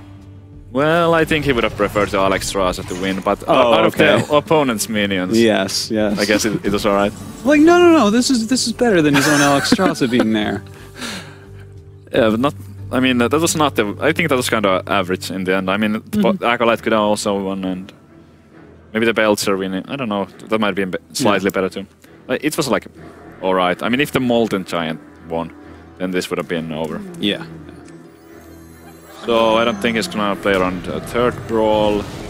Just now he can start spamming his minions. Unless he has duplicate for spells, shouldn't have to. YOLO, drag. Try to hit the Alex Strauss. Yeah, agreed.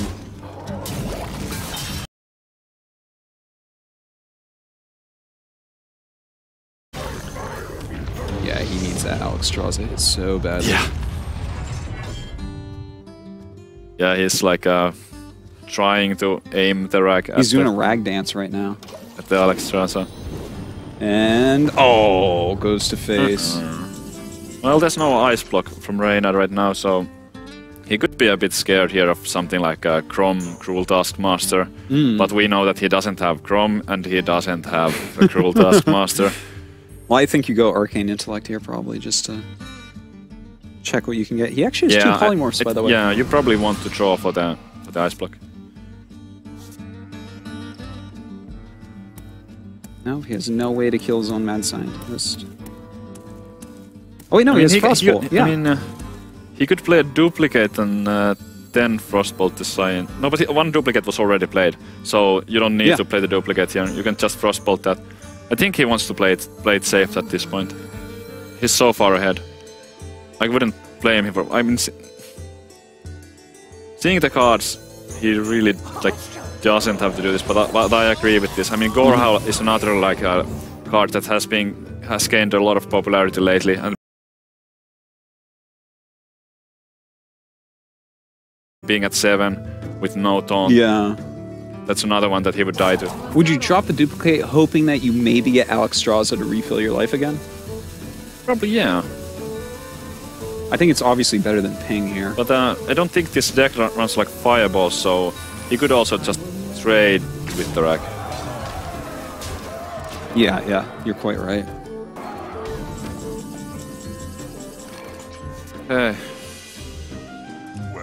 It's actually not over yet, but... Well played. I mean, he could have hit the rack on the Alex. But I guess like I think he's looking at it. He would have lost the game. I mean, it was pretty much over at that point. I mean, with the hand that he had. All right, well, that brings us to Shaman. I'm really going excited up against this deck. Yeah, I'm really excited. What do you think about that? This went to game 5. Duplicate some frog tokens. Like, it used to be that Mage has been really good against Shaman.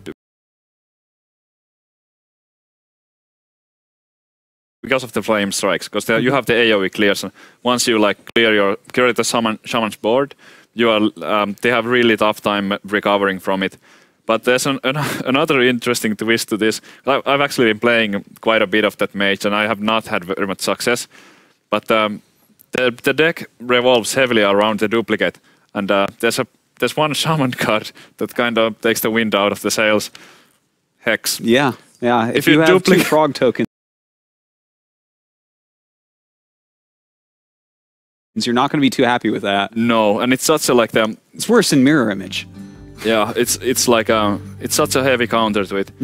I feel like the duplicate is the most important card in the entire deck. Yeah, it does seem that way.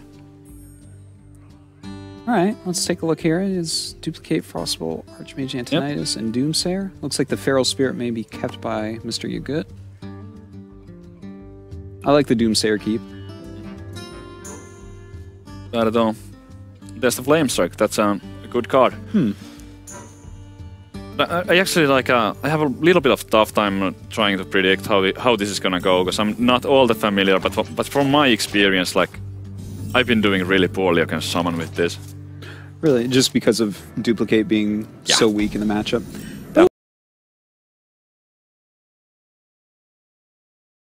Wait, and also like closing out the game, like just ending the game seems so tricky without the fireballs.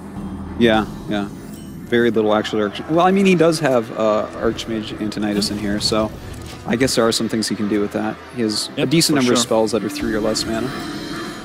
By the way, we haven't seen a single Twilight Drake in. No, it might have been decked out. I mean, I believe that or it is like the older list didn't have low tap, so it's possible that Drakes have been taken out and the low taps come in, and something else that we maybe haven't seen yet, or something that used to be only one of in the deck. You know, I guess if they found it weak against Shaman, taking out the Twilight Drakes isn't the worst thing in the world because of Earth Shock. Yep. Maybe they found it weak like you did in that matchup. Oh, never mind. I guess he just did not draw it before. But that Drake might be amazing. Yeah, it definitely could be. Like we can see, there's no Earth Shock. And you don't really want to be hexing that. No.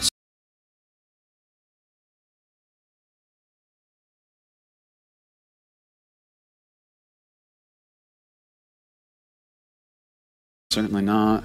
I don't know if there's a duplicate. I mean, you really want to like hex when there's the duplicate up.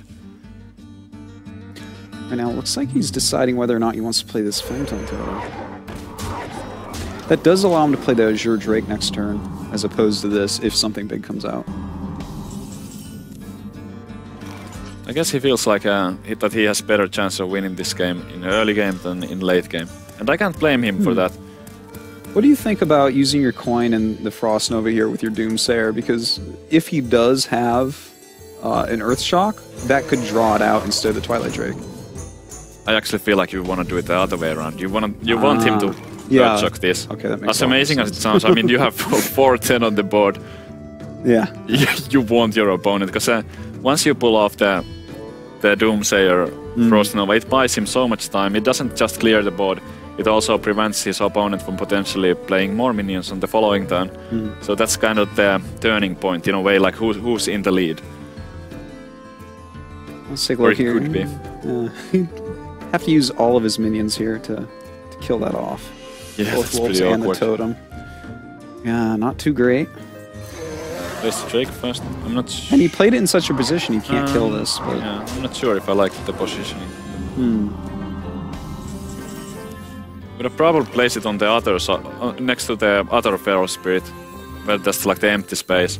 So he would have the option to like chain the Feral into the healing totem or the Feral into the Twilight Drake. That would have given him more options.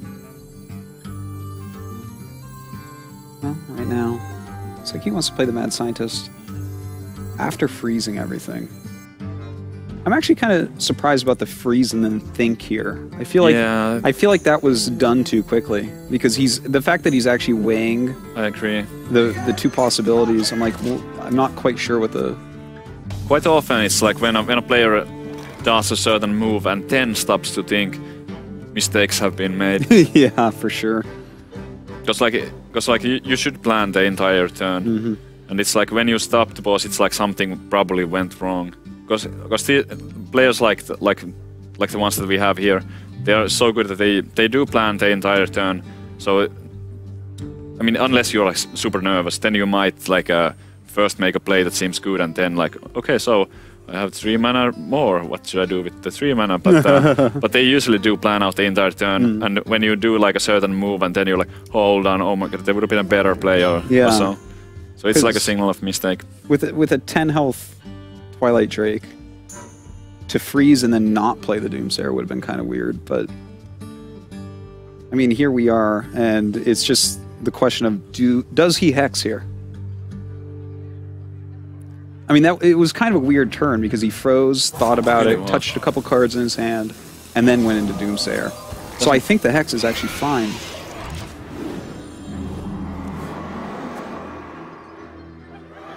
Yeah, I guess you do hex.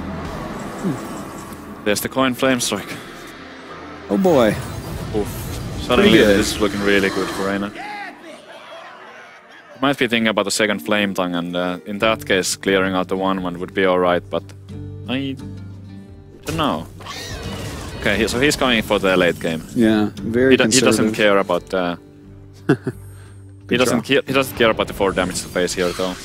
And that's probably the right strategy too. Out comes this Fire Elemental. Molten Giant getting pretty cheap at the moment.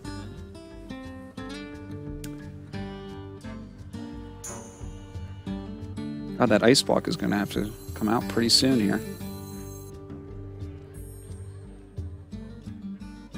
If you play the Ice Block here, it's kind of awkward, but if you play the Belcher, you risk dying there. I mean, if there was something as simple as the second Earthshock, he would be looking at 7 more damage, and there are a lot of cards that could then potentially end the game. Yeah, roll a Spell Power Totem and use a Lightning Bolt. But if he was to play the Ice Block, the turn is going to be so weak. I would really like to see the sludge here, and he does go with it. It seems like a bit more risky because he might die next turn. But this is like the type of play that is made in an attempt to actually like win the game instead of like surviving one more turn. Well, here, he could actually clear this and keep his Fire Elemental alive. Run into the Belcher and use Lightning Storm. And either Lightning Bolt or Rockbiter. I would say probably Lightning Bolt.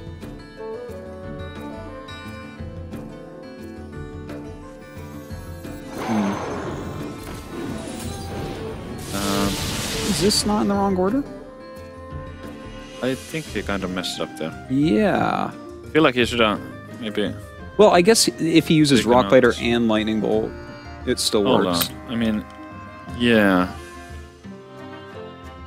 But yeah, I feel like he should have attacked with the 6/5. I feel like then he could have an opportunity to take out the Doomsayer just with a Rock Biter or a Lightning Bolt.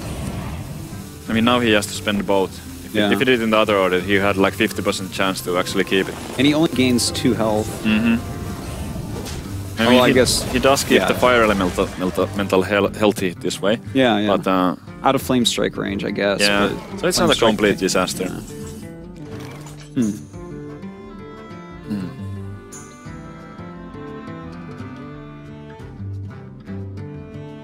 There will be a Molten Giant. What else? I think you have to ice block. I mean, that's more than lethal on the board. Yeah, I would probably start with an Arcane Intellect and hope to pick up the last Frost Nova. Yeah. I mean, if you drop the Giant, what else would you do? Oh, you could drop another giant. Yep, that's pretty good. Yeah, I can't complain about that. This is actually kind of scary for Mr. Yagut. I mean, he can pop the block here, but if Reynard was to have an Alexstrasza, that would be game. Yeah, that is quite true. Well, yeah, that's right, because he's overloaded. We can see that the right play would be to pop the block. But if you Mr. Yagut in this spot, I mean... What do you think about killing giants off? No. Because he does have this lightning storm, and he does have a spell power.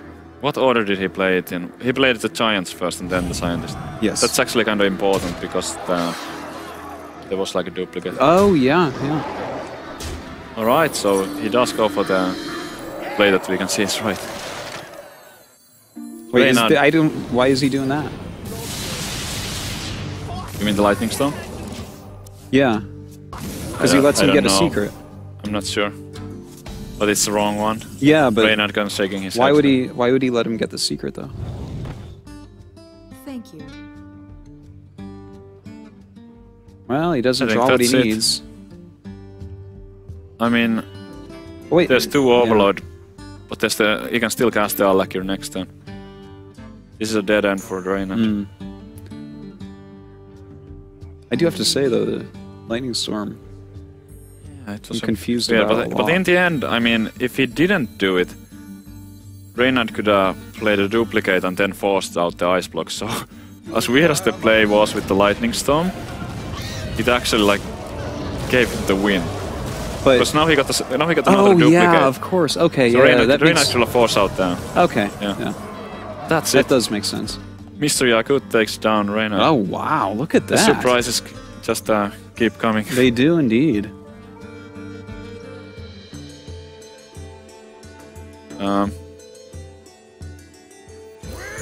Yeah, there's no secret, but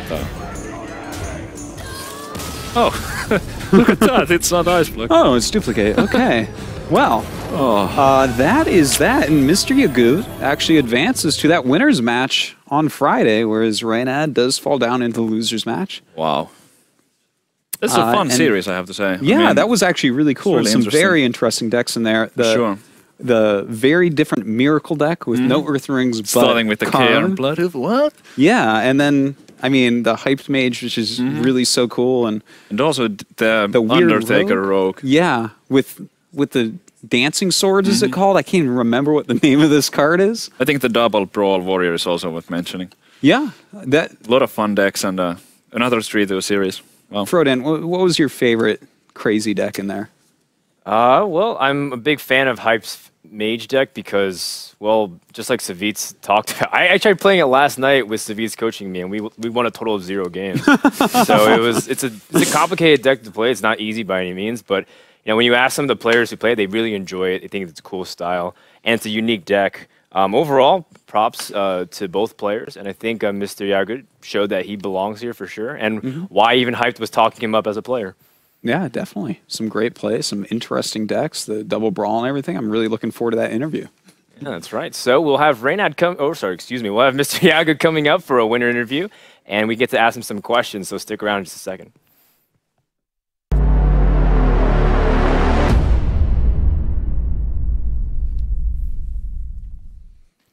All right. So, Mr. Yaguts, how are you feeling? That series was pretty intense. Once again, going to Game 5 in true European regional fashion. You must be feeling pretty good. Yeah, it's very good. It was not so easy. I bet it was pretty down to the wire. Let's start off, Hearthstone. You had a lot of questions about how the series went here. I mean, the Miracle deck, no Earthen Rings, but why is Karn in there? It's kind of interesting. Well, let's hold the mic just a little bit closer. Thanks. Well, it gives you more board control, and it's also much better against Warrior, since they can't really remove it that easily. Mm. And what about the double brawl? Because that was kind of cool to see that there.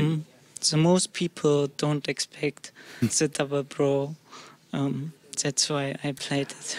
But is that going to mess you up moving forward, since now everyone here has written on their hand 2 brawls in Mr. Yagut's warrior deck? No, it doesn't matter. All right. I'll let you guys ask some questions. All right, so I have a question about the mage deck that Reynad was actually playing. Like, are you familiar with the deck list, and when did you figure out what kind of mage it is? Yeah, I knew that it was Hype's mage deck, but I couldn't remember all the cards in it, so... Yeah. Yeah, we could see you, like, I was thinking that you might be, like, playing around, like, some secrets that actually weren't there, like maybe Mirror Entity. Yeah.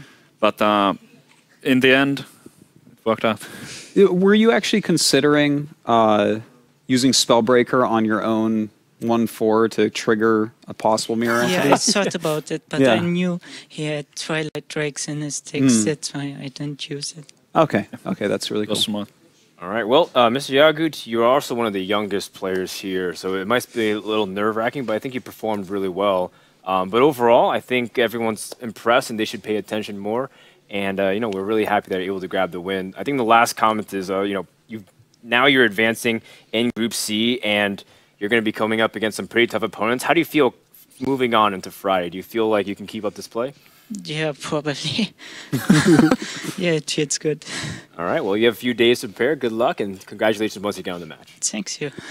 All right, so that wraps up Group C, and we're going to be moving on to our final 2 matches of the day. What's coming up next, Artosis? All right, next, Fisho, who Savitz has said is such a great French player, going up against the one and only life coach. Is a match everyone is really looking forward to. So that's going to be great. And then, of course, the person who many people name as the favorite of the entire tournament, Kalento, the guy that gets #1 on every server all the time, going up against the Fallen. So a couple great more matches here tonight. Do not go anywhere, guys. We only have 2 games left, but it's the group of death. Yeah. And it's kind of like, I feel like maybe the best for the last. Let's hope. That's right. The best is yet to come, guys. So stick around and make sure while you have a little bit of a break, check out your social media and hashtag Road to BlizzCon and let us know what you thought about those games, and congratulate Mr. Yagut as well. When we come back, Group D begins here at the European Regional Finals.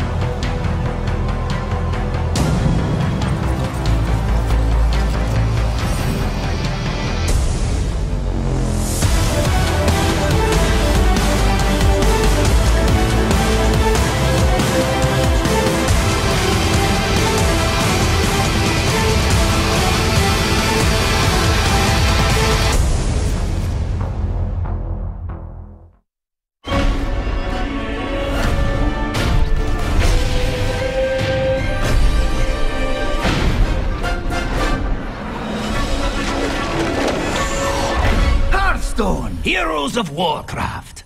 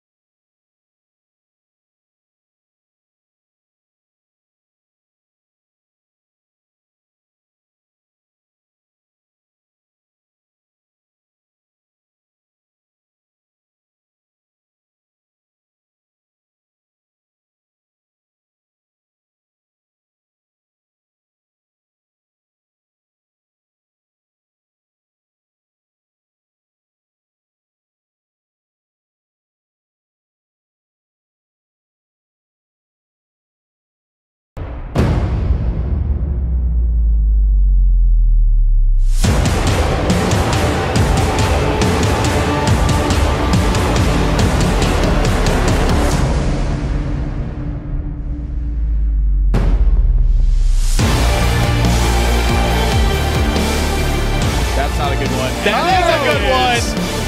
Wow. Wowee. And this is why you never quit, no matter how far behind you are. If you can win, you can win.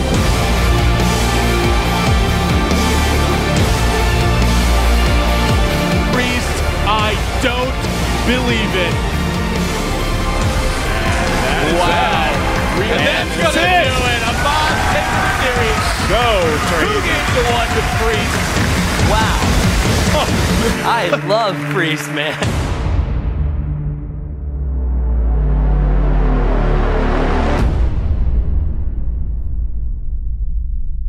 6 matches deep, and it's time for Group D to begin here at the European Regional Finals for the Hearthstone World Championships. The road to BlizzCon continues here at DreamHack Stockholm. Guys, it's been a wonderful journey so far, and we're coming down to the last couple of matches, but I believe the best is yet to come. We have Life Coach versus the Fishu, followed by The Fallen versus Kalento, 2 players that people have been eyeing for a long time. Life Coach because he hasn't been making appearances, and of course Kalento because, well, the guy's been absolutely on fire, so I'm looking forward to the next couple of series.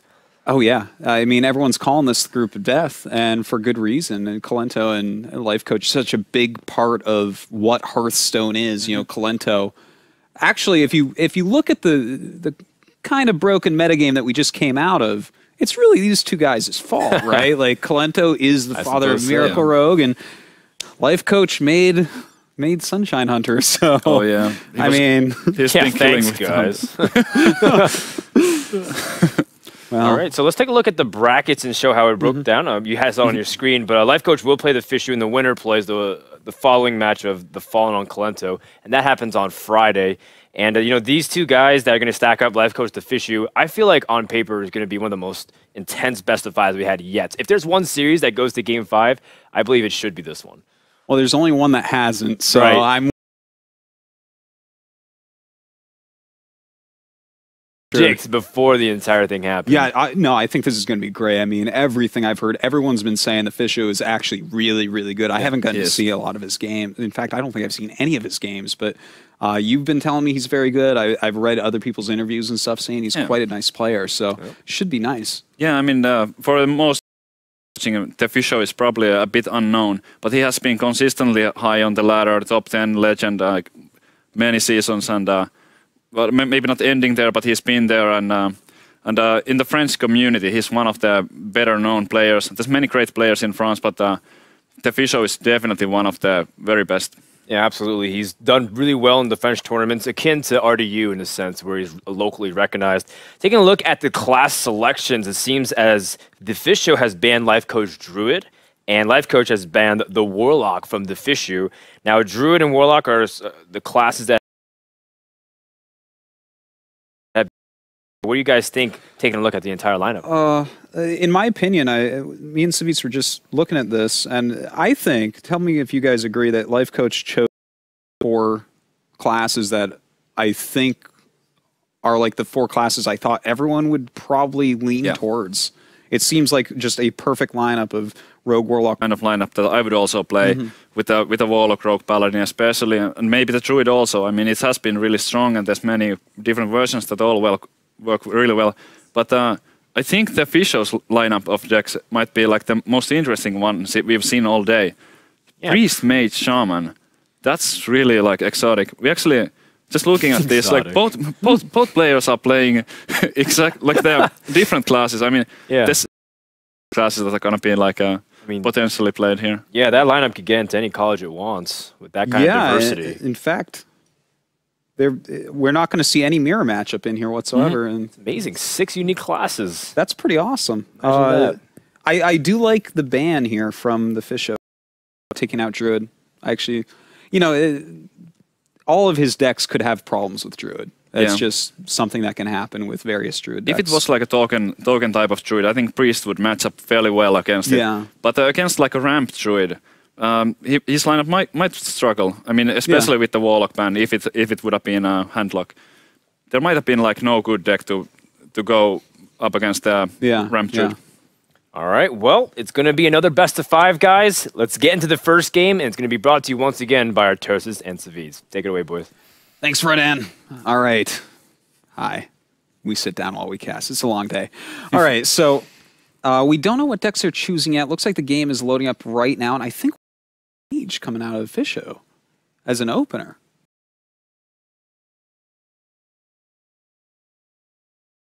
Nice. Another one of these, like, it might be... Oh, wait, no, never... All right. Oh, wait, yeah, no, here it we is. Go. Mage against Miracle. Oh, wait a yeah. minute.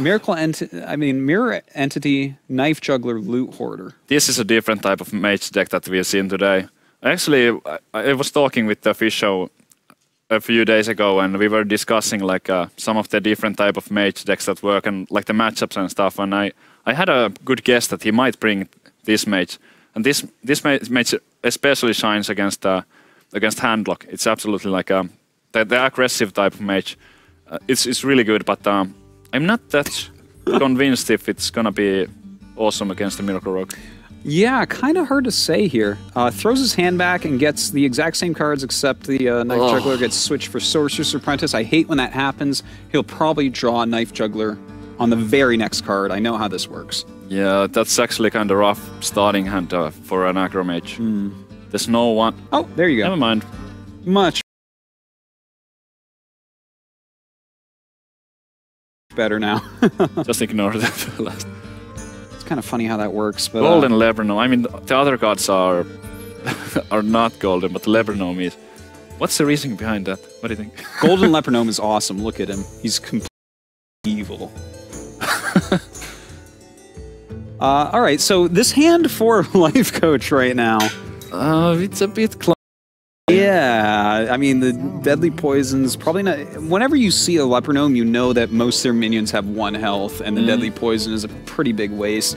Conceal, obviously, something you're not going to care about. I'd rather them run into my bigger minions, probably because my life is getting so low at that point. I mean, this starting hand against a slow deck, it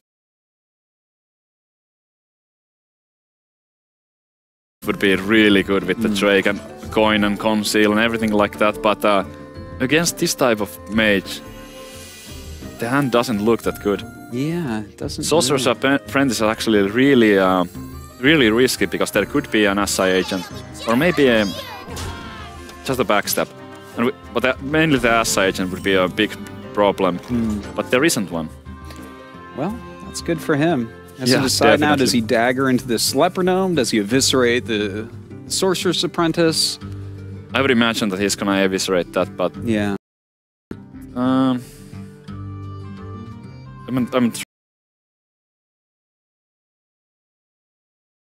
trying to like figure out if they made in favor of just daggering up and killing that Lepronome, but I would lean towards the eviscerate here. I do definitely agree with you there. I mean, by playing that, the fact that he can play multiple spells the next turn is pretty painful. There could be like anything coming up, like Cheap Arcane Intellect and stuff like that. Well, we'll see here in a moment. Life Coach, definitely a very smart player. Yeah, he looks like he's really like deep in those right now. Yeah, he's actually, he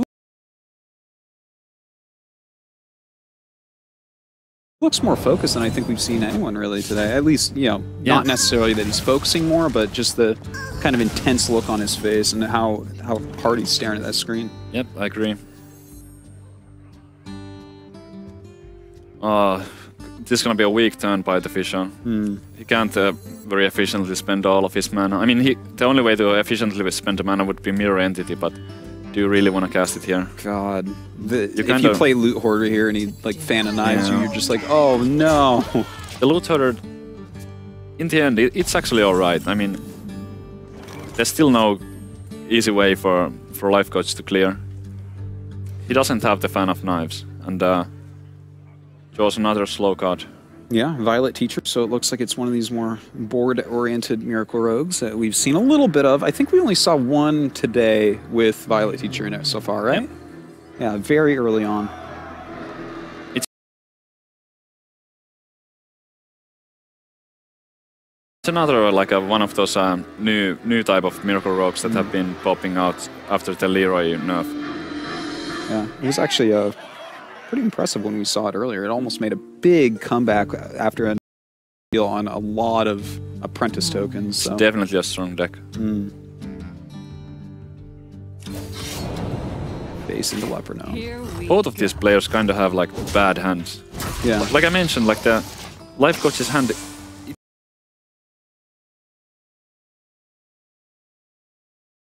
It's not usually bad, but in this situation, it's not good either. Mirror Entity, would you consider going Mad Scientist and Frostbolting his face? Like, I know that Frostbolting his face is probably dangerous because it has Ice Lances in the deck most likely, but... Yeah, I think you gotta hold on to it. It's actually really interesting with the Mirror Entity already. I guess going into turn That's 4, not the right? most mana efficient play, but it might turn out quite well for him. Yeah, I could definitely see like a possible...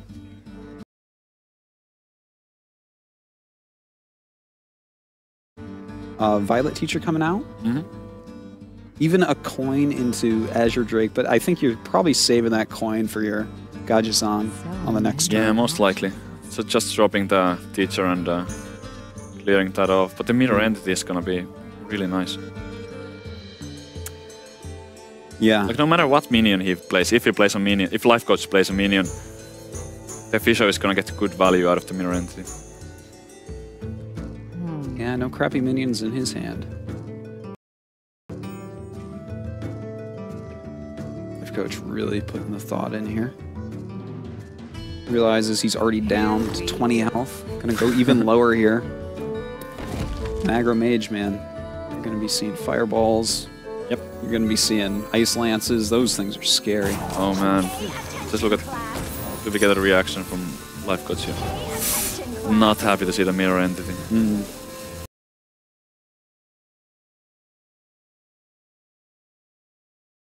But he's keeping his calm. Here we go. Yeah, he's gotta go into that. Ugh. It's brutal. There's Scientist. Oh! Well... I would say that that is not a bad draw, that Undertaker.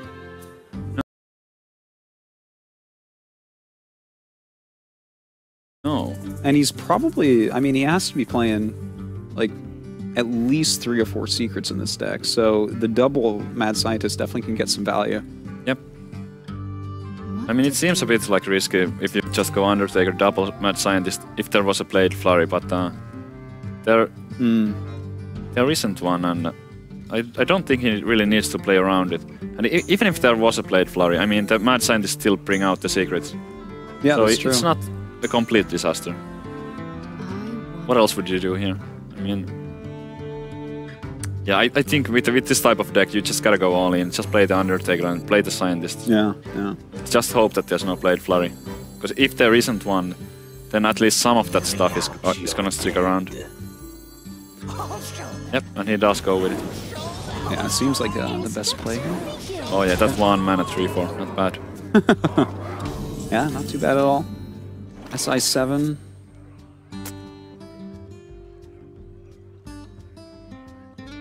God, this is... that is quite a board. Not looking great for Life Coach right now. No, certainly not.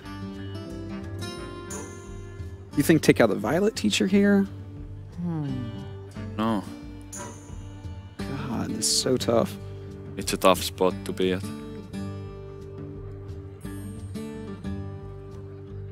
Could just go for the Auctioneer, maybe coin and maybe even coin out the Cold Blood to take out the Violet Teacher.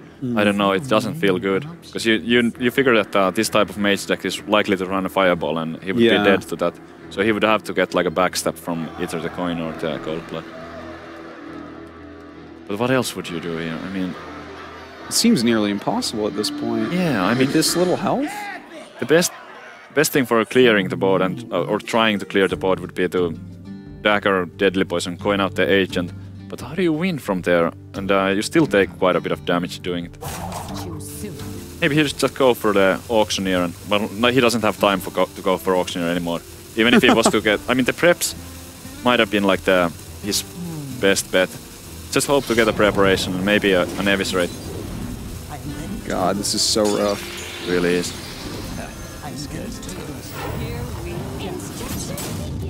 Oh, and he ropes.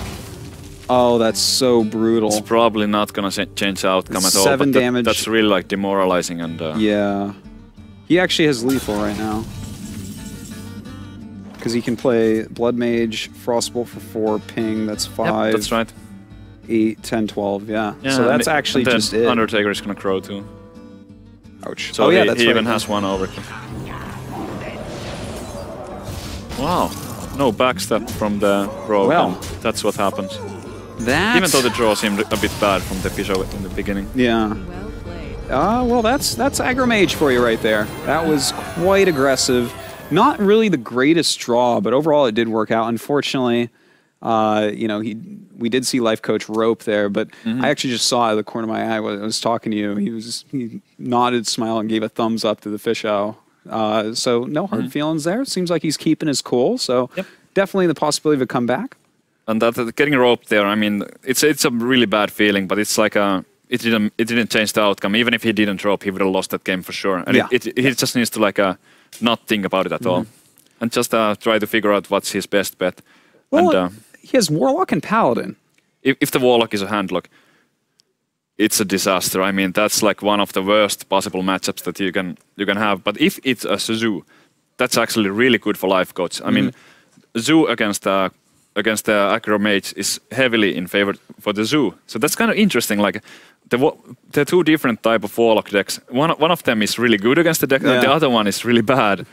But I find that kind of, you know, kind of weird and kind of funny. I want to guess that the Warlock is a handlock, just based on the 4 classes he chose. I feel like he just chose very good, standard, solid decks that make a lot of sense right now. And handlock seems like almost like an obvious deck right now. So depending on like which type of Warlock it is, we can see the Paladin. So that signals to me that it definitely is a handlock. All right, so Shade Noxramas and Kel'Thuzad actually telling us a lot about what's in this deck right now. Oh yeah. Those are a couple of cards that you can see. Not everyone's playing Kel'Thuzad in Pally, and you know sometimes you see Shade Noxramas, sometimes you see Leper-Gnome, sometimes you even might see an Earthen Ring in there occasionally. Wait, I don't what? think right now though. Leper-Gnome. In Paladin? No. What did I say? I said Leper-Gnome? I meant Harvest Golem. Oh, that's right. Okay. That makes a lot more sense. Slept 3 hours last night. I'm jet all right. lagged. I have all sorts of excuses. Okay, so it looks like he wants to keep the Shade of Noxramas. It's an early drop, makes sense. Equality, he's going to be hoping to draw into... Wild Pyro. Yeah. The hand for Fisho, pretty darn good. Yeah. That's the Undertaker. Undertaker into Loot Hoarders. Good play. Oh, man. That's an even better one. This is looking really good for the Fisho right now. Because like I mentioned this before, that Paladin kind of struggles in the early game quite often. But the Paladin does have heals, so if he was able to hold on, hold off the aggression early game, with all the life gain, he could maybe stabilize. But the draw from the Fisho, it's beautiful. Oh, I would be a little bit surprised about that, I guess. Oh, no. Like it. I mean... Yeah, if he just hits the 1/1 with this, and then he can do knives at the other 1/1s that pop out. Yeah, this is actually really nice. I mean, my first instinct would have been to go for the Mad Scientist. Yeah. But now that I think of this, I actually like this a lot more. Yeah, it makes so much sense, especially when your opponent doesn't have the coin here. There's not going to be a True Silver this turn, so you're going to get at least 1 juggle, which... There's a good chance there's no 3-drop in his hand. There's not that many, you know, there's Aldors and then maybe 2 more 3-drops in the whole Paladin deck. Yep. He could go for the Shade, but he could also go for the Iron Beak Owl and the Juggler, because, I mean, this type of mage deck runs things like Mirror Entity. If there's Mirror Entity and 2-drop, there's actually like fairly, like it's like 50-50, right, to kill that or something with 3 knives. Yeah, it would be 50-50. But if he hits the first one, could have coined out. Yeah, but he's probably still gonna do it. Yeah. I can't blame him. It's a bit risky. He kind of plays into a consecration here. But we can see that Life Coach doesn't have one. Well, Life Coach does have a He actually has a few cool plays. Of course, he has the Spellbreaker, and he does have True Silver in here. But like, no matter what he does here, he seems to be taking a lot of damage next turn. That is right. I think he's going to have to trade this Shade. There's just no question about that. No. Knife He Juggler has and to do this the trade. Undertaker just both have to be taken out. Would you consider... what do you like here? Do you like True Silvering into the Undertaker, or do you like just silencing it to get a minion on the board? Well, he could maybe silence it, but I would probably go with the True Silver. Yeah, it does definitely give you another guaranteed kill the next turn. It does. And then you might be able to say that it kills something of value.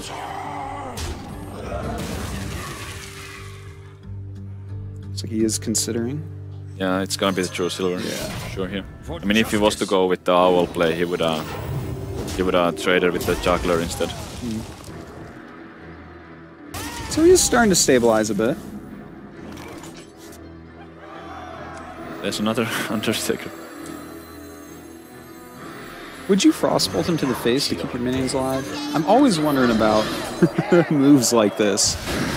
Because I know that based on the cards I've seen here, he has Ice Lances in here, and I don't think he has Water Elementals. I mean, in it's here. a bit risky, but he might never even draw the Ice Lances. And like the only situation where the Frostbolt would be bad was if his like next cards were Ice Lances, because then he might have trouble actually like getting value out of them. Yeah.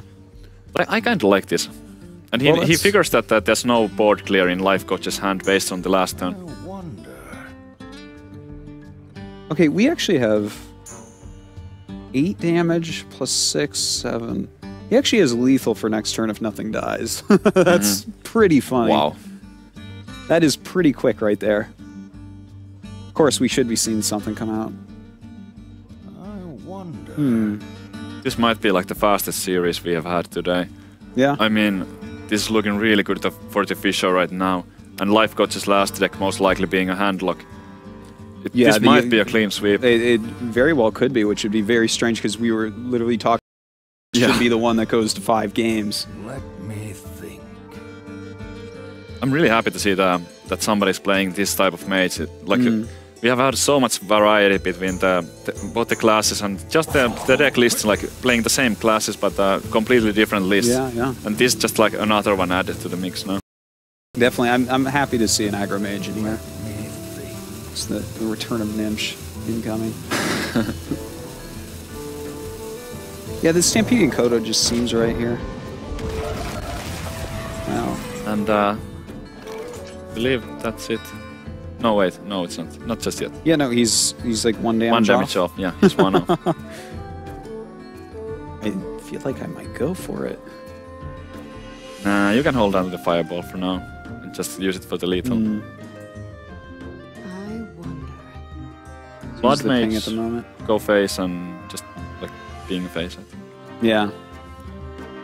Well, the thing is that your opponent's going to be on 6 mana next turn, so he can't even play Guardian of Kings yet. No. He actually has to have, like, very specifically... Yeah, he has to have Holy Light. Yeah, Holy Light. Like, that's it.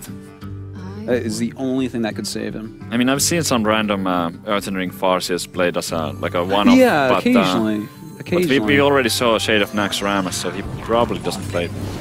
Oh, he's just going to bring him down to 1. The thing is, I guess if he had Consecration here... Well, he can heal with a True Silver Champion. Yeah, exactly. So if he... But that's not... He doesn't have it, so it doesn't actually... So that's game. Make any difference there. Yep. Kind of brutal. Is there some way? No, he has no card draw. There's no way. He cannot leave even 2 points of damage on the board, and he has to... He can kill one of the minions with the Coda. He can play another Coda to... 2-2, but... It still leaves not it to... going to be enough. Yeah, it leaves 3 damage on the board. Yep. Yeah, he doesn't have the mana to do...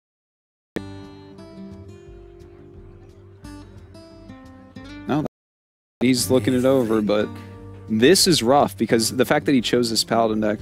I mean, I think Paladin, if you have maybe a little bit better start versus a little bit worse start from the Mage, you're going to be fine. But I'm really thinking that he's probably having Handlock as that last deck, and I am afraid of what this is going to do to Handlock. It's not pretty.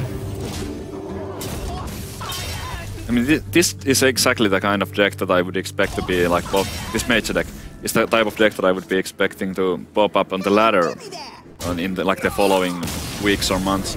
Yeah. Because the Handlock has gained a lot of popularity now with the Hunters kind of weekend, so so there's a lot of Handlock, and this is exactly like it's fairly cheap deck too. So if you're like a newer player and you don't have all the cards yet, this might be the go-to deck to get rid of those annoying Handlocks and to be able to actually beat them consistently. Yeah, very, very true about that. And at some of those lower levels, going to face doesn't take that much thinking sometimes, but no.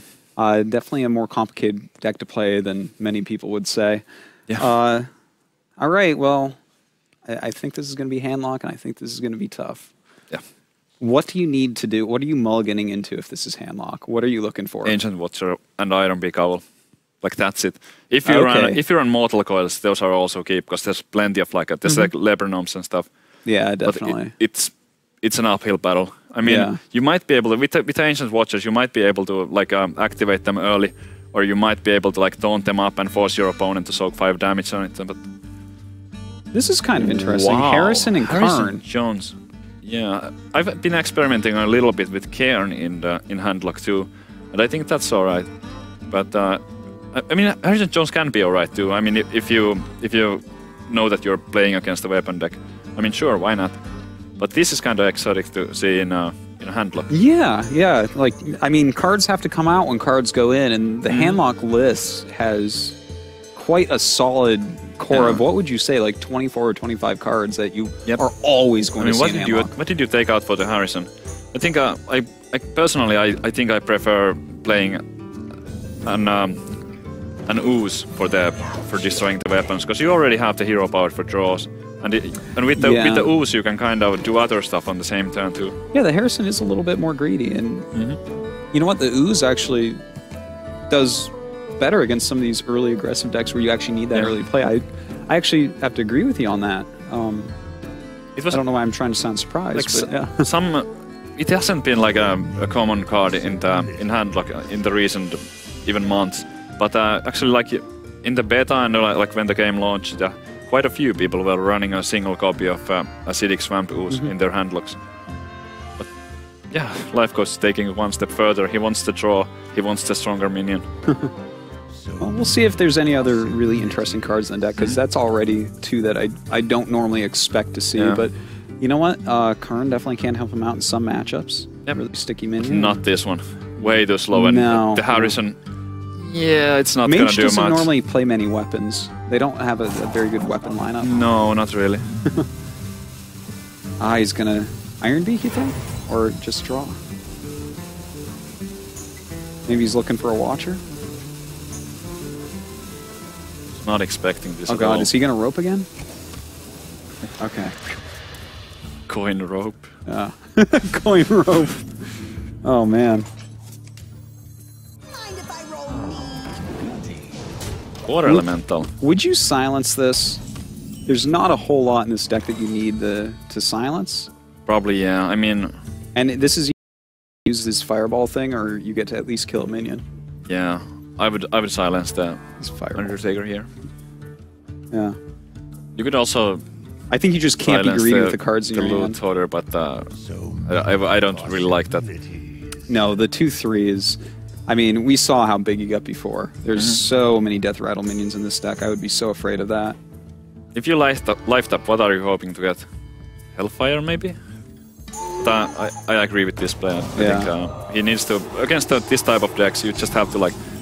Just play minions and hope to draw more minions. Yeah. The life that's pretty bad against the deck which is burning you down. It's like a Hunter hero powering your own. Let's see what he's gonna end up doing. I think that this is a pretty obvious Earthen Ring play. Yeah, I gotta agree with you on that one. I just don't. What else? No, what? Yeah, what else are you actually looking for here if you're not gonna Earthen Ring? Wow. Just not to go for it. Okay. Why do you think that is? What is he looking for then? Probably Hellfire. Has to be Hellfire. I can't think of anything else. Yeah. But the Earthen Ring would have kind of been able to potentially clear some of that stuff next turn. If he's looking for that, don't you play Sorcerer's Apprentice Counterspell? I wonder. Yeah. You want to play the... I think that's absolutely the best play here. I mean, Life Coach spent his coin already on turn 1, which might backfire horribly here because he doesn't have an easy way to deal with the counterspell. And he needs to like Soulfire away the counterspell or something. If his AoE gets counterspelled, that's like a GG right there. Yeah. I would really like to see the Sorcerer's Apprentice counterspell. Because the next turn is the Hellfire turn, potentially. It's... You know, Mirror Entity... Okay, so he's actually putting in more on like a Twilight Drake coming out or something like that. Yeah, it seems so. There's that card, not too helpful here. No, Hellfire. That Mirror Entity actually is gonna pay off better than the counterspell would have. But I really think that I would have preferred to see the counterspell. Well, it seems to make a little bit more sense, I think, because you are going to that turn 4, and like a Twilight Drake, for instance, doesn't actually scare me with this board right now. No, not at all. The AoE is way more scary. Well, he might be able to get it out next turn. Counterspell, that is.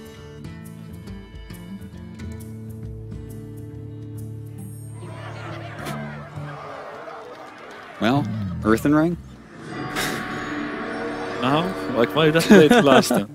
Oh, I know. It's pretty tough. Maybe he wants to like play the Molten Giant first and then be healing or something. Yeah, I mean, that's kind of a reasonable idea. You know, he can play the Sludge Belcher to, you know, slow down the damage a little, then get into this, the Molten, and then start healing up and try to come back like that. If he has like a plan that he wants to basically turn around the game at some point. So the Earthen Ring would make get back in. Life tapping.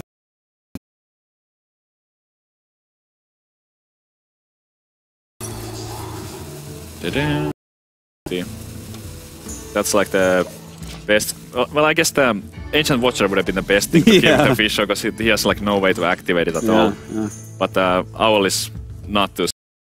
Yeah, pretty weak overall. Yeah, it's pretty weak, but it's still do 2 damage, and it still has to be kind of dealt with. Oh yeah, I like it. Like, what can you do against if you play a minion? The Fisher gets 1/2.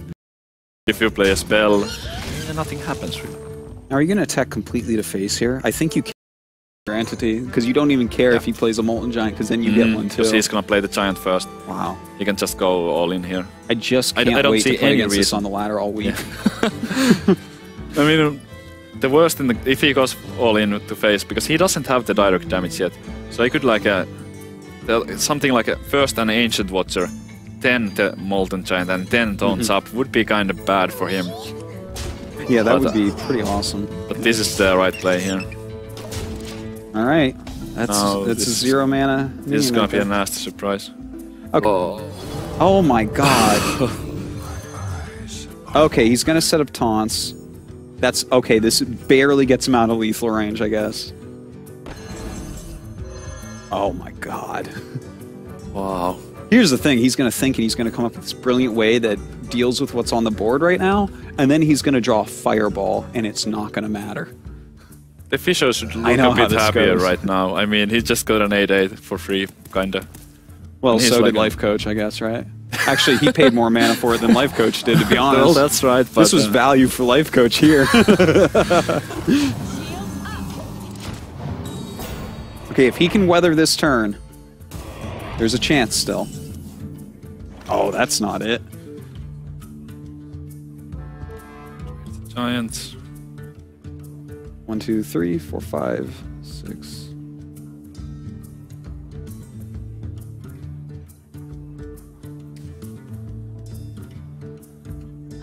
Well, it's not over yet. No, it certainly is not. But eventually, the Fisher will draw into the direct damage. There's Lepernon. Yeah. Well, he does have Earthen Ring in hand. We don't know all the cards in the deck yet. If he can live just 2 more turns, then maybe he gets a Jiraxis, maybe he gets an Alexstrasza. It's a possibility. Yeah, that's like the only way Yeah. for him to have. Maybe he draws Siphon tiny Souls over the chance. next 2 turns. Some kind of life gain.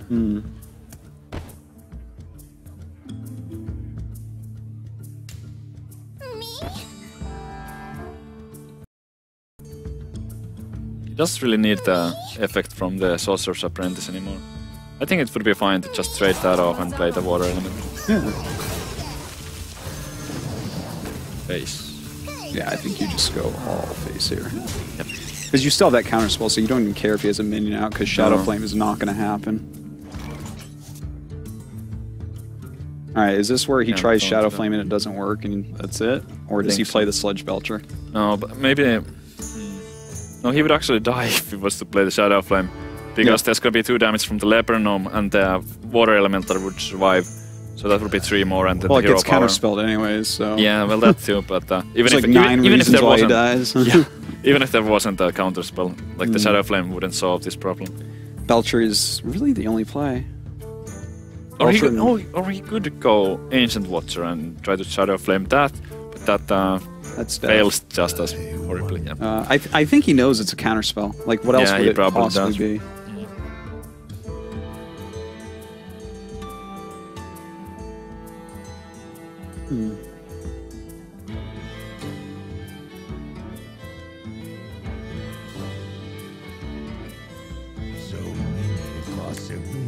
So let's say he Belchers. He kills the owl. What a crazy aggro mage deck there.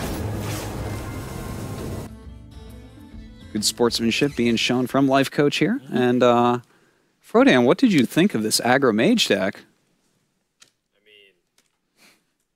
That was pretty quick. Yeah. I think the most important thing to take away is that it's kind of like what Savis was saying, that this deck is underrepresented at the moment. It's still very powerful, and people are not catching on to it yet, but they should be. They should be paying attention to what this deck can do, and just showing the power of Secrets in the Tempo Mage. It's just cool to see how it works, and yet another deck that's showing a lot of dominance. We saw Druid do really well today. We saw Paladin, of course, taking games. At the very beginning of the day, it was Priest that was doing well. Seemed like the metagame's in a healthy place, honestly. Yeah, I mean, it's really cool. We have every single class in this tournament. I don't remember the last tournament where we had every class with multiple decks from multiple people. And just so many different variations. We've seen Zoo, we've seen Handlock, we've seen Aggro Mage, Control Mage, you know, everything, really. I mean, with the changes that happened on Monday, I was expecting us to see a lot of variety, but this is like even more than I would have ever imagined that we've seen throughout the day. And we still have one more match to go, and we might see yet another one of some kind of new type of deck or a new kind of variation of a already existing deck. Yeah, definitely. And of course, the best part for the official fans, as well as him, is that he's 3-0'd, keeping his Priest and his Shaman secret for Friday as well as Saturday if he can get that far. So a great start for a tournament for the Frenchman. Yeah, and you know, some of these players may look at that mage deck and be like, ooh, that kills 2 of my decks. And they might have to ban that, which means they have no idea what they're up against with the other classes. Absolutely. So the information is power, as well as the interview, which is coming up in just a few seconds. Let's see what Fishu has to say about that series.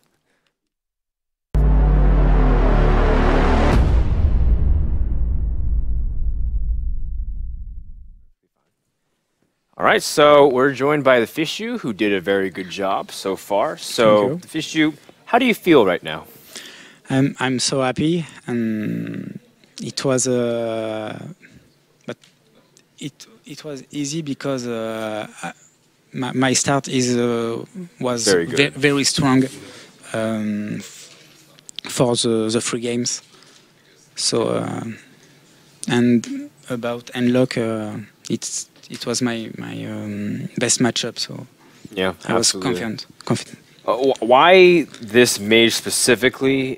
Did it speak to you as a deck? Because other people didn't bring mage a lot. Why did you enjoy bringing this deck? I think Colento and Lefcoat are better than me. So I think so. My plan is to play aggressive deck to to win like that. So Sure, give yourself the best chance. That's a lot of respect to show. He says, I want to try to win in this kind of game. Artos, you want to follow up here? I really like that mindset actually, to like know where you put your skill as opposed to your opponents, and to actually like that's what I do in tournaments too. I'm like, oh, these players are better than me. Let me bring a little bit more aggression than I would normally. And I would like to say thank you to Savages, because yesterday he said me play mage aggro, aggressive mage. So. Yeah, I was gonna troll you with the question. Who recommended the aggro mage for you? Because we actually discussed this very deck yesterday, and I'm really happy that it worked out for you. I mean, if you just did poorly with it, I would have felt partially responsible. Thank you. All right. Well, congratulations. You're not done yet. Friday, you will be playing the winner of Colento versus the Fallen. I guess you'd rather play the Fallen because Colento is a strong opponent, yes? Yeah, very strong. Well, all right, but you still have 2 days to prepare, and you can even watch next match. So congratulations once again. Thank you. And we'll see you on Friday. Thank you. All right, in the meantime, guys, the last match of the day, the Fallen versus Colento, should be a good one. Meanwhile, let us know what you guys think about that match. Are you guys surprised that Life Coach got 0-3? We sure were. Let us know. Hashtag Road to BlizzCon. And tweet at us at Artosis, at Frodan, and at Liquid Savich. Do that while we take a few minutes to reset for our last series of the day, the Fallen versus Colento, coming up right after this.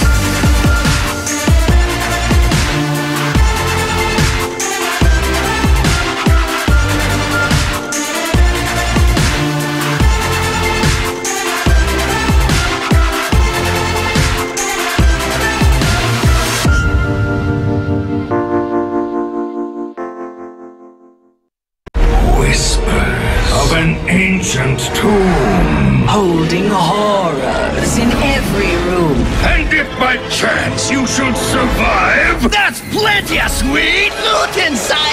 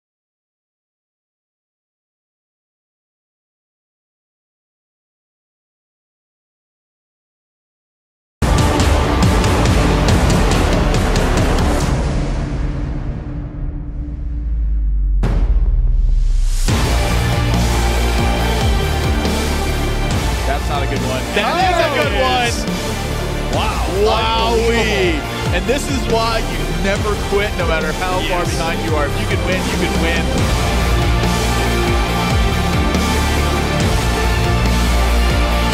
Priest, I don't believe it. Wow.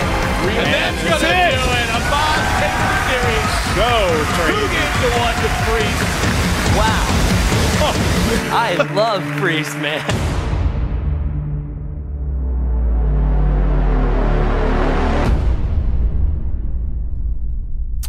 Ladies and gentlemen, welcome back to the European Regional Finals here in DreamHack Stockholm. It is the last match of day one, Kolento versus the Fallen, and it's an excellent one to wrap things up. Kolento is the hottest player currently in professional Hearthstone, and for good measure, the guy's been dominating ladder for months, terrorizing everybody with his innovative decks and his well-rounded play, and now he's going to go up against the Fallen, a complete by our books. Artosis, talk to me about this series. Well, I mean, again, we favor Kolento, saying he should win this. He's always at the top of the ladder. He's always doing well in anything he enters. But every single player we've said that about has gotten knocked down. So is the Fallen going to do that to Kolento now? I don't know. It's a pattern everywhere. at this point. In fact, every single well-known player who's the favorites, at least by the book, and the odds percentages-wise, has fallen here. You know, Tice being upset by Green Sheep, Frezar being upset by Cupcake, being able to take out Raynad, the Fish You Over Life coach. Is it going to stop here? Will Kolento be able to hold it for the people who are well-known, or will the Fallen be the one that's been able to surprise people yet again? Maybe. I mean, these guys are kind of hard to predict, and they're bringing really smart decks, so it's going to go. It might be like a small, I don't know if I can call it a weakness, but Kolento, he streams a lot, and there is quite a bit of information that you can get on his deck lists. And this weekend, he absolutely crushed the Prismata Cup. But all the deck lists were made public, and that was only like 3 days ago. So, I mean, if the Fallen has done his homework, he might have like some stuff planned out just specifically to do well against Kolento's line of decks.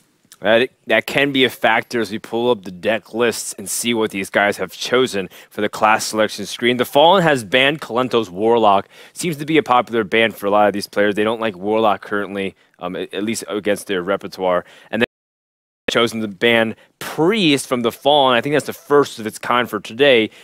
We've seen a lot of kinds of bans, but Priest the first we see here. Yeah, maybe he wants to get rid of it because he is using a Shaman deck here, and I think you definitely don't expect your Shaman deck to be the one that gets banned out of this lineup. So I think it's a pretty solid ban there by Kolento. That's what I would think too. I mean, I think he's banning the Priest because of the Shaman, but and probably the Druid too. Actually, now that I think of it, I mean, Goblin banning Druid. It has been the type of Druid that runs the Harvest columns, for example, which is a disaster if a Priest couple Shadow Priests it. So, yeah, Priest definitely makes a lot of sense as a ban. And the Warlock ban also, from the Fallen, I mean, he does have a Rogue, he does have a Warrior Paladin. I mean, Paladin does stand a fair chance against a handlock. Yeah, but especially with the Rogue that he has. And he also had the Priest. I mean, he didn't know what Kolento would ban. So he had like 2 potentially really weak decks against handlock. Yeah. So smart bans by both players, in my opinion. I would say, actually, overall today, almost every ban, I think, has been very smart. Well, let's see if it pays off. Once again, a 6 unique class lineup should be a good. I believe the series is about to begin, so once more, Artosis and Savitz will be taking us all the way home for today. Have fun, guys. Thanks, Frodan. We are ready to finish up today. It has been a long one, but an excellent one. Make sure to tell your friends. We're still going here in Europe, in Stockholm, for the BlizzCon European qualifiers. And it looks like we're going to start off with the Fallen Yuuzhan Warrior, and it's going to be a Druid deck from Kolento. Kolento must be really excited. I mean, this is a matchup that... and that's starting at... Look at the cards that Kolento has. Well, I always do like to innovate out a Shade of Noxramas. Yeah, not bad. It's a pretty good play. That's a fast Gets start. pretty big pretty quickly. Yeah. I mean, the matchup is already so good for the Druid. It's mostly because like the Warrior has such a difficult time dealing with all the death rattle spiders and stuff like that. And also like just stabilizing and not dying to the combo, basically. it can be almost impossible at times. And now that Kolento has an amazing draw on top of the already, this is gonna be a tough one for the Golem. No question there. Do you foresee him coining out the second shade? Or is he gonna play Haunted Creeper into the shade and then turn 4 point out the I'm pretty sure he's just gonna go with the Haunted Creeper because the mana is gonna be so awkward if he does it the other way around. I mean, I think he wants to keep the coin. I mean, if you try to plan this hand long term, like Creeper here, going Shade next on allows him to coin out the Spectral Knight on 4. So he has like a steady curve there. That, and he does as well. Marius there in hand, and kind of interesting so far. Warrior deck, there is a Whirlwind in there. We don't see that in as many modern Warrior decks, and Kel'Thuzad as well. Yeah, well, include. It's not commonly like included in the Warrior list, but in this particular matchup, it can help him a lot with dealing things like the small spiders from the Haunted Creeper. Well, looks like he will bruise this now. Gonna give him a little bit more armor and make this Whirlwind and Execute heavy hand a little bit more powerful in some ways. Yeah. And it seems here like Shade Nox Promise just makes decision is like, do you wanna attack with the Shade? And if you do you go face or do you take out the Armor Smith? Yeah, because that definitely can proc for an Execute, but still value there for Kolento. Of course, you have to be careful against Warrior because they do have brawls. So if you wait too long on that and then suddenly it gets brawled away and you just have like a spider left, you're going to feel like a fool for never attacking. But again, if they don't have it, you know, charge up a little bit more. Sometimes you get more value out of it too. Yeah, I gotta agree with taking. Now actually like popping the spider and killing the small ones is gonna be a lot trickier. Yeah, definitely going to go ahead and Execute here. Doesn't really have any strong plays. I think you just armor pass as well. Yeah, I mean, you don't really want to spend your second Execute on the spider. No, if you did, you'd have to Whirlwind as well. And God, use up your whole hand, no thank you. But he is at 38 health at the moment, so that's good. Yep. That would have been a coin Spectral Knight for sure. But now the option here is, do you play the Yeti or do you coin out the Spectral Knight? And I would expect him to just play the Yeti. But because Kolento, like the way he plays is that he thinks, I want to say like one turn ahead, but he actually thinks way more. So like keeping the coin off on the later turns. Well, going to work on that armor at the moment. He does draw into a brawl. Yeah, definitely. That's an interesting draw. I mean, he will need it, but it's not. I don't think it's time just not yet. No. Sludge Spellster buys you a little bit more time. Yeah. Make him commit a little bit more heavily. And in fact, the Spectral Knight coming out, that could definitely say. And he also has a Sylvanas, and that's actually a pretty strong play to play the Sylvanas if you're not in a hurry to play the Brawl, because that guarantees you, like, no matter the board is going to be clear, aside from the one minion that you will. Yeah. So it's kind of like having the Sylvanas first guarantees that you win the Brawl one way or another. It certainly does. That Inner Weight. Oh man, you could potentially play the scenarios next then. But that Brawl is gonna be big. Yeah, I think. Are we gonna see the Brawl here? I don't know. Maybe not. It's kind of tough because I mean, that is a lot of possible incoming damage if you don't. It really is. If he goes for the Brawl, I execute the 1/1 just to like make the Brawl a little bit better. He has to be scared. You don't think of you save the execute for one of the big minions coming out of it? Well, 4 small spiders because of Savage Roar, so that's why I would probably execute here. But maybe Sylvanas is the play. I mean, I actually think this is the best one. I mean, it definitely gives him more power for the next turn. Yeah. Because like he can, Whirlwind. Yeah, he can make real power play next turn. But the question is, how much damage is he gonna take here? And the answer is a lot. I mean, I think we're gonna see the innovated scenarios to buff. I think so. That's so much. It's 7, 13 plus 6. Wow. It's like 19 damage. But if he actually goes through with that, the Brawl the brawl is gonna clear everything he has. Yeah, that's true. And then Kolento is gonna be in World of Hurt. Do you think there's any merit in playing the Wild Growth? I feel like I'd want to save that at this point. Yeah, You I have think the innovate, just you have the coin. at this point. I mean, you have coin, you have innovate, like you said, and you just want to keep the Wild Growth for turn 10 to potentially get closer to the combo. I think. This is a tough turn. Kolento wishing right now that he had a Keeper of the Crow for the silence, but he doesn't have one. He's going to go with the scenarios. Well, that is a lot of damage. It sure is, but next turn from the Fallen is gonna be just perfect. I mean, you execute the 3/3 spider, you run the Sylvanas into the other spider, and then you brawl. Oh yeah, yeah. Okay. That has to be the Of play. course. There's nothing else. See I what mean, gets he could from- potentially. He could actually Whirlwind as also well. use the Whirlwind to guarantee that he won't get a 1/1. But not sure if that's worth it. Well, otherwise the Whirlwind is kind of. I don't know if it's actually gonna do anything for the rest of this game. But like a lot of his token guys are already out here. Like, I guess if he's playing oozes, it could That's be useful true. against that. But no warrior deck plays Twilight Drake. I mean, Azure Drakes anymore, really. So Wait, what? Oh, is he gonna go face and then? Oh, he could go face, then brawl and just a Whirlwind afterwards. But if he gets a if spider, one of the he's spiders sad. survive, I don't remember which order these were played in. But let's see. I mean, if the spiders were played before Sylvanas, right? So he could potentially get a 1/1. Yeah. Yeah, this kind of. I think my play was. Yeah, your better. play was most certainly, without any doubts, a stronger play there. I actually liked using the Whirlwind as well to make sure you didn't get a spider. Like, I guess the worst you would get in that case is even like with a 4/1 Yeti or something. Even Or- with that no. play, without 7. without playing the execute, he should have still popped one of the spiders. I feel like, 'cause that's kind of this is pretty awkward right now. Yeah, no, I do like your play a bit better here.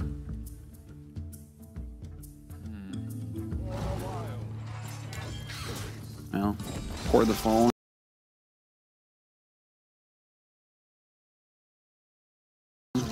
His Spectral Spider you worked so hard for is gone. Kolento looking good at the moment. Yep. Can't execute that. Can't shield slam that. What options does he have? None? Approximately?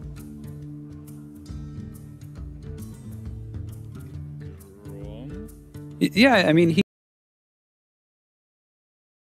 could, he can go Gromash, and he can use a Whirlwind to activate it and kill the Spectral. He can't do that just yet.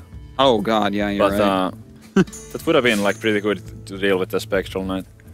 He has to wait with that play. Oh man. 4, 5, 6, 7, 8. Like, he can deal minimum 9 damage next turn.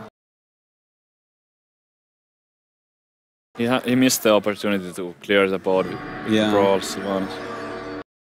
Armor up, shield slam the spider, execute the spider Whirlwind. Yeah, I mean... And then never activate. Doesn't feel good. No, nothing here feels good. Nothing here looks good. Could Kel'Thuzad just to have a huge body out there that's not going to be dealt with. But it's... I don't know, man. None of these are any good for the Fallen. Not at all. Well, that Wild Growth probably not going to be played this turn. Hopefully not at 8 mana anyways. 7 mana Wild Growth on turn 8. With a Spectral Knight and a swipe in hand.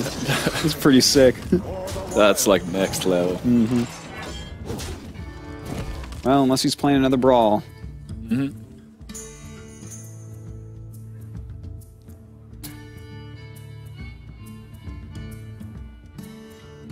Nope. That Ragnaros is not gonna get him out of this one. No. He actually can't get out of lethal range. Nope. it is actually impossible because of the swipe in hand. Like, you can remove the spectrals and the little 1/1, but that's it. It looks like Kalento's actually going to take a very speedy game number 1 here. Yeah.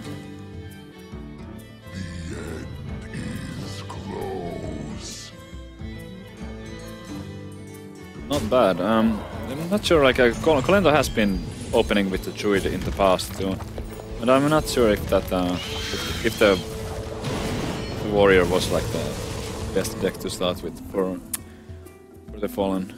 Yeah, well, I feel like Warrior is one of the weaker choices coming into this tournament overall. And just recently, Warrior in a lot of ways has shown itself not to be a powerful deck in tournaments. So...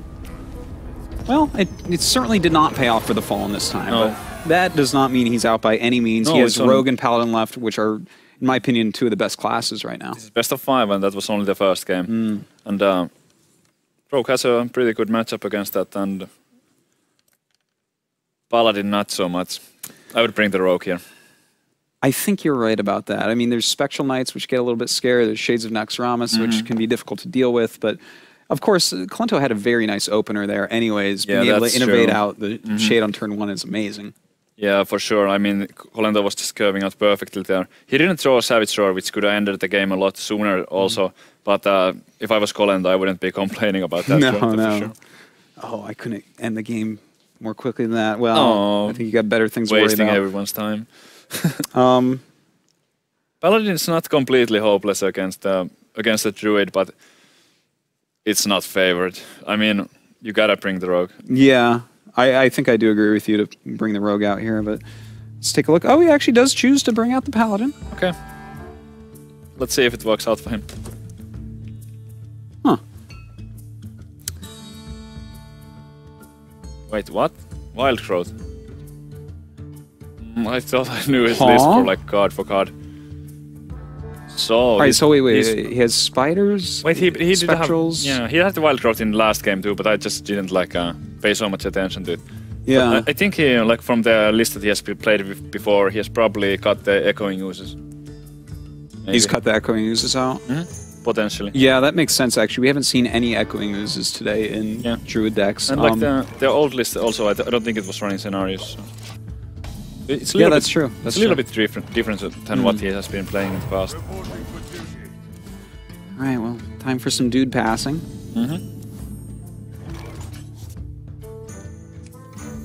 Yes, the Wild Growth. It's like the most awesome feeling ever when you're playing a Druid with Wild Growth and in a tournament and you actually get it on turn 2. Yeah.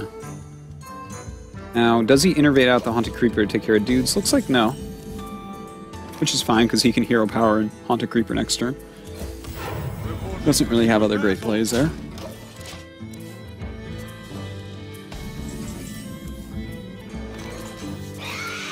Okay, well, there's a Black Knight. That's gonna be good in this matchup. No doubt there's quite a few taunts here for the Fallen. You could even like save it for not use it on the Senjin, but I would expect it to be played here. Yeah, I think it's just too powerful. He has the coin and he got Black Knight. I mean, the tempo gain is just so good. I mean, I guess the Fallen could go through Silver, but the Senjin is by far the best play. I mean, I guess if you knew that there's a Black Knight coming, then it's not the best play. But like without knowing the other guys' cards and like I was referring to Kalento's older Druid list.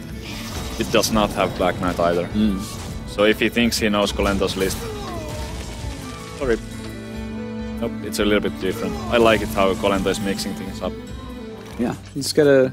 You know, we were talking about it earlier, how he streams a lot, so you can kind of predict what he's going to do. You know, anyone knows Kalento's style. This guy really likes to remove minions from the board. He likes to really control that board so heavily.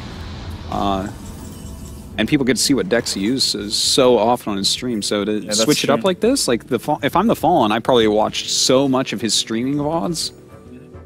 Like the knowledge that the Fallen might have thought that he has about Kalento's deck list, Kalento might be able to like turn it into an advantage if the other guy thinks he knows your list, and that's not the case.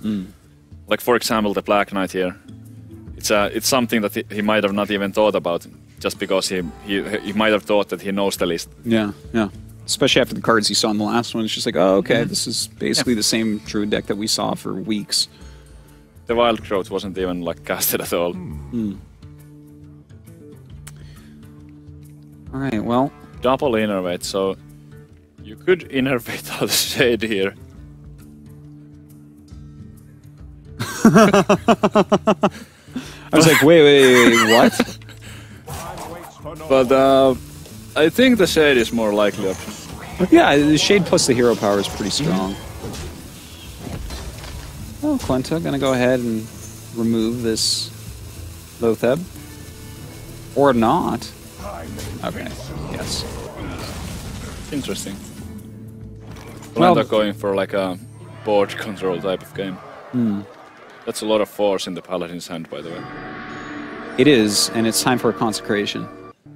Like, without doubt. Consecration, dude, pass. This Shade of Noxramas will never be this small again. You gotta get rid of it. I think so, too. It's 4, 4, 4, 4, 4, 8, 8. Alright. Not the prettiest curve ever. Well, those are all like standard cards, so he's just a bit unlucky here drawing all this stuff.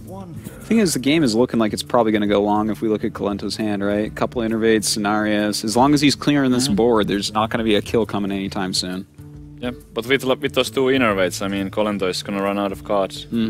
I guess you could make an argument for scenarios being like worth at least 2 cards or so, but still, I mean, whether Kolento draws Ancient of Lore or not in the next few turns, it's gonna make a big difference in this one. Alright, pretty obvious play coming in here from the Fallen. Reporting for duty.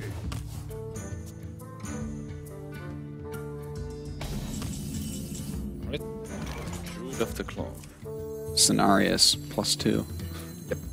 I mean, he did just saw a Consecration, but I still think buffing is the way to go.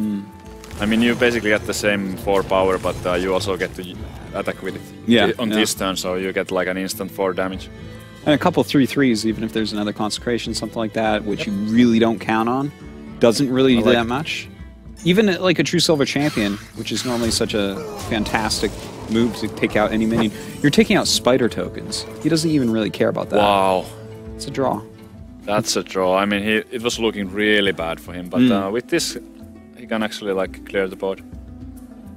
And with the hand that he has, this gives him a big lead, actually. Yeah. There's, I mean, Innervate, Savage Roar, Keeper, Druid against a 26 life Pally with a Silence and a ridiculous amount of life gain. That's the lore, so it... wow. Turns out it turns around again. I was just about to say that the Paladin has a big lead, but there we go. Oh, wow. Those are some sick draws. These guys draw really well. So the game actually gets going, at least. So do you put your faith in the light? I mean, you have nothing to silence. I think you got to, I mean... He did see one Keeper come down already, right? I believe no. Okay, I'm crazy. It's late. But Let me think. I mean, even if it gets silenced, the Black Knight was already played, so he knows that won't happen. Even if it gets silenced, it's still a 6/6. Yeah, very true.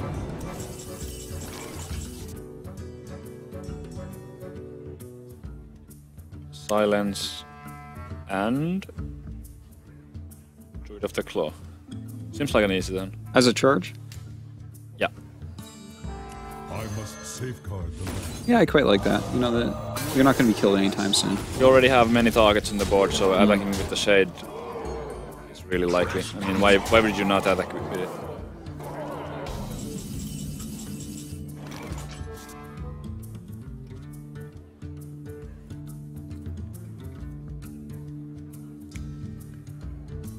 Oh, lots of plays he can go ahead with here. Aldor. There are some options, but none of them are that great, as we know that there's going to be a Savage draw. So I'm actually not sure if he can get out of lethal range here. Well, Senjin plus Aldor plus attack in. That's out of lethal. So he can like Aldor the 5/5 and kill the 4/4. Yeah. and then has Ascension out against a 4/4 and a 2/4. And a 1/5. And there's going to be a Druid of the Claw, so it's going to Savage Roar is going to be 10 damage. Oh god, yeah. And actually he removes that with 1 minion, so that actually would be lethal. Yep, it would be. Child.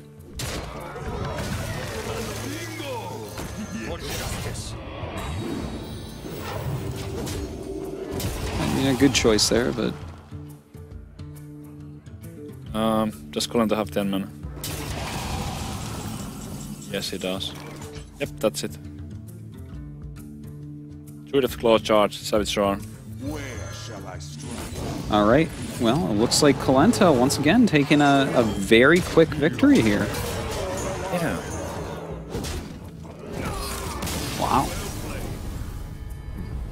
I was expecting more of this like long games, but the group of death has been really quick so far. Yeah, it really has been very quick and very one-sided. Yeah, that also. First aggro mage coming out of the Fishu, and now Colento just with this Druid deck with just a few little tweaks and modifications from the version that we've seen a lot lately, and he's crushing. I'm sure that Colento would be a player who would value it highly. That if he got to keep his other deck secret for Friday. Yeah, I mean, I think he really wants to sweep 3-0 here.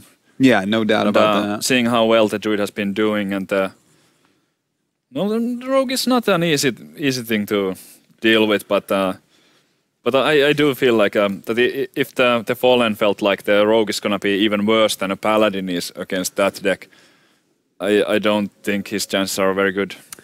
Yeah, I do have to agree with you there. Do you think that this is? I mean, I assume that it's Miracle, right? Yeah, it has to. We did see Reynad with the be. one deck that wasn't a Miracle here, the kind of weird aggro one. I think it's like 9 out of 10 times I would think that it's Miracle. Yeah, well, I would say there's 16 players here. I'd say 15 out of 16 times, with Reynad being the one exception this time. They are normally Miracle. You never know. It's possible that it's another one of those Undertaker aggro decks.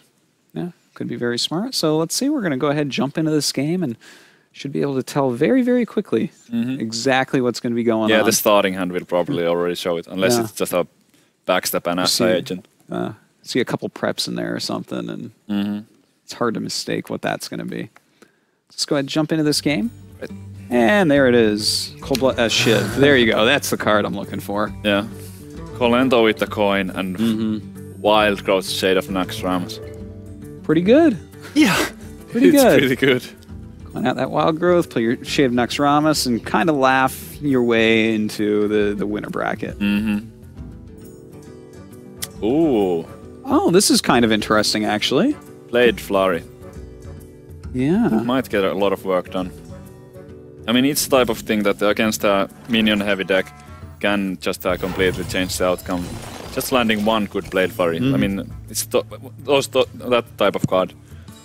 But the version that Colento is running right now seems to be a bit less vulnerable to the Blade Flurry than the old one. Yeah, for sure. He's definitely taking on the oozes. We've seen him go through so many cards in 2 games, so it does look like the oozes are gone. For sure. And yeah, it's kind of like a little bit slower. I actually really like the build, to be honest. Yeah, me too. Feels like more stable into the late game if you don't get that quick and easy kill that happens so often for the first week of the deck's life. I would fan pass. Yeah, I think that's fantastic, because that gives you 1 extra turn to use your Blade Fury anyways.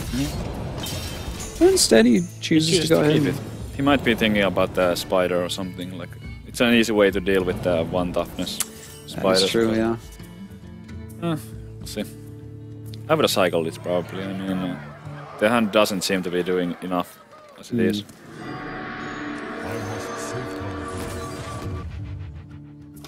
He's going to go ahead and let this continue to grow. Yep.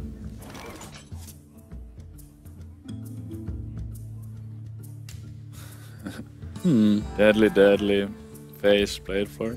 Actually, I wouldn't mind. It's probably too early for that. No, yeah. I mean, you would get 10 damage done, but it's pretty good, but it's 3 cards, right? Yeah. This guy's tough. This is probably better. I mean, it's a bit more conservative. I like that move. I was actually thinking about Fan of Knives, which would just allow you to do Deadly Poison Blade Fury next turn, and Yeah, that would have been alright too. I actually like this a lot. I mean, he's getting a bit greedy with the blade fury, and he should be. You know, that other... If he doesn't use the Blade Fury for this, I wouldn't be surprised, because Assassin's Blade plus Deadly Poison, you get in like 2 attacks with that and set that off, and you're just going to win the game. That attack was a bit surprising to me. I mean, the Fan of Knives is going to be pretty good. Shade can be painful to deal with, and he has an easy way here.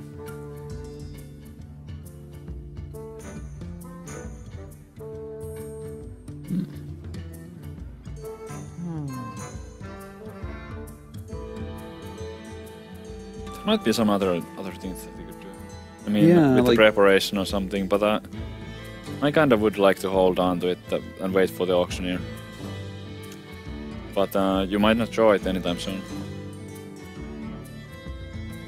I don't think we're going to see Fury this turn. The Fan of Knives seems really obvious, but... Yeah, the Shade needs to go. I mean, he's going to take 5 damage from it otherwise. And now it's really easy to kill before it grows more. Let's draw the Eviscerate.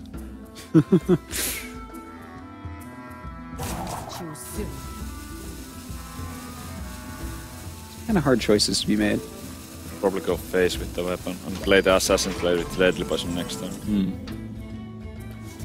He chooses to keep it, not sure why. And he also didn't play the Blood Mage. I would have probably played that too in hope to get more draws, potentially get the auctioneer. What else are you saving it for? You're not like not sure. trying to hit certain math to kill something with an Eviscerate. No, it's gonna be alright here. I mean, he can do Blood Mage into Eviscerate. The Yeti will be done, but I don't know. The auctioneer feels like it would be pretty important to get as soon as possible.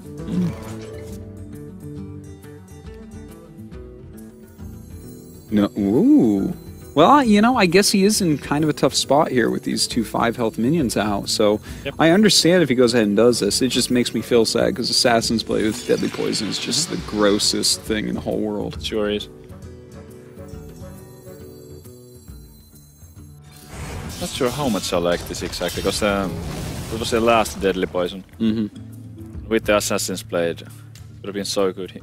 I would have probably just went for something like a Blood Mage into Eviscerate. Yeah. Leave one of the minions out. But I mean, he did clear the board, and we can see that Colento's minions are a bit slow. I mean, Black Knight is a disastrous card against the Mirror. It's just way too slow. Yeah, that one works. A little bit better than the Black Knight here. Yeah. That extra health and all, you know. Oh yeah, you can't target it. That's that one's tough to deal with. That's like the Miracle Killer. It certainly is. It's as if Loatheb wasn't enough. There's also the Spectral Knights. It's really interesting card, because it's actually quite powerful, but it doesn't seem to fit all that well in the meta for other classes, in my opinion. Yeah. But somehow, like, it just works so well with this type of druid. It's amazing, because it's like the damage is unstoppable, and it's such a difficult minion to deal with. With the Savage Roar, you can deal with even some extra damage. It's so important to get your minions to stick. Yeah, it is kind of funny that you mention it like that, because when I first saw the card, I was like, oh, I think maybe this will help Priest to beat Miracle. I don't really like it in there. No, it just doesn't work. Yeah, I'm like, oh, let me try this on Paladin. I don't really care for that either. It just... It just seems that in most cases the Sludge Belcher is just straight up better. Yeah. But this type of druid is so aggressive that it seems to work, because you're always the aggressor. You don't need the taunt. What you need is to get some guaranteed damage. You know, that's what the card does. It just goes so well with the plan that this deck has. By the way, that disastrous Black Knight, as you called it, just killed that Senjin. Got him some more damage through. Now he's got 2/4 attackers here. I'll admit I was wrong here, but I had no idea there's going to be a Senjin in the Yeah. I mean, most Miracle decks don't run it. No, certainly not. It's been a long time. If we see any taunts at all, normally it's obviously Sludge Belcher.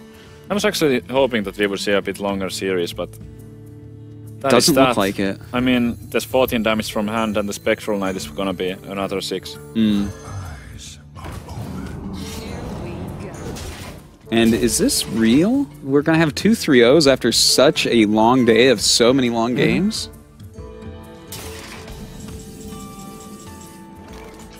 I guess at least one of the fan favorites, Yeah. if we can say that, have advanced here in the winners bracket. Well, that's it. That is the one favorite there that actually does win his match. So, you were saying you thought that Kolento would actually probably take the tournament, right?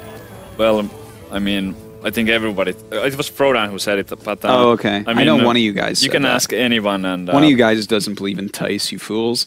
Like the legendary Kolento. I mean, I guess he's like the guy who's always a favorite, no matter who he plays against. Well, Frodan, what do you think about that really quick display from that slightly modified Druid deck? I think it's great. I'm very envious. I was telling the production crew, I said I hate watching these Druid games. They're like, why, you don't like it? I'm like, no, because I never get these kind of wild growth stars. Like, how does it keep happening? Yeah. Every single Druid player is getting the dream star and curving out perfectly. I get wild growth every time on turn 9. Wow. Yeah, you draw and you're like, well, I mean, I'm really sorry. That's the saddest thing I heard all day. and I only get Leox too. Yeah, I'm a very sad guy. Yeah, remember, guys, don't try this Druid deck at home. The results may vary person to person. You won't get that curve every single game. But for Kolento and his fans today, they're definitely happy at least to hold serve for some of the popular streamers and players that are here. And that's going to wrap it, though. The 8 players that have advanced to the bracket will be going throughout the rest of them. Let's recap how today went, starting from Group A, Artosis. All right. Well, over in Group A, if we could go ahead and throw that bracket up on the screen. Or not. Well, let's see. We had Number Guy take out Niera, which, that's one of the kind of favorites. He's been doing so well recently, but Number Guy with some really nice play. Reverse all killing him with that priest deck. That was actually a really nice series. Already up 2-0 and then just getting blown out by the priest. Coward taking out